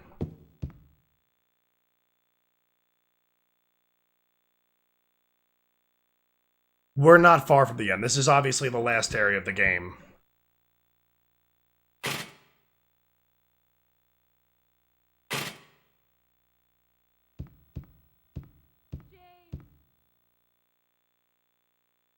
It was very faint, but if you heard it, Mary's voice from the top floor just called down and called out our name.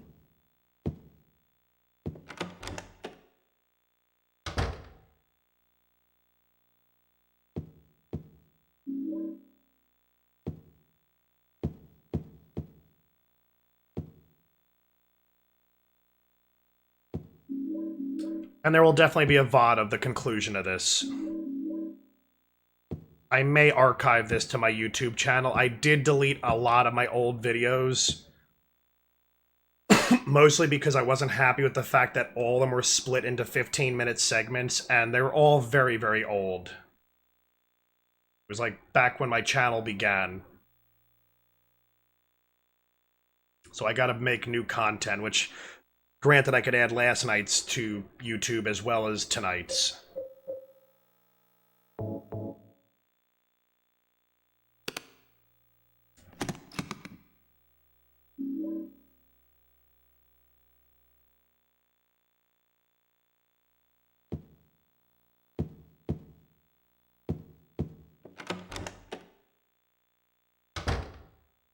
Yeah, as last night's stream and tonight's stream went fairly well, like, I can definitely see me archiving these two playthroughs.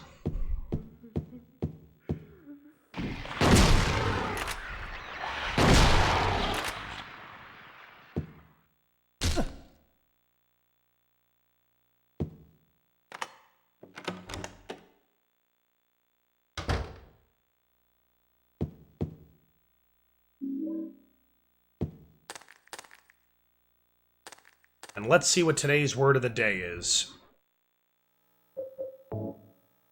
I'm gonna go with kill. That is always my guess.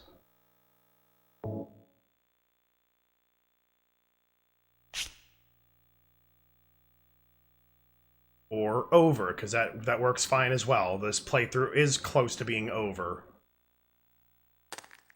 Thank you, game, for reminding me.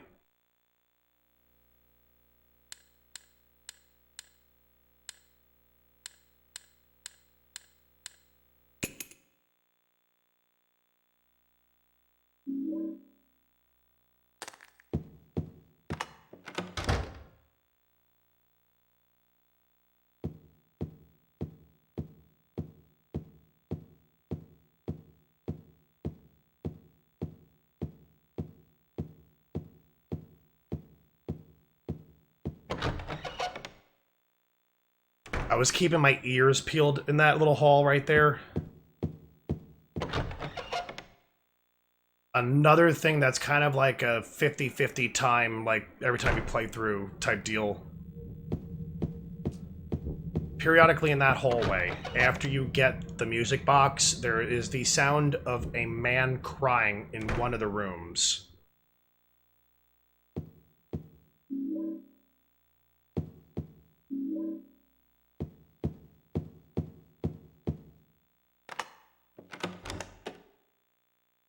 Even though it's creepy as fuck, I usually do like actually trying to show it off whenever we do get it.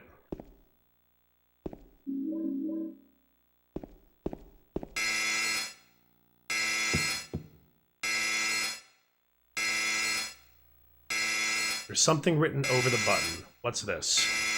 Weight allowance, 1 person.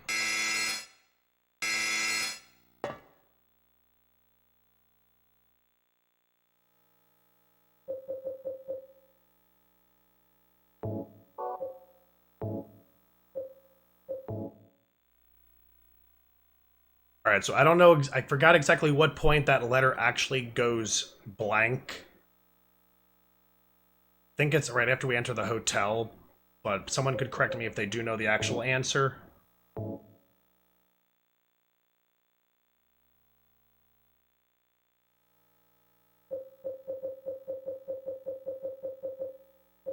But we're gonna leave these 2 items in our inventory,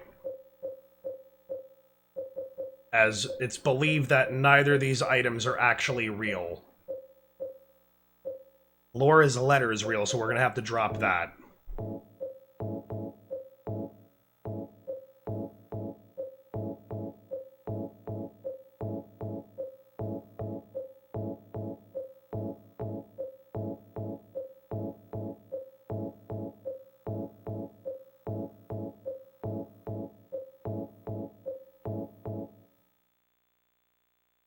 So keeping the 2 fake items in our inventory. The game is completely, totally fine with us continuing on.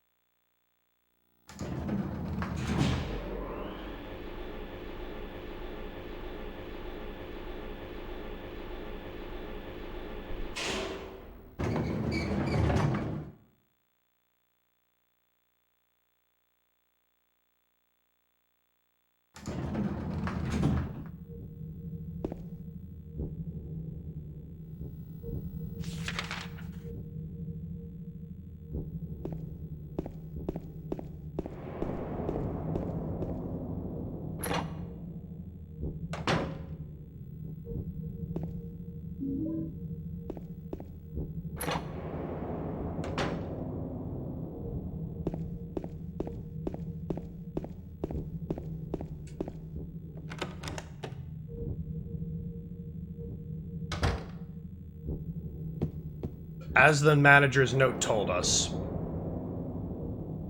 he had possession of our videotape, and conveniently there's a can opener that's right in the safe with our tape, so we're gonna just kind of grab those, and you never know when you might find a can of light bulbs somewhere around.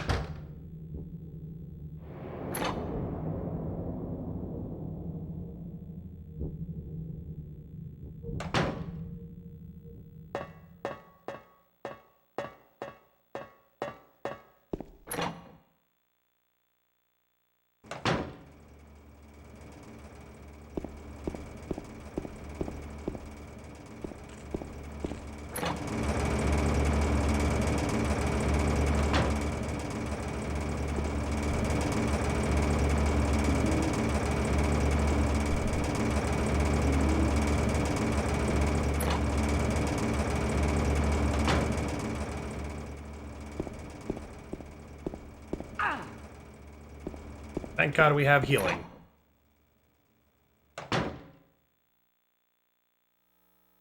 Actually, we have healing right here that I can actually use. That was like 1 little hit.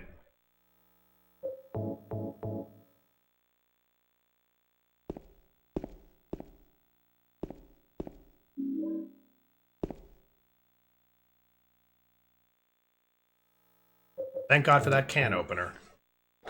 Because now we can open this nice little can of fresh light bulbs.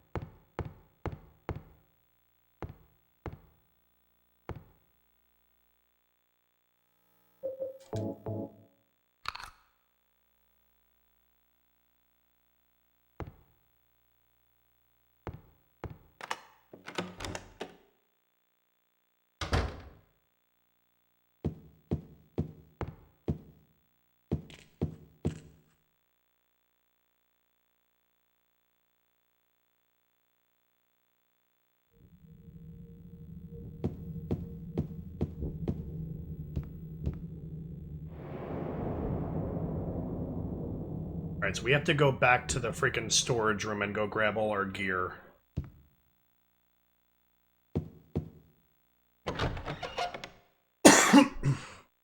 Excuse me.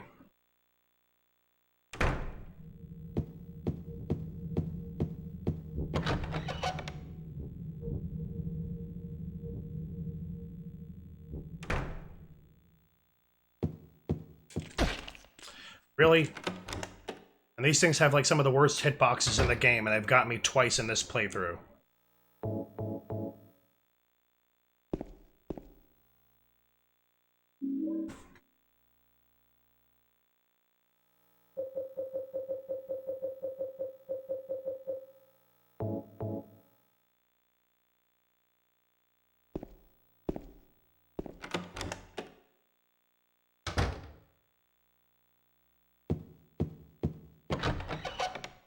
Alright, so music puzzle time. It's not really a music puzzle per se. It's more of, do you know your Disney shit well? 'Twas shameful greed did stain her shoe with blood. So we have 3 Disney princesses in our inventory for these music boxes. We have Cinderella, Snow White, and The Little Mermaid. Out of the 3 stories, the only one that emphasized anything about a shoe at all was Cinderella.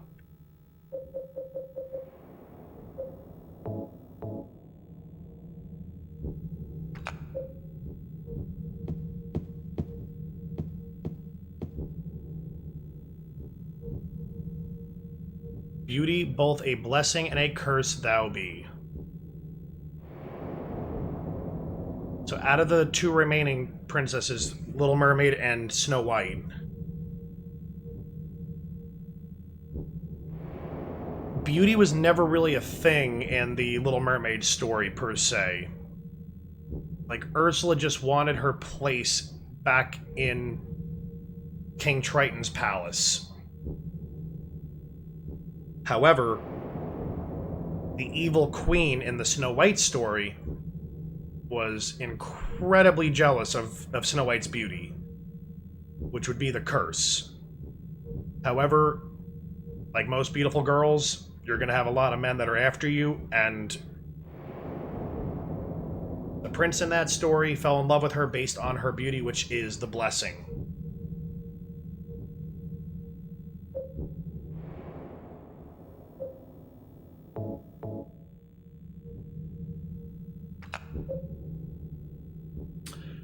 And finally, last but not least, even though we already know it's a process of elimination, we're down to 1 music box. Even so, I still want to believe that she was happy.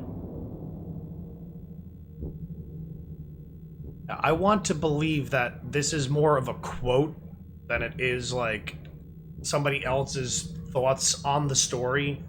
Like, this is a quote that was pulled out of the story. And I'd like to think that that quote was made by King Triton. So, in stopping his daughter from actually carrying on her love affair, which really wasn't an affair at this point, but it's what she meant it to be, with Eric,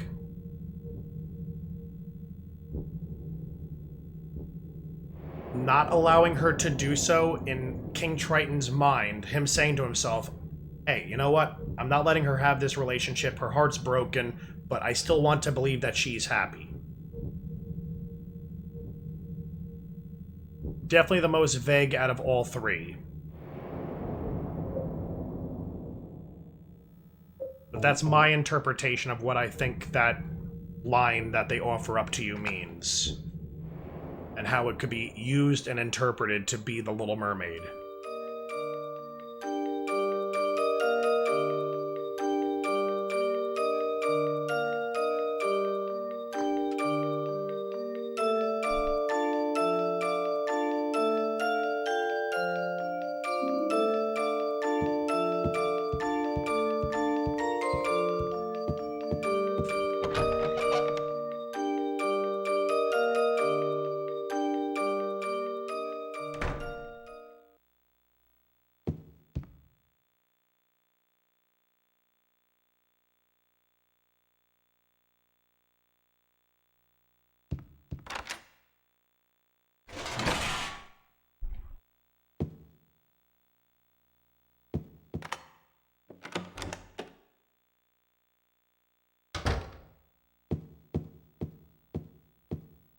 finally the room that me and Mary stayed in when we were actually still married, a couple, and, well, there was a relationship to really be had.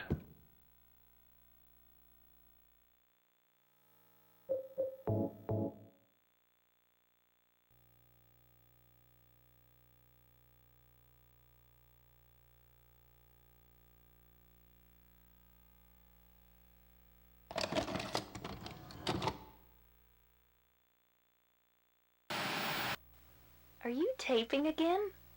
Come on. I don't know why, but I just love it here. It's so peaceful. You know what I heard? This whole area used to be a sacred place. I think I can see why. It's too bad we have to leave. Please promise you'll take me again, James.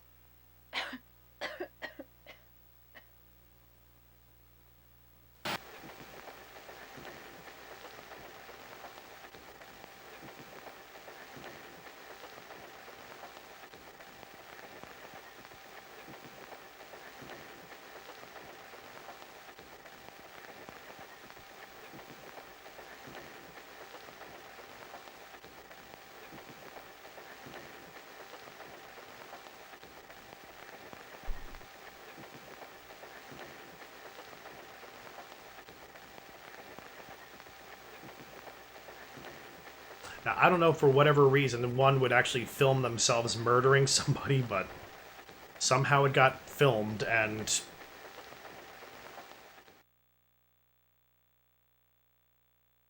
maybe James knew he was going to suffer with amnesia, and he's like, hey, let me film this before I freaking, do this, because I'm going to forget. Maybe later I can remind myself.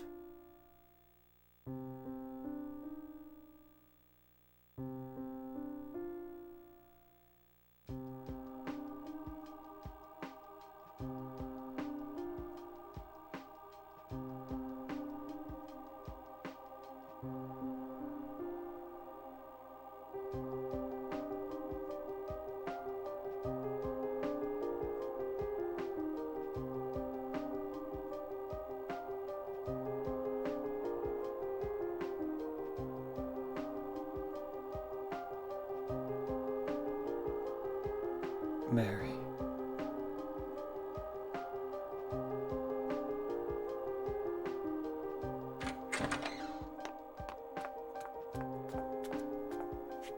So there you are, James. Did you get the letter? Did you find Mary? If not, let's get going already, okay? Laura.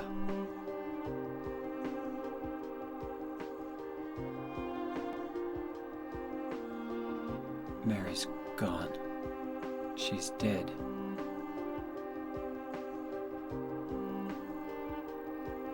Liar, that's a lie! No, that's not true. She died because she was sick? No, I killed her.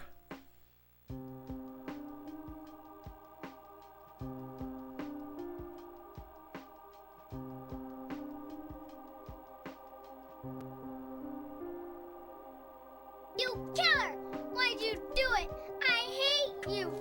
I want her back! Give her back to me! I knew it! You didn't care about her! I hate you, James! I hate you! I hate you! I hate you!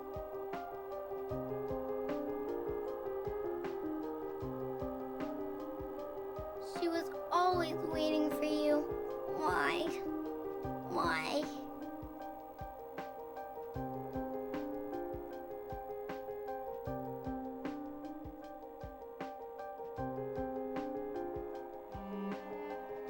I'm sorry.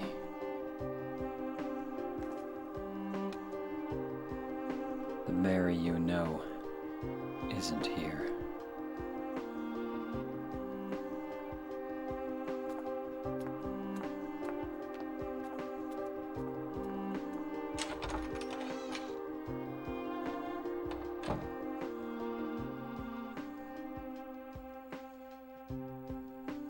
Laura, I'm sorry.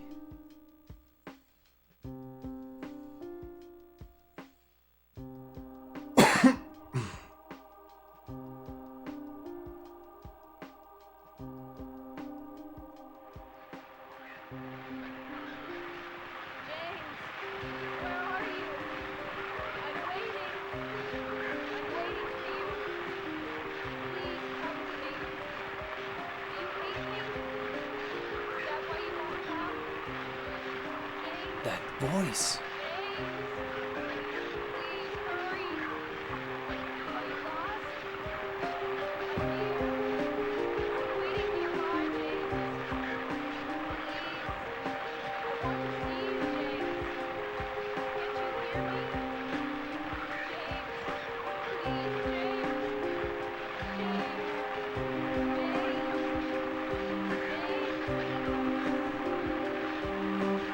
I was just listening out to all that stuff that Mary was saying in that radio transmission. I've actually never actually paced myself to listen to that before.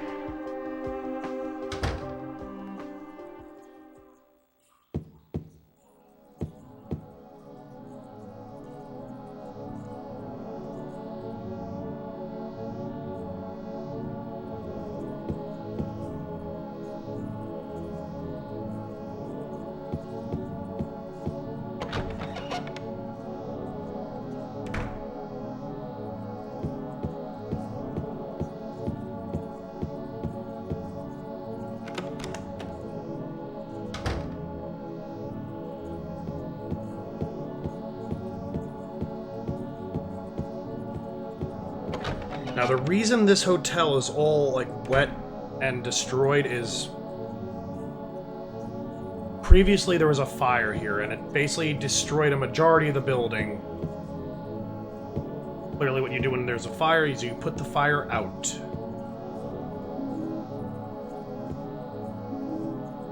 But when we entered this building, we entered it seeing it the way we remembered it.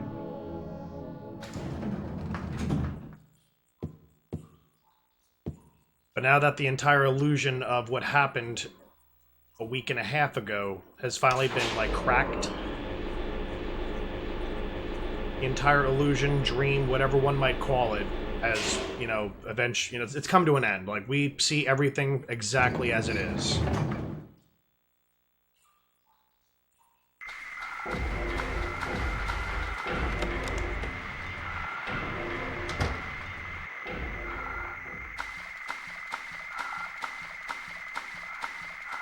Even though I'll probably never even use all this health, we're gonna just take it anyway.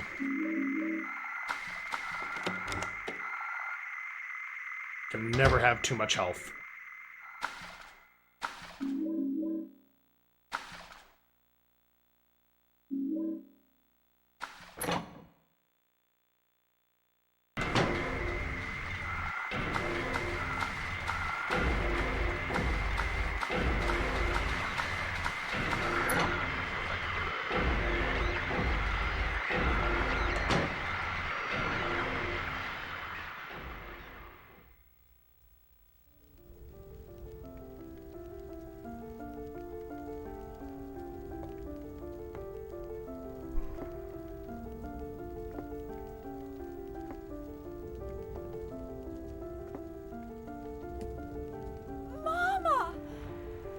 I was looking for you. Now you're the only one left. Maybe then I can rest. Mama, why are you running away?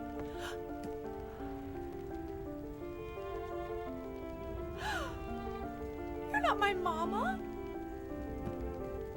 It's you. Oh,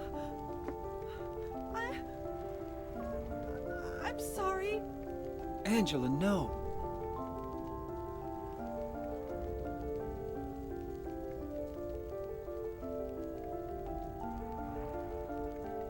Thank you for saving me.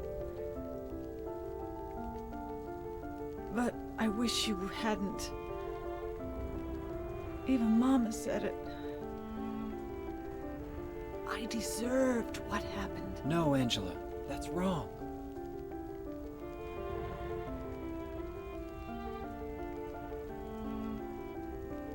No, don't pity me. I'm not worth it.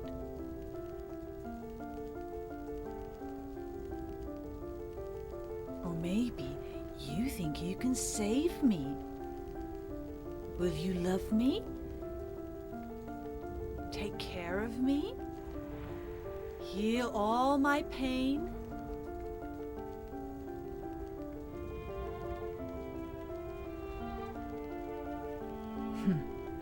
That's what I thought.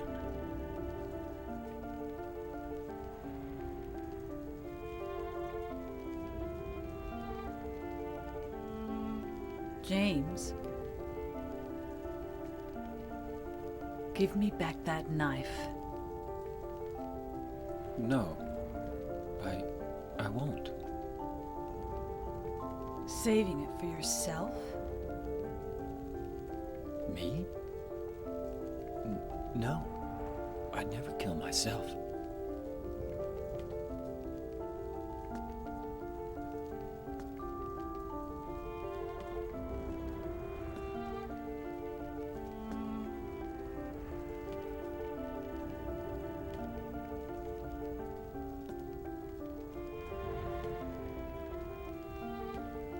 It's hot as hell in here. You see it too. For me, it's always like this.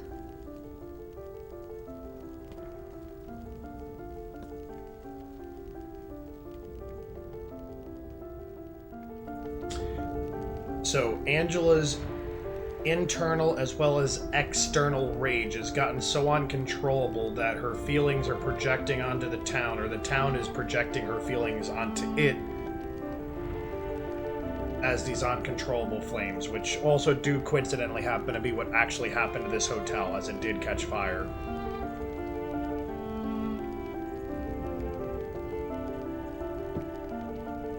But everything in this area just happens to be like flesh-like as it was earlier.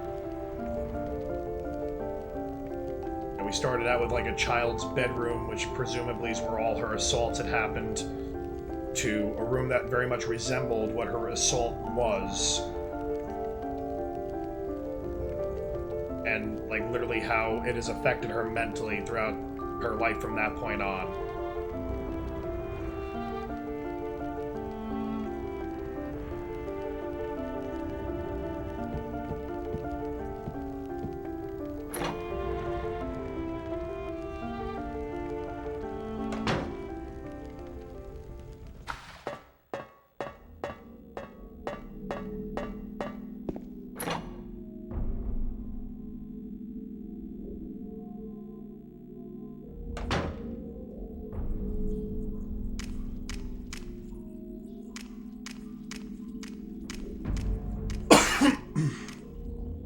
Excuse me.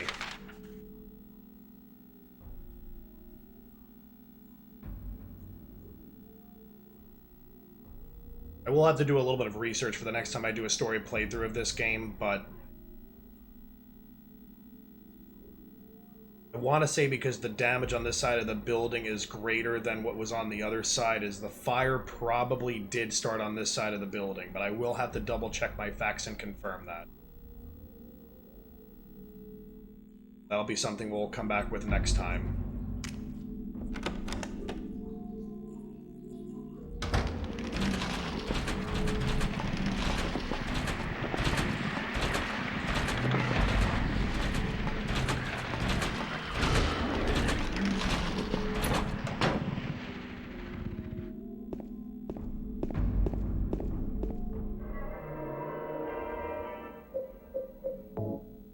This is just obviously safety for me not getting killed.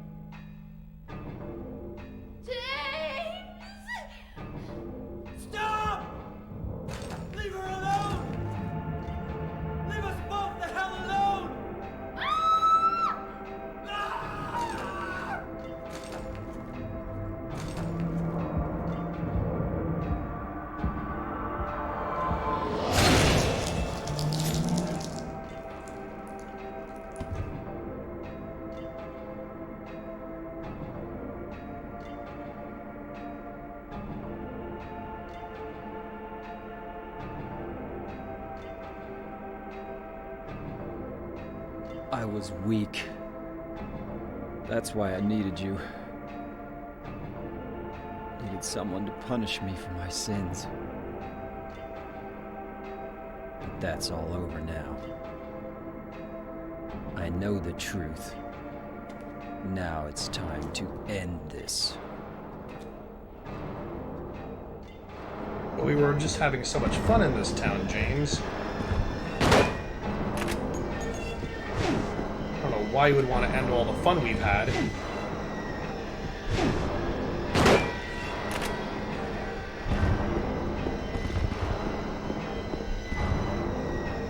Oh, it's okay. Excitement's always good here. Yeah, I definitely got hit that time.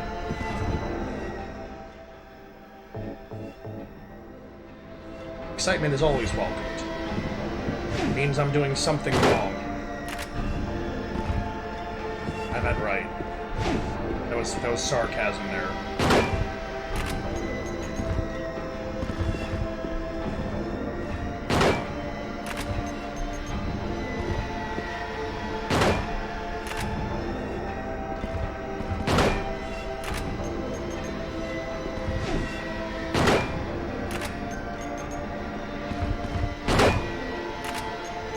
Why are you bastards getting so goddamn close? It's like very uncomfortable.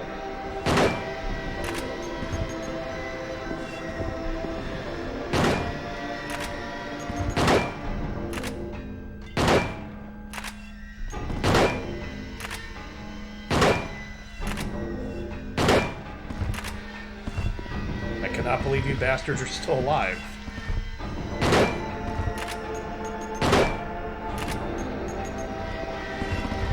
Please die. Thank you.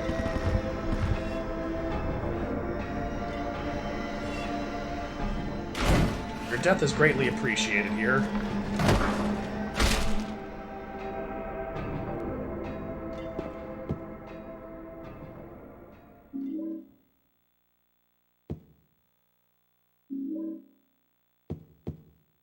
Alright, so the reason that at the conclusion of this game, pretty much, there's two pyramid heads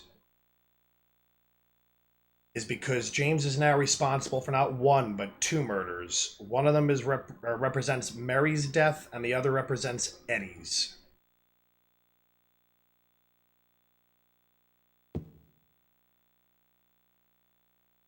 And all this time, they've been chasing us through town over and over again, and we couldn't kill them. The reason they're dead here is because, obviously, they inflicted their own death. They determined that whatever we needed to learn was learned, and then they took themselves out.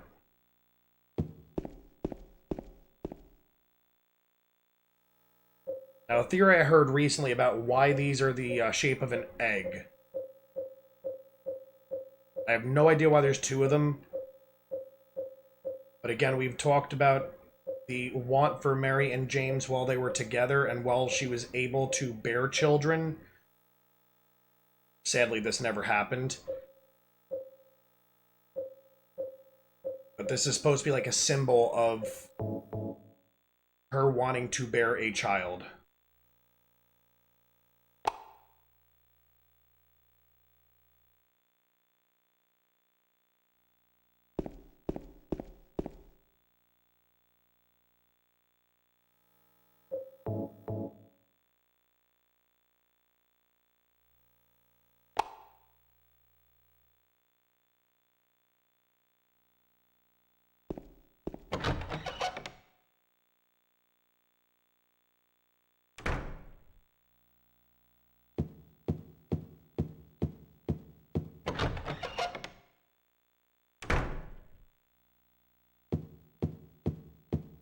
Mary? What do you want, James? I brought you some flowers. Flowers? I don't want any damn flowers. I don't want any damn Let's go flowers. home already. Mary, what are you saying? Look, I'm disgusted. I don't deserve flowers. Between the disease. Now, listening to that entire conversation in full could have one of two effects, depending on how you played the game.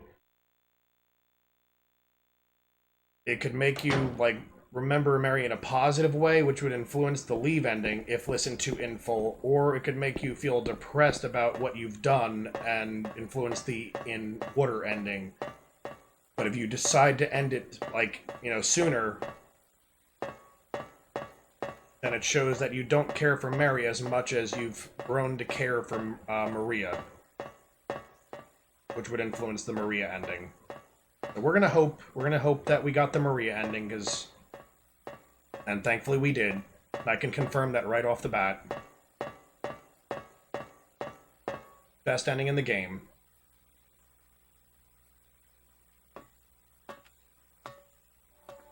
James, I've been waiting. Mary.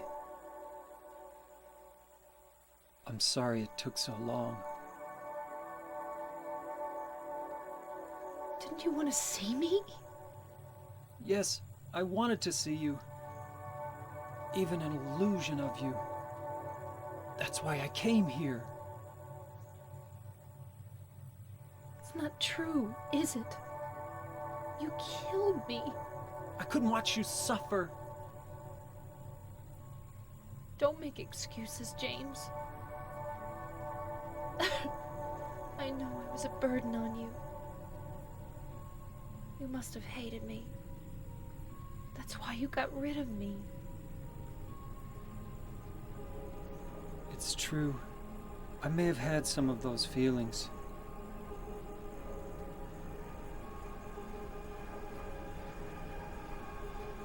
It was a long 3 years. I was tired. That's why you needed this Maria person? James, do you really think I could ever forgive you for what you did?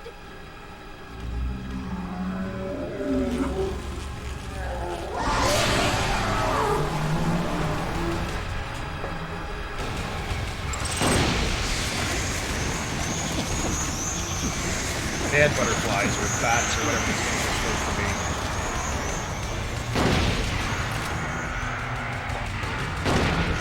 Hey, how dare you strangle me, woman? It is I who shall suffocate you.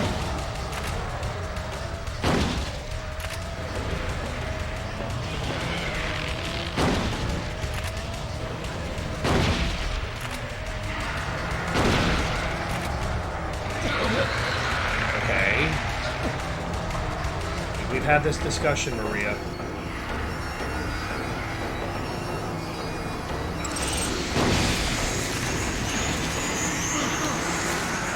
I should probably heal.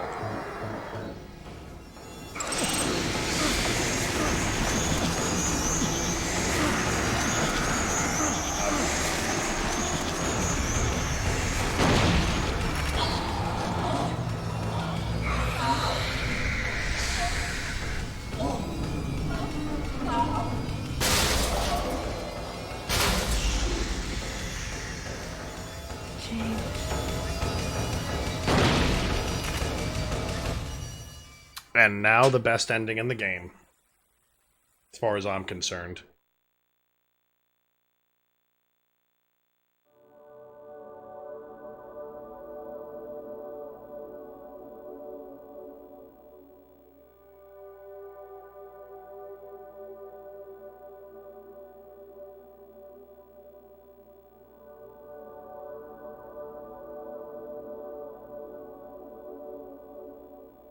You killed Mary again?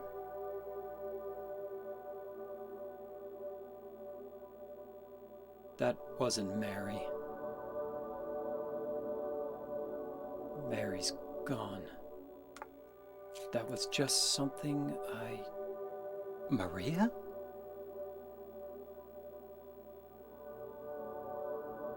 Maria? What, James? I want you. I want you with me. Are you sure? Come on. Let's get out of here. What about Mary? It's okay. I have you.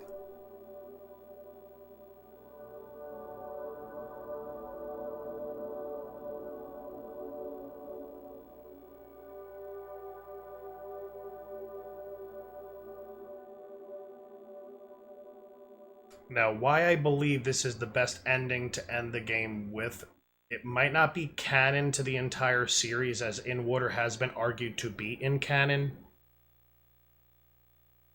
In my restless dreams, but it just goes I to see that show, town. like, exactly the lesson we came into town to Silent learn, Hill. and how we're gonna kind of go full circle and You repeat promised the you'd take me entire, there again excuse me, someday, the but entire, you never did. the entire cycle all over again. Well, I'm alone there now, in our special place, waiting for you. Waiting for you to come to see me. But you never do. And so I wait, wrapped in my cocoon of pain and loneliness. I know I've done a terrible thing to you. Something you'll never forgive me for. I wish I could change that. But I can't. I feel so pathetic and ugly laying here, waiting for you. Every day I stare up at the cracks in the ceiling, and all I can think about is how unfair it all is. The doctor came today. He told me I could go home for a short stay. It's not that I'm getting better. It's just that this may be my last chance. I think you know what I mean. Even so, I'm glad to be coming home. I've missed you terribly. But I'm afraid, James. I'm afraid you don't really want me to come home. Whenever you come see me, I can tell how hard it is on you. I don't know if you hate me or pity me, or maybe I just disgust you. I'm sorry about that. When I first learned that I was going to die, I just didn't want to accept it. I was so angry all the time, and I struck out at everyone I loved most. Especially you, James.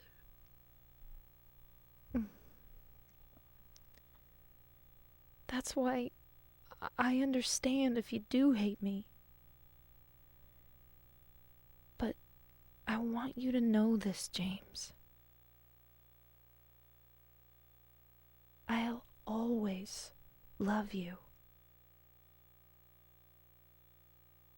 Even though our life together had to end like this,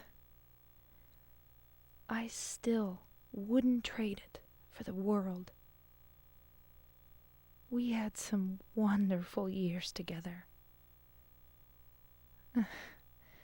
Well, this letter has gone on too long, so I'll say goodbye. I told the nurse to give this to you after I'm gone. That means that as you read this, I'm already dead. I can't tell you to remember me, but I can't bear for you to forget me. These last few years since I became ill, I am so sorry for what I did to you, did to us. You've given me so much, and I haven't been able to return a single thing. That's why I want you to live for yourself now. Do what's best for you, James. James. You made me happy. Having not listened to that letter in a number of months is kind of emotionally like a very hitting letter.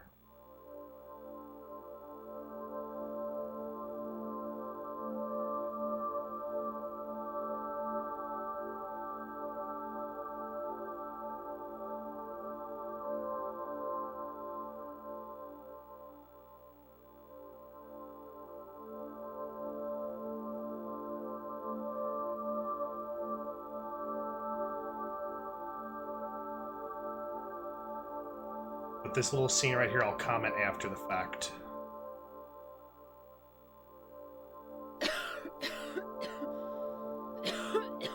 You'd better do something about that cough. She's becoming ill just like Mary was. So, like, even though, like, James leaves town, feasibly, maybe this apparition almost kind of, in a sense, became a real person.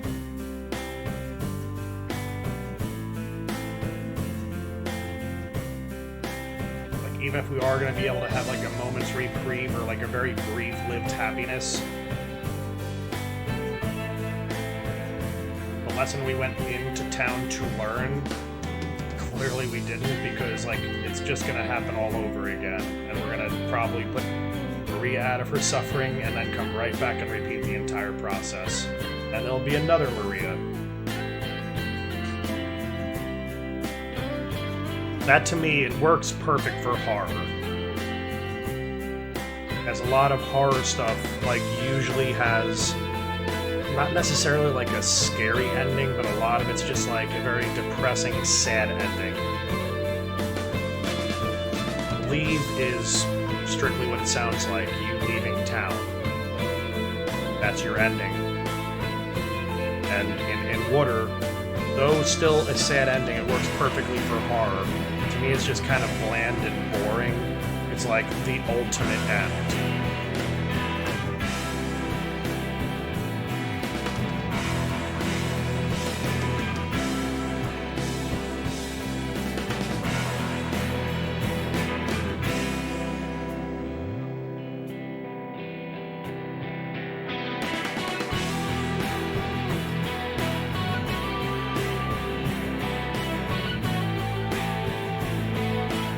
That's why I've taken personal preference to making Maria my favorite ending.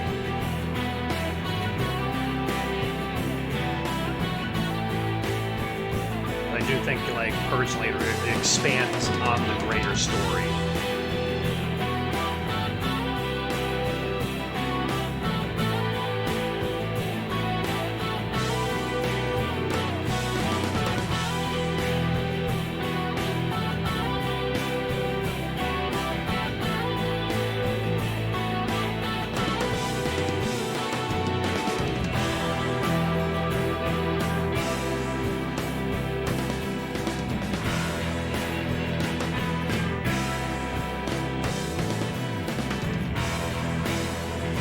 Plus, out of all the endings in the game, this one I think has the best, like, music to go over the credits.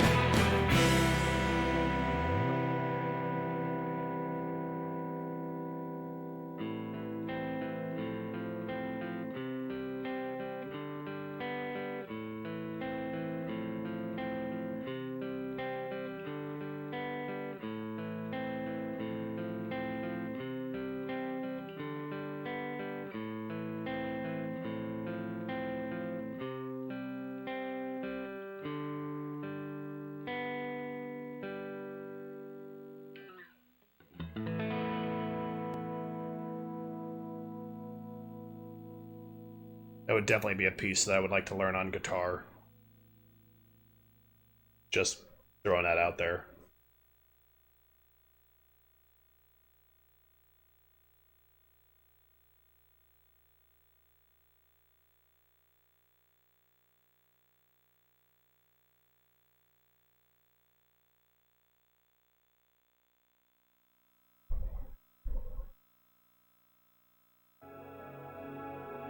Oh, good, there's our theme music for the end. Like, where the hell's my music? Where's my results screen music? Damn it. Worked hard to do that and I didn't get any music with it.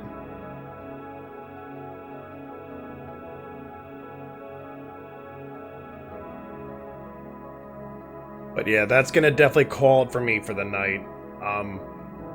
Again, that for some that haven't been to the channel for a while, or for those that are just here for the first time,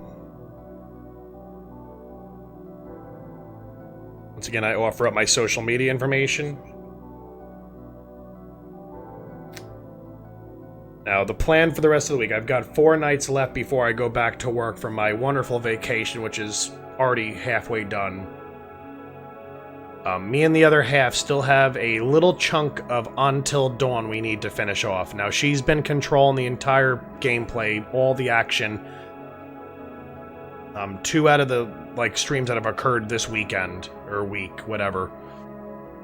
I think we have, 3 chapters of it left. So hopefully the plan is within the next day or 2 to get her back in here to complete our playthrough of Until Dawn together.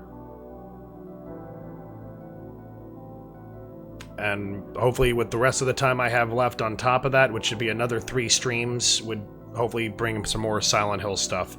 As I do need to get more of my Silent Hill content back up on my YouTube channel, as I did pull all the old stuff.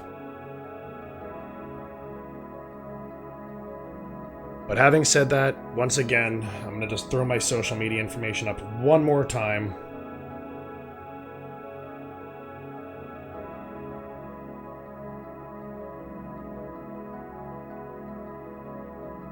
And I'm going to send you guys over to my favorite streamer on the platform, who he himself has been going through his very first playthrough of Silent Hill Book of Memories. And he's mostly doing this just to prove that he can play a terrible game completely start to finish without pussying out.